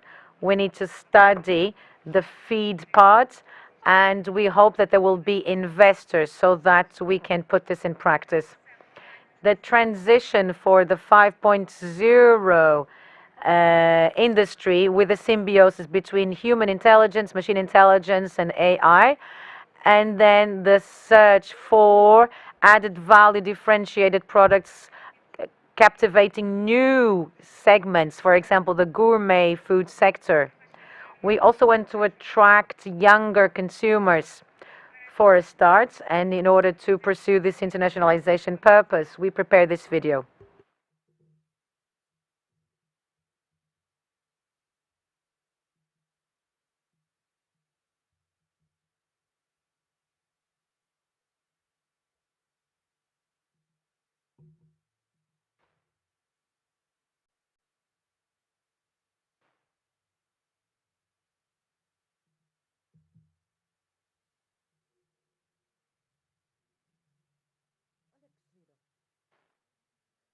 Conservas.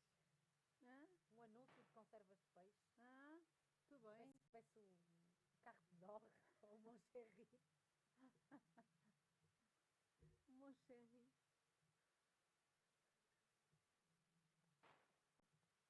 Latas de sardinha. Continuam a usar as mulheres de ouro. Como se fôssemos um sugar trip. Meu Deus.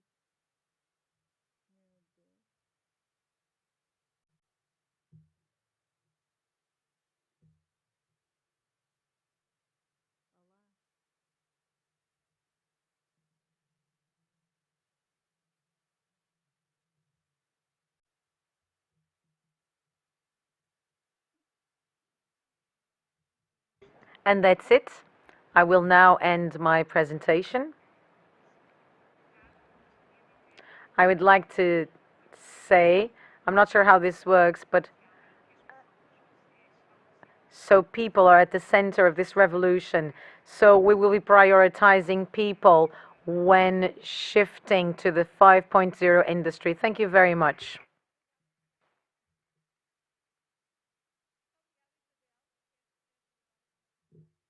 Now, Sergio, please come to the floor. Let's now have your presentation so we can proceed with our panel, where we will also be listening later on to Manuel.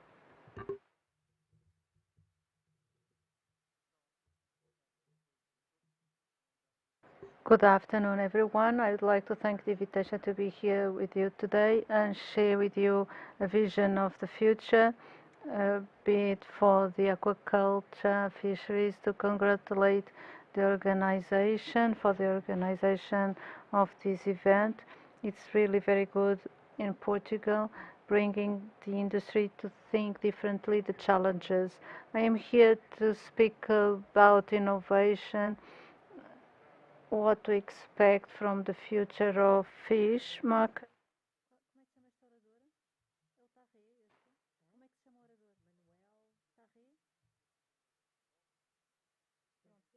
Okay.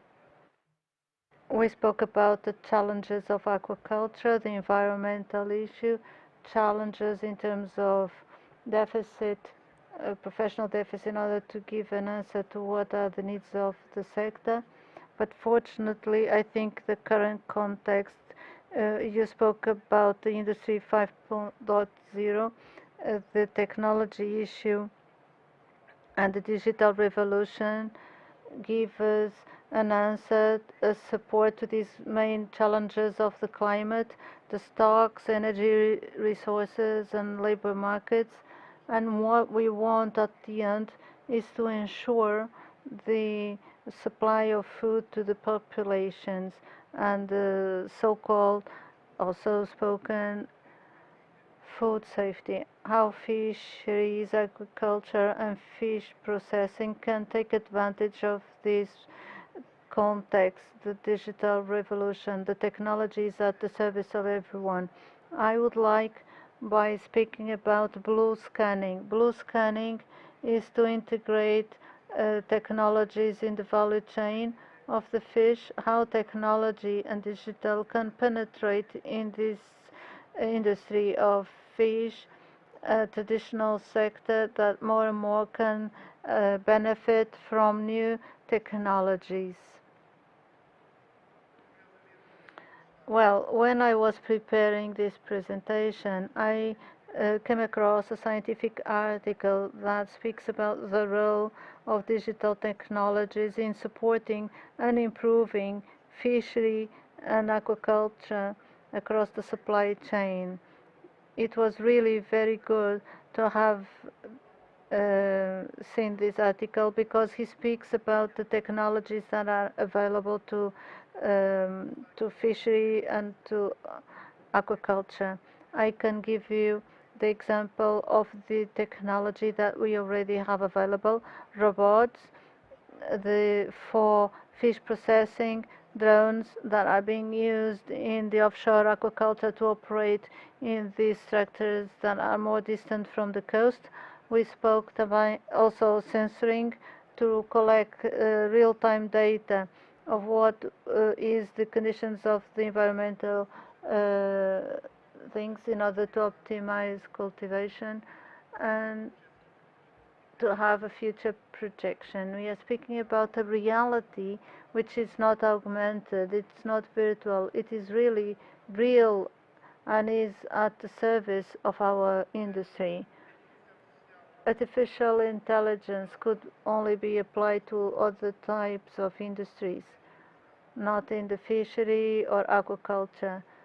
But you know, artificial intelligence is also entering our industry. We will have a number of tools that will give us answers to what are the current constraints, and they can look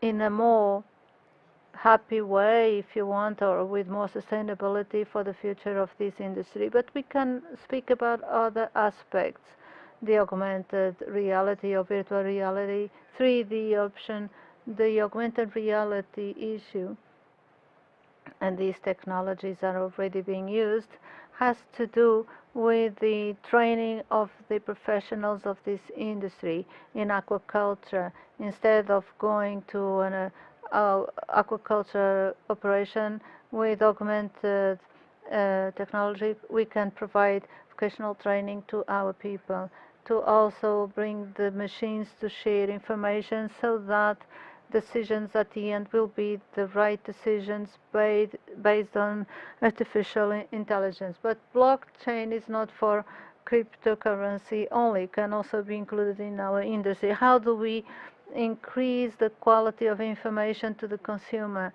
This is fundamental when we want to have success in a commercial activity. We speak about fishery 4.0, how digital technology penetration supports catches, and here we don't want to have more catches of fish. What we want is with less effort we will be able to fish the same. And using the support technology, fishermen, instead of going 5-6 days, can go less and capture or catch the same amount of fish. We have less energy consumption, less emissions of carbon, and also the lack of people. There is a lack of staff. Less fishermen, in other words. We spoke about accurate aquaculture. In this sector, technology is penetrating very rapidly, contributing to the amount of fish or other type of products. About the precision aquaculture with controlled conditions where environmental impacts are decreased, optimizing the conditions of cultivation, we will be able to have more fish to be produced with less costs and with better quality at the end. This has already taken place, and my colleague has already spoken about this. The technology that we use to support and the issue of technology, how can it be included in this industry? There are several projects that are already being supported by DOCA Pesca and other official entities that has to do with placing or including traceability as a support feature. Artificial intelligence itself to identify automatically the species, calibration of the resource. It is also an advantage for those who are in the factory working. I bring you some examples for you not to think that this is a reality today. This is already on the way. Traceability and certification of the product, how to buy before getting to the auction, traceability registered with blockchain technology. We spoke also about projects that are already optimizing the use of drones to trace fish and marine trash. It's not to capture more, but the same with less effort.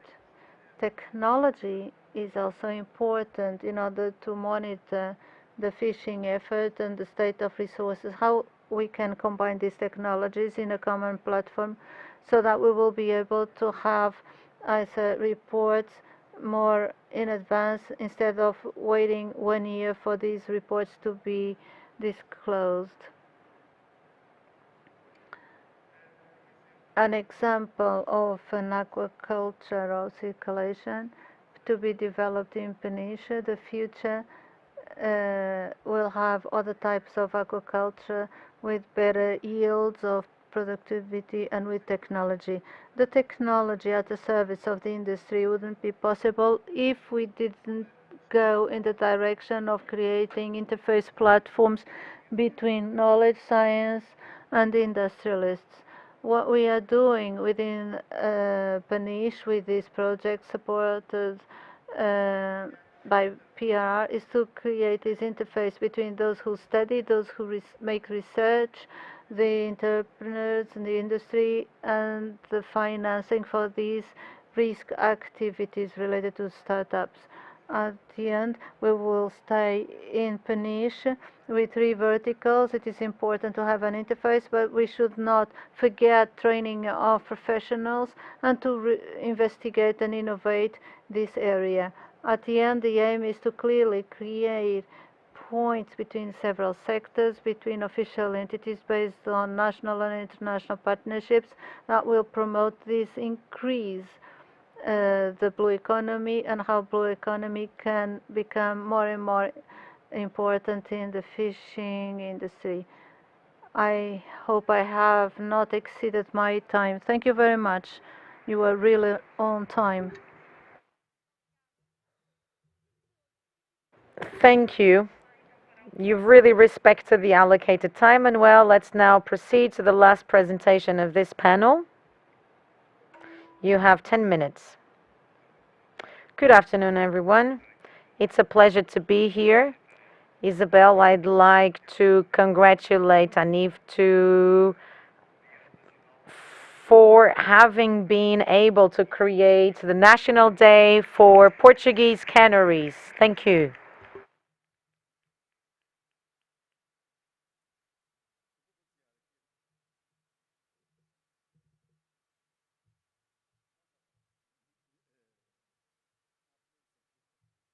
The presentation I'll be sharing with you has as its base my presence in Seattle 3 weeks ago with my son at a forum where the information sharing is such and the wealth of this information is such that my team at GelPage have prepared a summary to present to you the general information. It complements everything we've listened to in the last few days, but it also shows the state of the food industry in the world for the next years. Let's start now. So we will divide our agenda in 3 points: production of fish in the Atlantic, especially for the most relevant fish, hake, redfish and cod, and also sustainable origins, and then finally some suggestions at the later part of my presentation.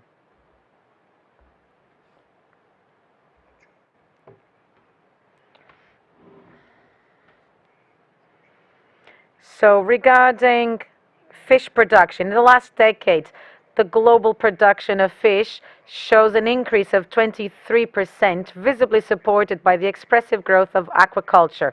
So in light green, we can see that from 2001 to 2020, the production was almost the same, remained stable at about 90 million tons, whereas aquaculture went from 35 to 88.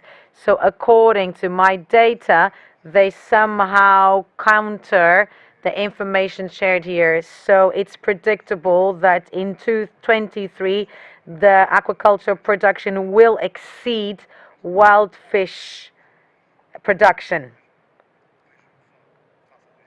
So with regard to 2010, there is a 52% increase. And this is where we are. This is how we're growing. It will have a strong presence in feeding the world population because we have no other alternative.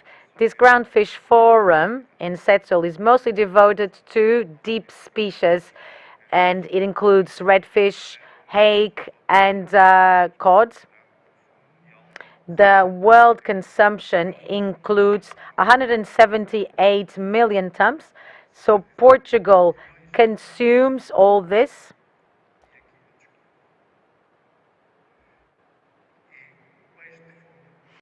And deep species represents 4% of this value.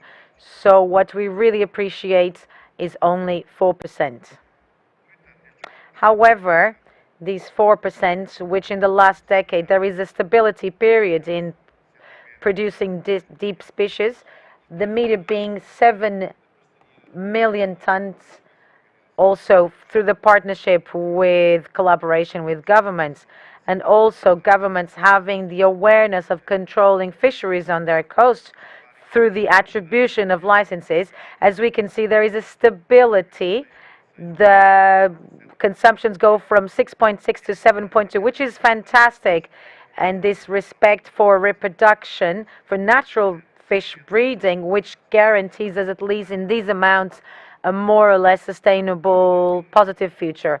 In 2021, Norway and Russia represented 64% of the cod supply in the Atlantic. However, we expect a decline in overall availability. So Norway has 33%, Russia 31%, Iceland 23%. As you can see, the declines have to do with the impact of the war in Ukraine.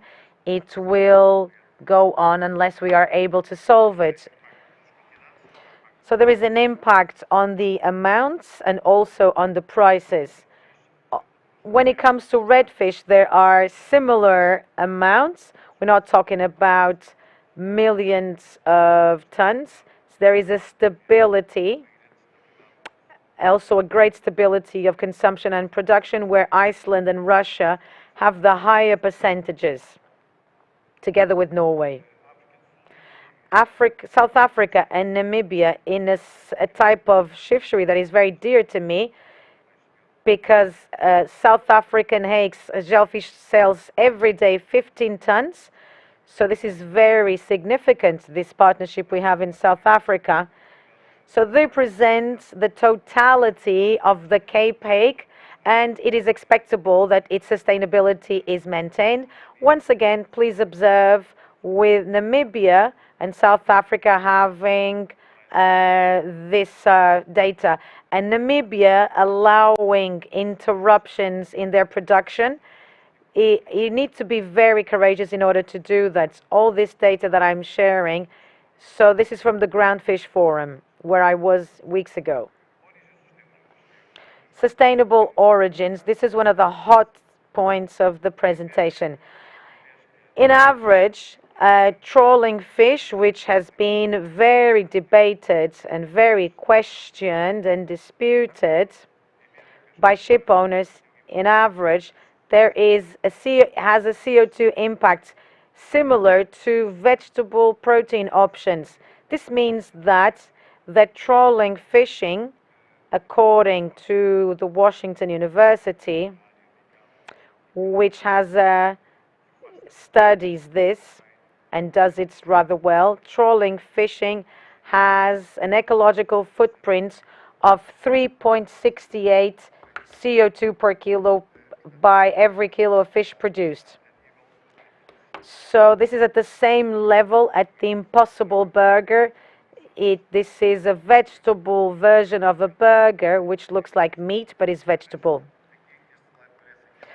So this slide deserves some attention. On the left, we will have fisheries. So this is any kind of fish. So it doesn't include trawling fishing. So engines are not as strong. So the footprint is only of 0.83 kilos of CO2 emitted per kilo produced, whereas chicken includes 2.8, pork 2.92, then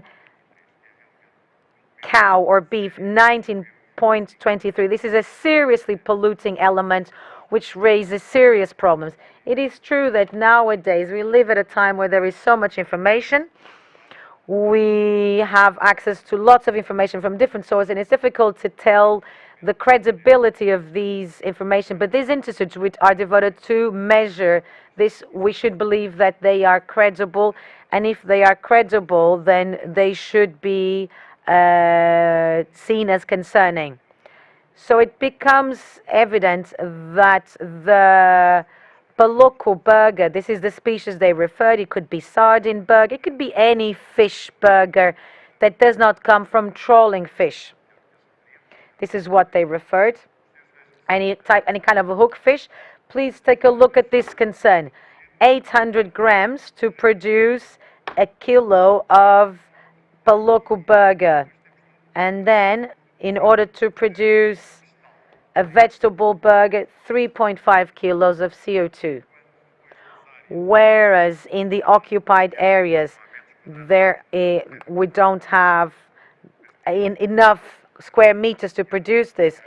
But to grow vegetables, we have 2.5 square meters. And then when we consider the water consumption to produce 1 kilo of vegetable burger, we need to have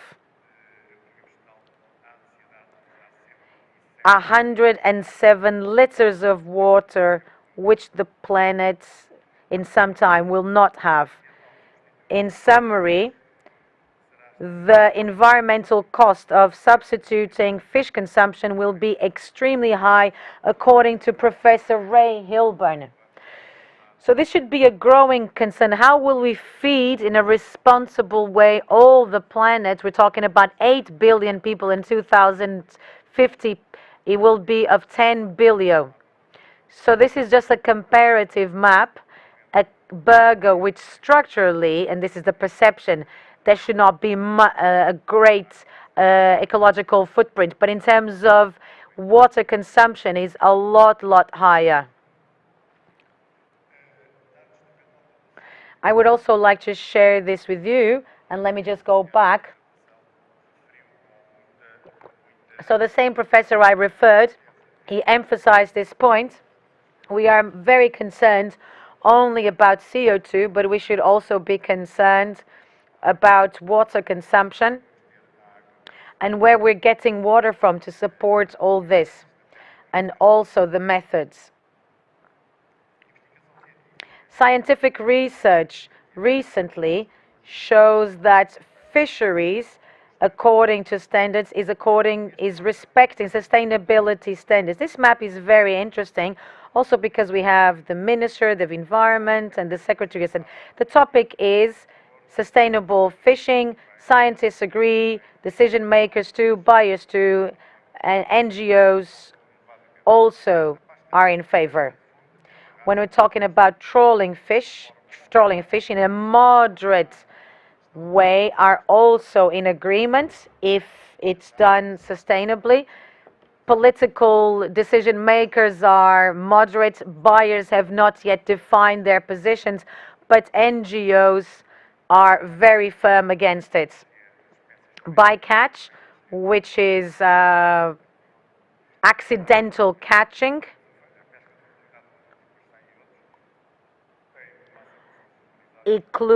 has a high acceptability, and there is something also referred which is pertaining protected fishing areas, and there is a growing recognition that they should be more considered so that species do not disappear and that we can provide and have fish for the future generations, regardless of aquaculture, as has been mentioned today.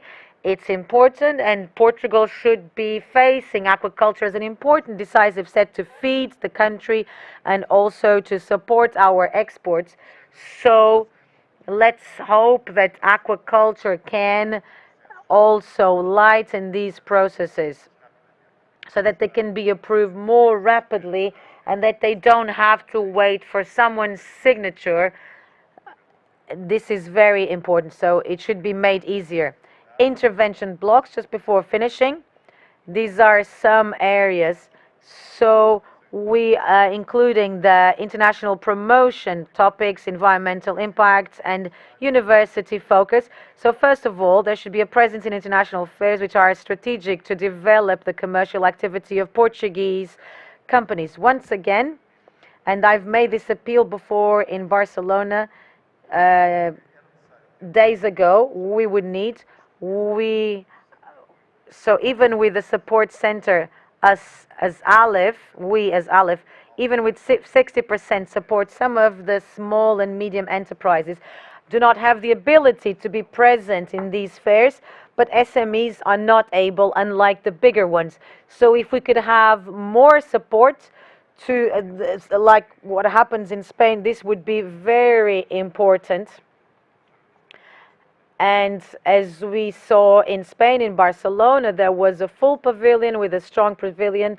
So we hope to have a stronger presence. This is the biggest fishing fair in the world. Also, there's another aspect, the analysis of environmental impact. We need to examine the real environmental impact of the diverse solutions in protein. We should also familiarize Portuguese population and all consumers about water consumption, footprint, CO2 emission. We need to orient our consumption. We should not insist on things which are not good for us. We've achieved a historical feat. When I was born, I received from my parents a much better world than the one I'm leaving to my children and my grandchildren. I'm not sure how they will live. So we received a clean world and we will leave a polluted world. We inherited a ruled world, and now we are leaving a world which has no rules or few rules. So there should be a focus. How can we create a more sustainable world and not regret unmade decisions and avoiding bad decisions? I would also like to highlight the importance of the university focus regarding relevant topics for entrepreneurial development by establishing partnerships between companies, objective synergies which can meet the needs of organizations. The 8 presentations I've listened to today, it's a pleasure to see universities, these companies having these ideas And we need to take these ideas and put them in practice. We cannot create at universities concepts or illusions that they will never be put into practice. We need to assess and then see whether these things are viable. The creation of vegetable meat, one of the themes. Portugal is not yet there, but some people are there. This is one of the realities we will have, but the projects that have presented are of very high quality, remarkable indeed. So this is the gel page presentation. These are the numbers I wanted to share with you. Before I conclude, let me just add 2 comments outside the scope of the presentation, which I hope has been useful for you. As you know, I am the head of ALIF. I have been the president for a few years now. We have developed a project I'd like to share with the Secretary of State, and this is a first-hand presentation. Maybe you've listened about it on the radio.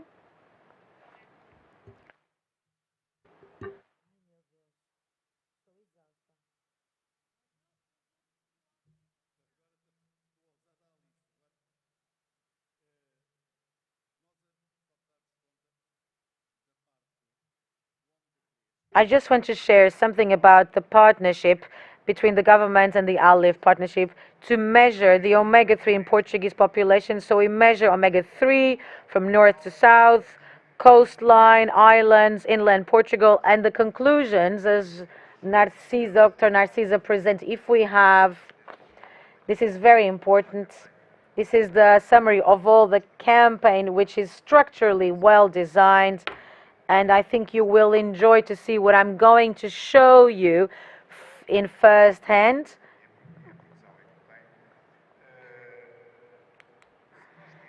If we have from 5 to 7 meals per week of fish, it is likely that the cardiovascular risks will be reduced by 40 to 50%. This is an extremely important piece of information. Of course, we mustn't compare ourselves with other types of diet, but this is a fantastic thing. Fish protein is the healthiest. So this campaign aims at measuring the omega-3 in Portuguese population and check the benefits of omega-3. The ambassadors are Cuca Roseta. You will be able to hear her voice on the radio. And also Miguel Oliveira. So we picked 2 very important visible people. There will be MUPIs, about 5,000 MUPIs around the country. You'll be able to see them in ATMs, digital platforms. You will be seeing these things constantly the next few days, this campaign. I just want to share the sound of this campaign with you.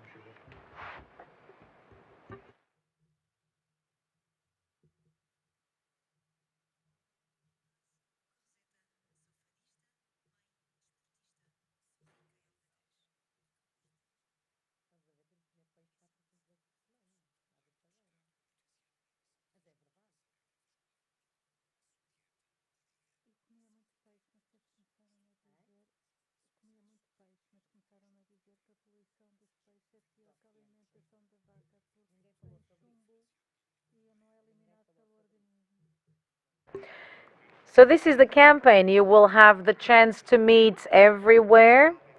So once again, I'd like to highlight Alif. It was the one that developed this campaign. So Luís da Silveira is also here. So other organizations have also contributed. Fresh fish, frozen fish, cod, canneries, all these associations, so we can work together and also carry out this campaign, which I hope will be significant. And then now I hope you enjoy the video. Otherwise, I will resign as president of ALIF.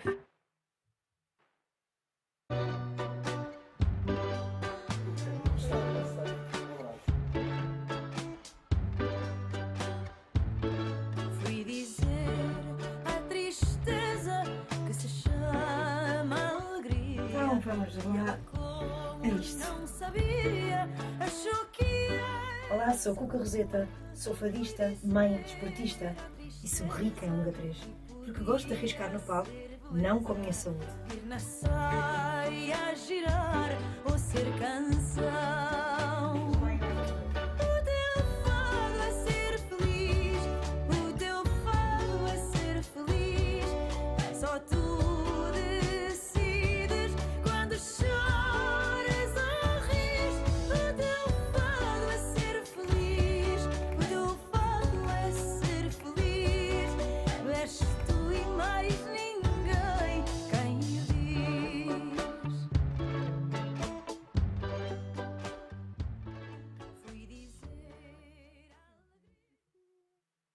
Thank you very much, Dr. Pesca, for the partnership you have with us, and I hope next year we will be here again to do even better things. Thank you, Manuel.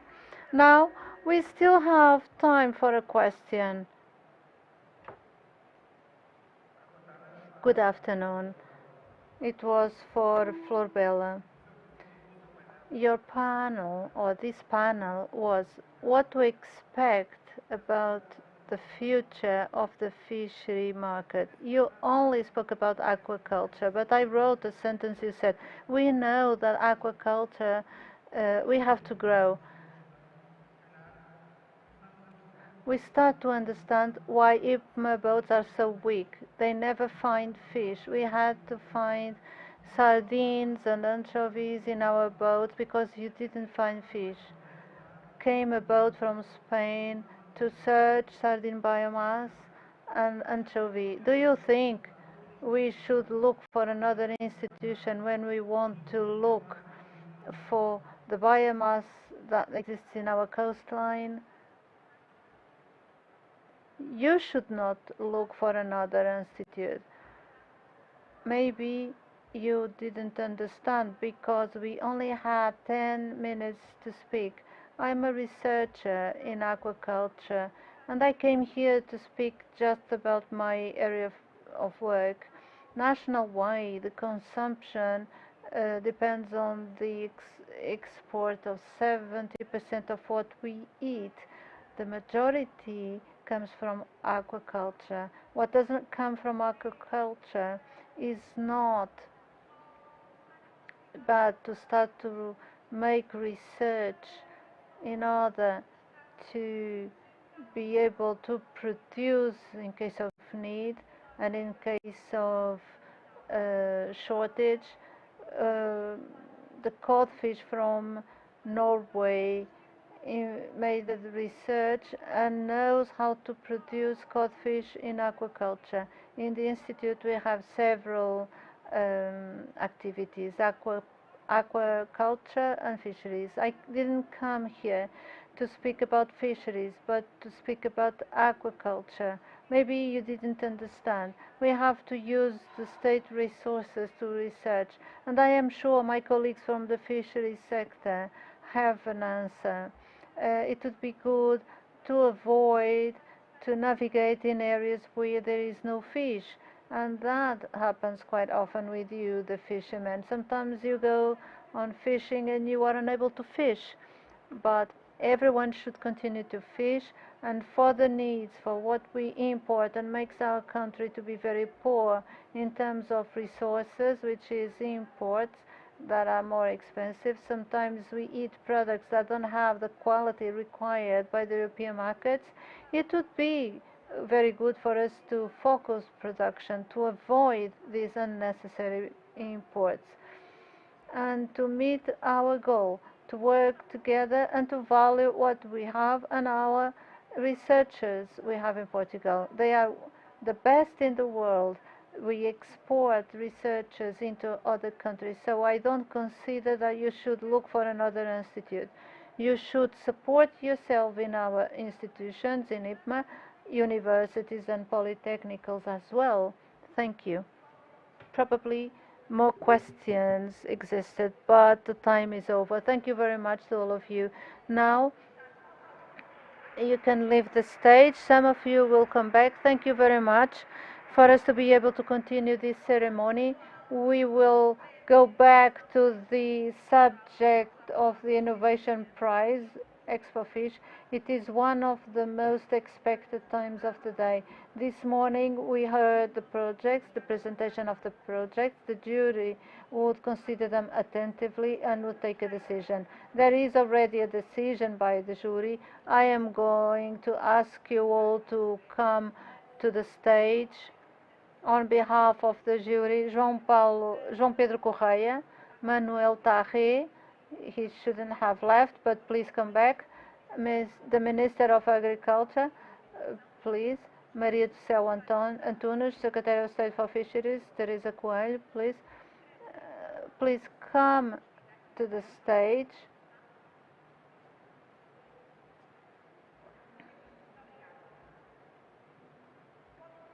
You can come to the center. One of you has the answers, more important and desired answers.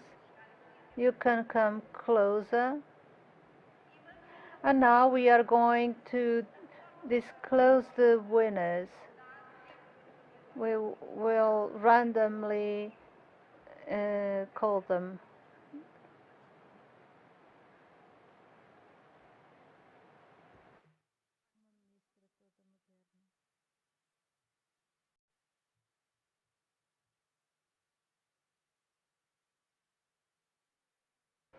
Good afternoon, everyone.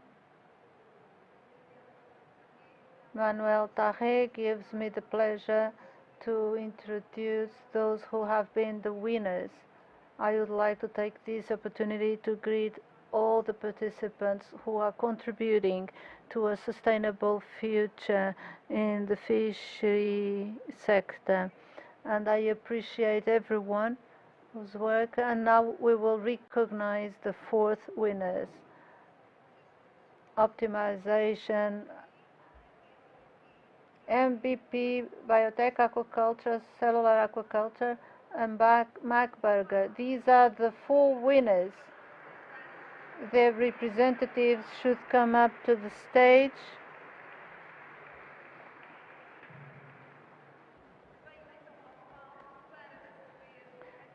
Please come to receive your award.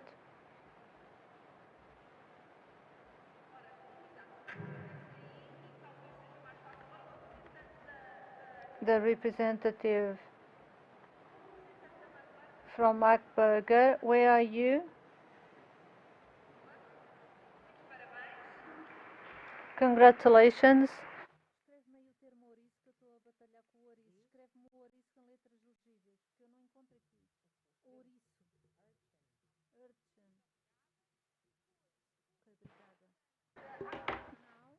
The representative from aquaculture, cellular aquaculture, who is he or she? Congratulations.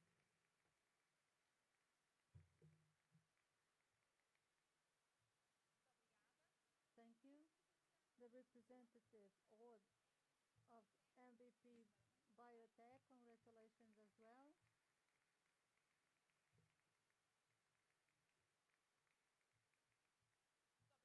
Thank you. And the last representative, Innovation and Research associated with the Optimum, Cristina.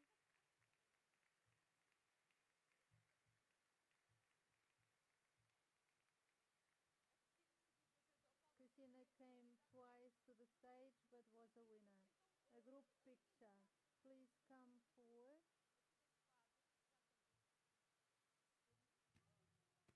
Can I say a few words if you are quick? We have had Santander Bank with us. We would like to know your projects more, and we could also contribute with the partnership. We didn't want the project to stay just in your words.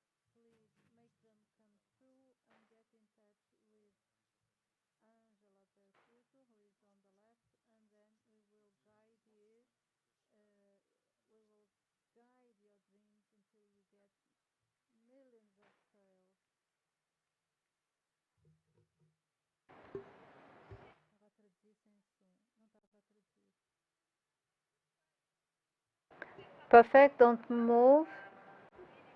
Clinical eye now.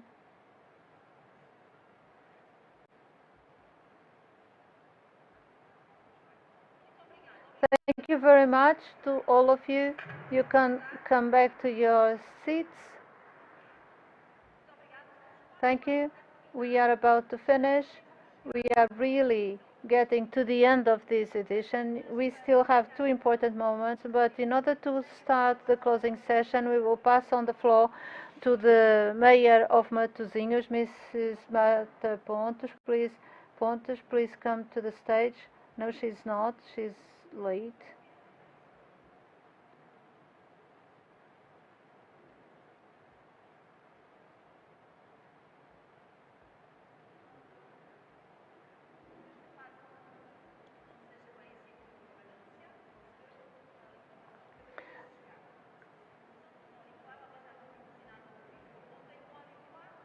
I was just informed that she's late. If I was on TV, I would get this information on my ear, but I will ask the next speaker to close this event with his speech or her speech. Good afternoon, everyone. It's a pleasure for me to be here to do the closing session of ExpoFish. I would like by thanking and greet our Secretary of State for Fisheries, Teresa Coelho, to greet as well the Chairman of the Board of Directors of DOSCA Pesca, Mr. Sergio Pedro Correia, and the special kiss to Rita, who is watching remotely, to also greet the commentator Manuel Tarre, the industry of fisheries here represented, the associates from fishery associations, producers, industrialists who deal with the sale and transformation of fish. A special greeting to Fatima that is with us, who is with us for a while in this sector. My first words are to greet DOCA Pesca on behalf of, to greet the board, Mr. Sergio, for the organization of this second initiative, which reflects an exceptional work that DOCA Pesca has been doing for the whole industry. I would like to greet as well the commentator Manuel Tarre for the contribution, active contribution he has had for the internationalization of the Portuguese fishery companies, for the realization also of ExpoFish. I would like to greet the whole industry for the participation and co-organization of this second edition of ExpoFish Portugal, an event that takes place twice, and we can already say that it has been a space of affirmation and promotion of the fisheries sector since production, transformation, trade, research and innovation, because we know we have to be attentive to the market trends. We have to look to the opportunities of complementarity between traditional fishery and aquaculture. We have to be attentive to the internationalization of this industry and to understand how digitalization and promotion of climate change and the environment will have an impact on this, our sector.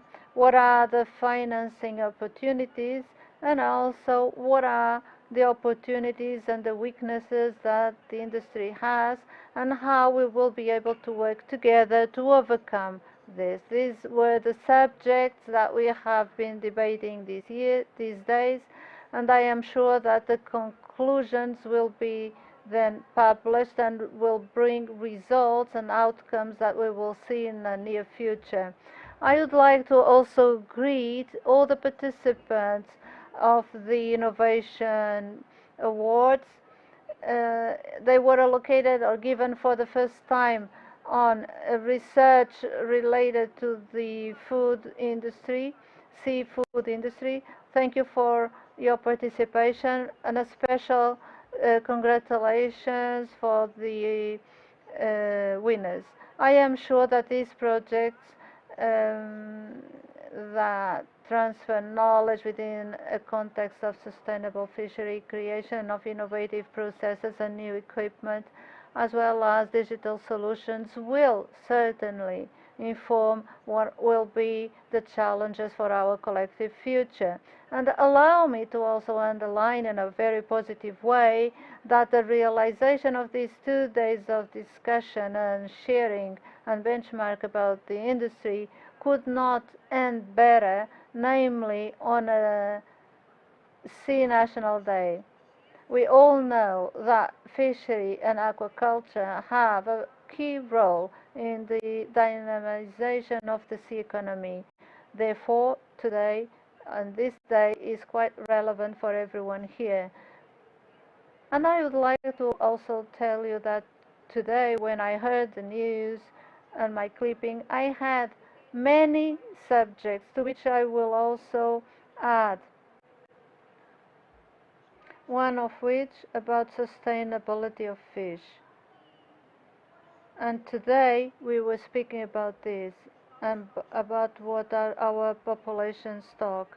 In Portugal, population units of Portuguese waters are in conformity with the maximum sustainable yield, but there is space to improve in some of our sea stocks. For instance, I would like to give you the information that in the cod we foresee an increase of 52% this week. In the Algarve, there is the meeting of the Commission of the Tunisians where we expect good answers to the fisheries of tuna and maintenance of the conditions for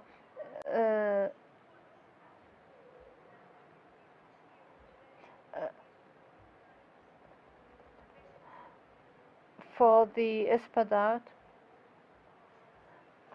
Currently, we are able to have back our sardine limits with the biomass increase in 94%. And because we are convinced that all the fisheries are important, in December we are going to promote a national meeting of small-scale fishing in order to value and recognize and give importance to these method of fishing in order to ensure a good food offer together with tourism. So we have to reflect about these issues as well, to how we will be able to improve the infrastructures, the security of people and goods, food safety in 2 dimensions, quantity and quality of food, and how we are going to create resilience in the sector, ensuring the income of the fishery staff or professionals. So I would like to say that in the National Sea Day, the Portuguese sea that is important to value and to protect, we value as a resource, native resource that is economic, social, and environmental. And therefore, we are really committed, together with you, to develop projects, processes, methods of selling that have at the basis research, where new technologies and tools should be connected with know-how, the experience of our fishermen, who will allow us to optimize this industry, to reduce costs and to reduce environmental impacts, to improve the management of resources and the efficiency levels in a scenario that is a scenario of transition. We have to improve the improvement of the production techniques to increase the offer, diversification and opening of new market niches as a way to make the industry more robust, resilient and capable of facing the uncertainties of the future times. The context we live today is really very uncertain, and everyone is involved. So we should be together involved in order to get the best answers. That's why we have announced these days that we are going to increase the specific supports to the industry for them to face the increase in energy costs. So we will provide more 2 million euros to the fishery, aquaculture, and transformation sectors. It is a measure that aims to mitigate the effects of the crisis and the inflation on this sector. In addition, I would like to tell you that if we want to ensure the best conditions for growth, we have to have measures such as these ones. But we also have to have others that will promote sustainable development in the fisheries sector in several dimensions: the environmental, economic, and social dimensions. The data we have currently are data which are very important, so it is important to value them. As far as exports are concerned, total exports increased 22% from 2020 and 2021. Aquaculture production increased 77% from 2015-2020, with Manuel Carré as he presented. In 2021, exports of fishery products reached 1,100 million euros. Very relevant data that we have to value, to which the fisheries, aquacultures, and transformation have a key role. But if we look to the data of exports, which data were given by the bodies that process them, the data of 2022 already give us good fish results, namely the fish sold at the auctions. So we are committed. The government is committed with you for us to continue to work in this direction. And therefore, I would like to also talk to you about the opportunities of March 2020. The execution rate is 70%, commitment rate of 90%. It has been above 100%, but the operation cleaning brought down this commitment percentage. So what I want to share with you is that we are going to open announcements that will have as eligibility criteria the maturation stage of the projects for them to be concluded by the end of next year. An announcement that we have already launched for the production plans and for the selling plans.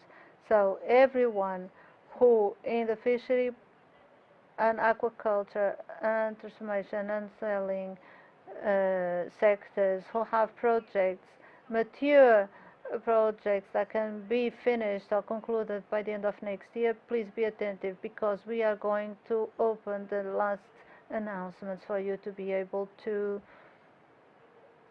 complete or to use the community funds. On the other hand, we are executing the recovery and resilience plan that has 21 million euros for the private sector. We are supporting innovative projects that sustain energy transition and reduction of environmental impact for the activities of the sector. And we have already approved 37 applications, and we have hired them for the green and digital transition, with a total investment of 11.13 million euros, with 27 applications approved, 21 for coastal vessels, 6 for local vessels, and 7 for industry, and 3 applications for aquaculture. We are also going to open until the end of this year, a new announcement with approximately 10 million euros for us to continue to do this investment. It is an investment that can be completed physically and financially until the end of 2026, but our effort is for it to be more quickly. When we are speaking about key intervention areas for us to be able to reduce costs, namely as far as energy is concerned, it's fundamental that we can quickly offer these grant for you to use it as fast as possible. These amounts are made available to you for you to have the possibility to overcome some weaknesses that we know still exist in this sector. But allow me to also speak about the MAR 2020. MAR 2020 has, for the Portuguese government, a capital importance. We can even say that Portugal is the only member state that has a fund from the European Union, the FEAMPA. So there is not a decrease on this fund. So this shows well the importance we give to the fisheries sector and the fish, and therefore we are already in a final stage for us to be able to approve our next program for this industry, the MAR 2020, where clearly from the start our aim is to improve energy efficiency, namely in order to allow transition into cleaner energies, digitalization of the industry. By the way, I could see some examples of the opportunities that digitalization brings to the industry, because we are all aware that in order for us to have a sustainable fisheries, it's important to create jobs and yield and income. We have to know how to use natural resources or the resources that are necessary to increase production, and therefore we have to have a sustainable, innovative and more competitive fishery based on knowledge and empowerment of its agents, modernization and research and structuring of the fleet. We were able in MAR 2020 to have an amount to renew the fleet below 24 meters, and we were able as well through other funds in Portugal 2030 to go further, namely regarding monitoring for bigger vessels. Manuel was speaking a while ago about this duality with aquaculture and traditional fishery. But I would like to say that there is room for everything. Yesterday, we have reached 8,000 million people in the world, and clearly we don't have natural resources, enough natural resources to feed this population that we estimate that by 2050 may reach 10,000 million people. So we have to think in a broader way how we will be able to manage our natural stocks for fisheries to be more sustainable, not only to ensure the growth of these stocks. If we don't have stocks, fisheries is not sustainable, will not be sustainable economically or socially, because we will be unable to keep jobs. But we have positive conditions for us to be able to do sustainable aquaculture to complement the fishery activity. So the sector is not limited to fisheries or aquaculture. Transformation and selling of fish are absolutely key and have a position in this program. This budget that is being discussed is already certain that will bring what the transformation sector has been asking, and very well, that is harmonization of VAT in the sector of teens. So we will have to do this work together. It's work of the government and of the industry. we will have to be committed so that this will be accomplished.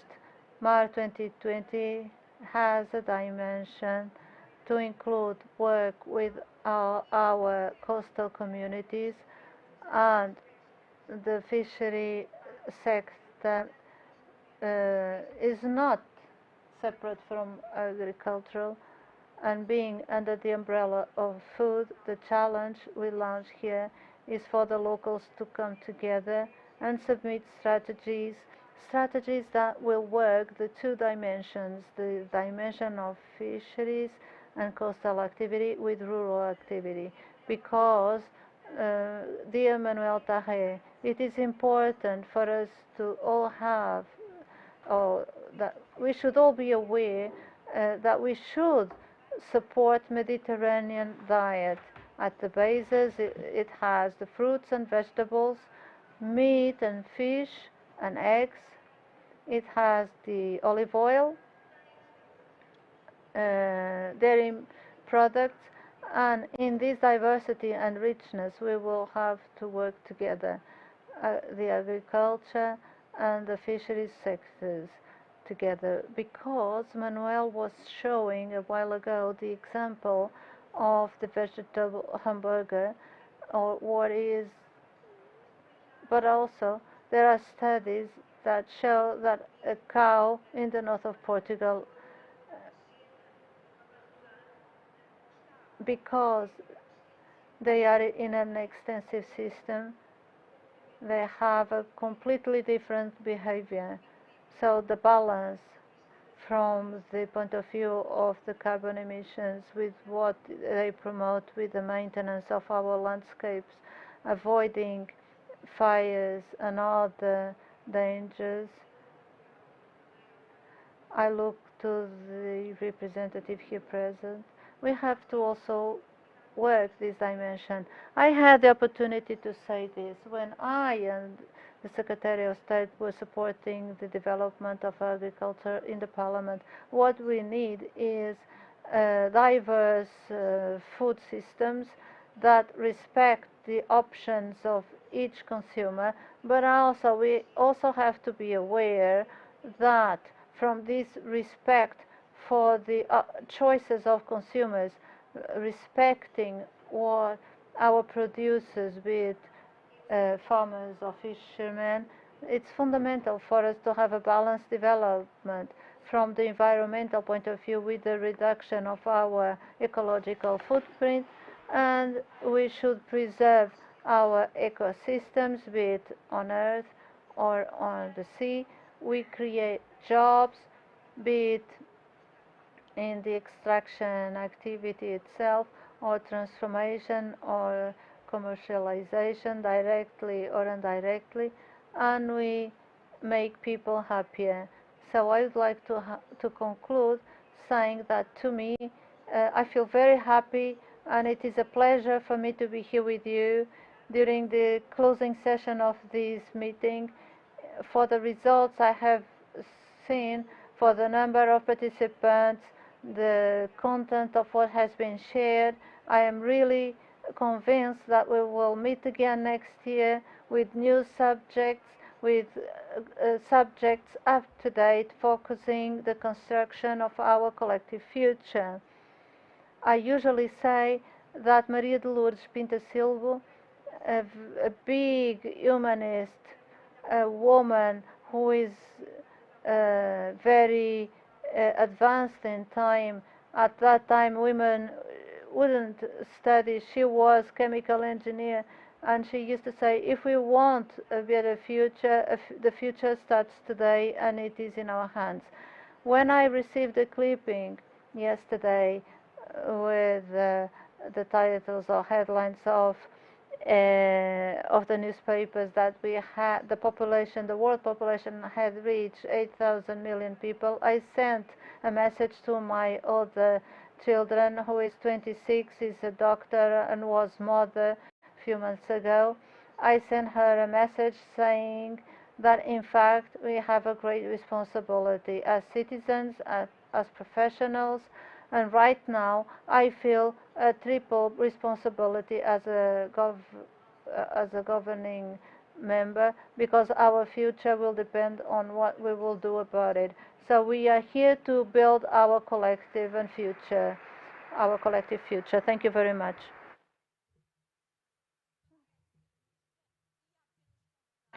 Thank you. I would only like to invite you to come with us for a more playful moment. We will join Chef Patricia to learn how to do a Portuguese recipe using our fish.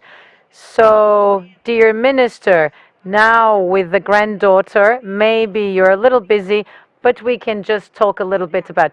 Thank you. Let's go.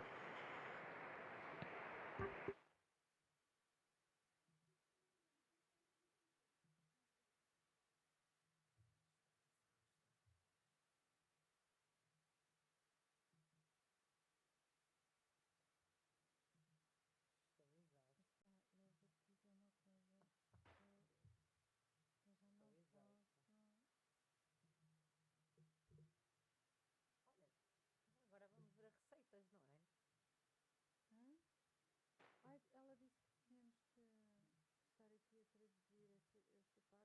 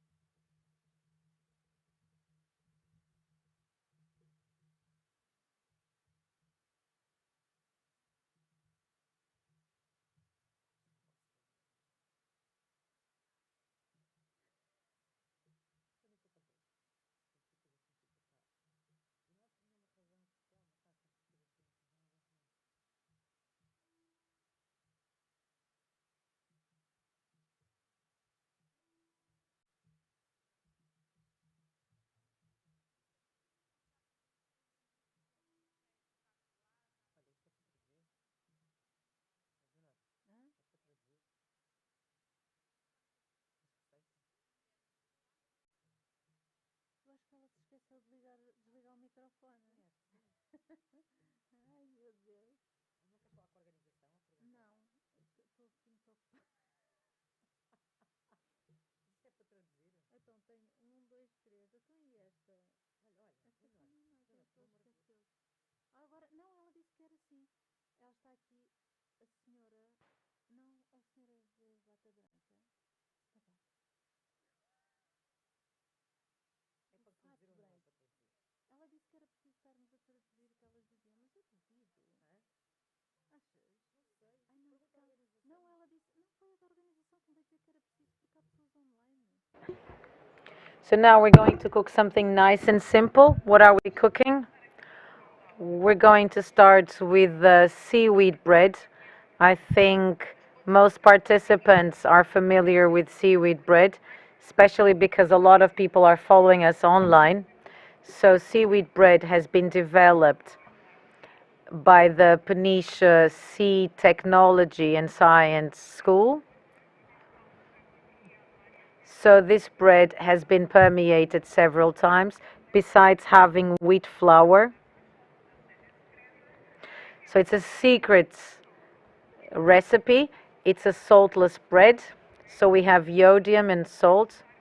So we don't need to add any sea salt because seaweed is already rich in salt. So this is good for our health. Then we will be using biqueirão. It's a very quick recipe. And with a little bit of lime. And we will saute them in the fillets in olive oil. I heard you're very good at cooking, so let's now start. Would you like some gloves? Let's now water the bread with some lukewarm water. In the meantime,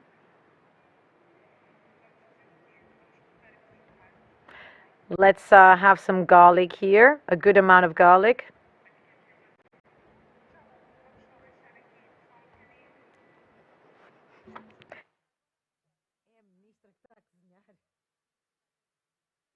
So while you're giving instructions, can I ask you, do you enjoy cooking fish? Yes, I do enjoy. I make a lot of ceviches, a lot of fish tartars. I really like fish. So fish is definitely part of my diet, especially because I don't have a lot of time. It's easy to thaw the fish and then to cook it very quickly. And I particularly like sardine. It's probably my favorite fish, and I have different ways to cook sardines. For example, when I was pregnant with my older daughter, I would cook sardine rice and I would eat it in a very intensive way for about 9 months. Does she like it? She does. Let's use something similar to sardine, anchovy, biqueirão.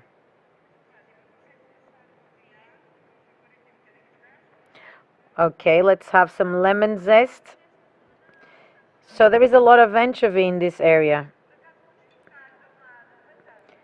It is very good fish.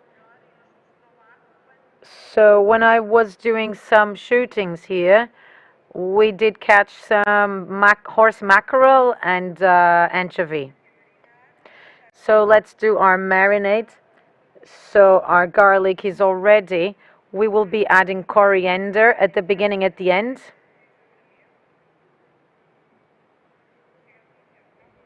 Is this enough, chef? It's good. In the meantime,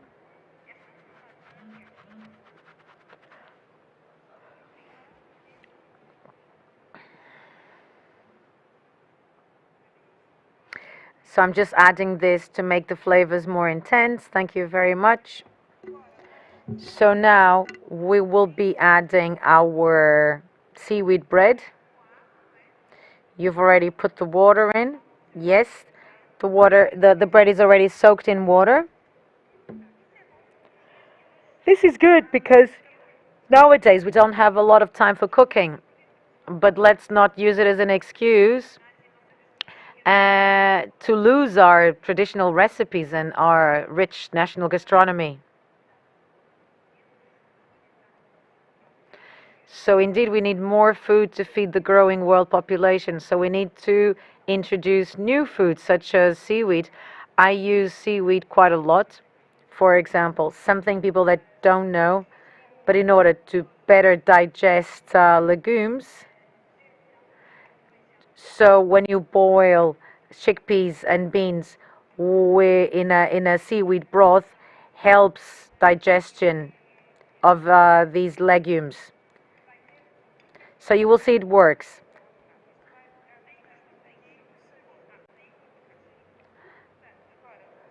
Now, I will ask you to help me. Let's now stir this to make sure this is even. In the meantime, I'll be putting some olive oil. Let's cover the fish, the anchovy, in flour.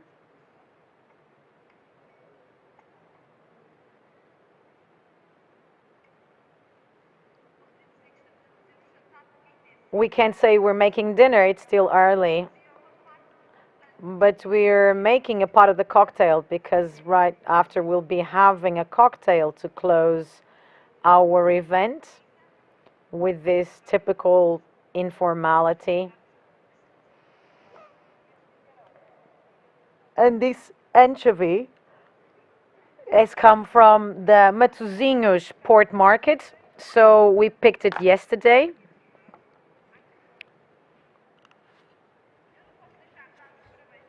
I need to congratulate Patricia because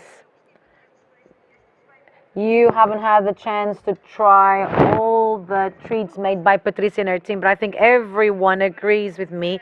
We ate so well, all the dishes, all the starters, everything had so much quality and love. I could really feel in what you cooked for us. So I think we should recognize all the stuff.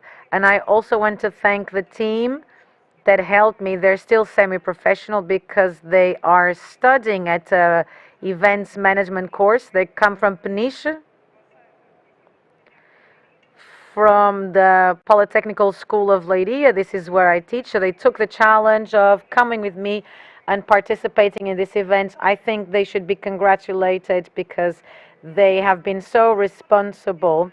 And being in such events is also a great way to learn, and I think it's a great initiative to bring these people to the job market. One day they realize this will be for real, and one day they will be doing this without the protection of a teacher.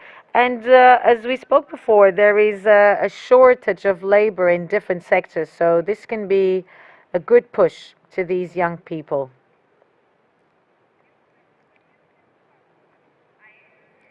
I think this is nearly ready.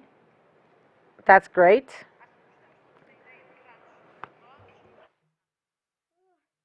I think we all like the idea of delicious, quick dishes. So what type of flour have you used? Well, in this case, well, we can also use corn flour. I think corn flour is crunchier and it affords a more intense flavor. Everyone is delighted watching you cook.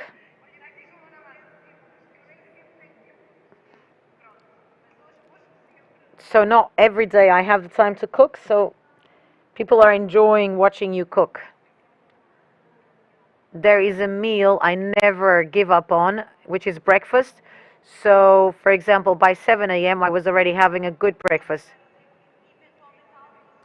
But then you don't know what time you'll be having lunch. So I think having a good, substantial breakfast.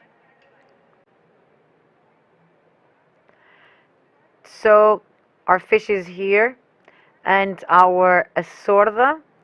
Can we start plating? That's a very big responsibility. So let's use some seaweed. So seaweed is good because they are rich. Some of them are rich in protein, but basically they're all rich in minerals, vitamins, and fiber, which is great to regulate our system. They're also low in fat. So they're interesting for our health because they contain little fat. Or you might be highly skilled in pastéis de bacalhau, cod cakes. I'm not always able to watch MasterChef, but I make sure I rewind and watch it. I can see there is some skill and technique in you. It smells lovely. Patricia, you've really picked well the dish. We need to obviously value our good things. So anchovy is not particularly consumed. So Spanish love bacalhau anchovy. I admit I'm a fan, but our fishermen are thankful to the fact that the Spanish love bacalhau anchovy. And there's no fish like Portuguese fish. It's really the best in the world.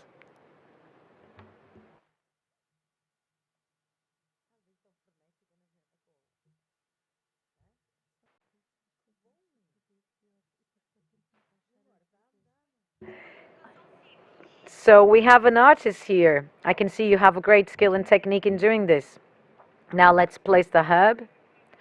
So besides this, so aesthetically, there's also some concern in the plating in terms of decoration.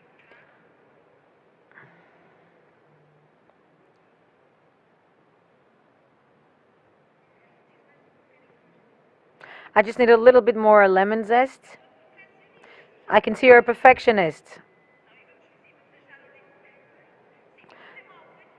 No, I really enjoy doing things well.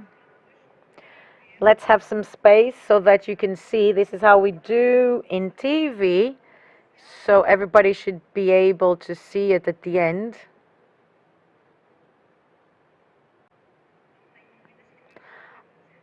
No doubt that you watch programs. And here is the final result. For those of you who wish to photograph or taste, that's it. So I'd like to thank the two of you. And thank you so much for participating in this playful moment. Patricia, thank you so much. And to all of you, to those that have been here at Expo Fish, watching the different panels that have been analyzed. Not those of you who are only here face-to-face, but those who also followed us online.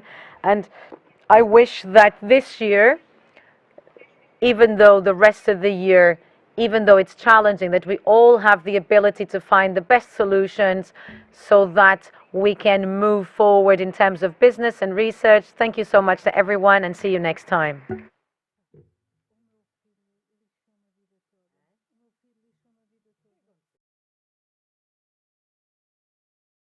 Mar português, que criamos valor com impacto global. Portugal tem uma grande diversidade de espécies de pescado. O nosso peixe é um forte pilar na qualidade da gastronomia portuguesa. A ExpoFishPortugal é um evento único, uma componente presencial, com conferências e partilha de conhecimento, e uma componente virtual de estímulo ao negócio e à exportação. Um espaço privilegiado para a promoção do pescado português e das atividades ligadas ao mar. Temos um propósito: mostrar o que de melhor temos para oferecer. A valorização do peixe português é crescente, sendo considerado por muitos o melhor peixe do mundo.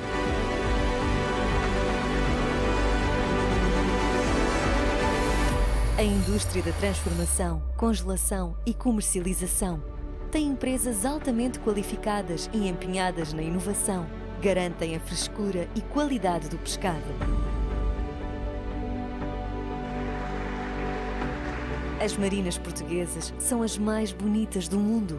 É nos estaleiros que se preservam técnicas ancestrais. Os profissionais qualificados ajudam a renovar a frota nacional.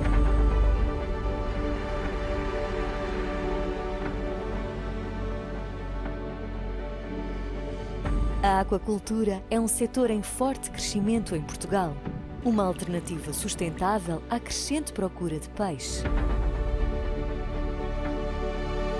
A arte de conservar o mar e trazê-lo para a mesa é uma das maiores tradições em Portugal, preservando as melhores qualidades do peixe.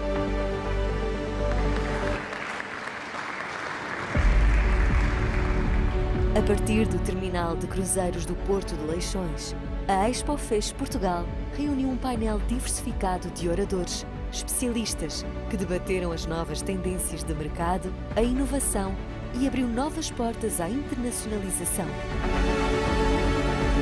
É um enorme privilégio anunciarmos que a próxima ExpoFishPortugal terá lugar nos dias 14 e 15 de novembro de 2023. Este é o nosso mar, que sempre nos desafiou. Um mar imenso, repleto de memórias, tesouros e sonhos.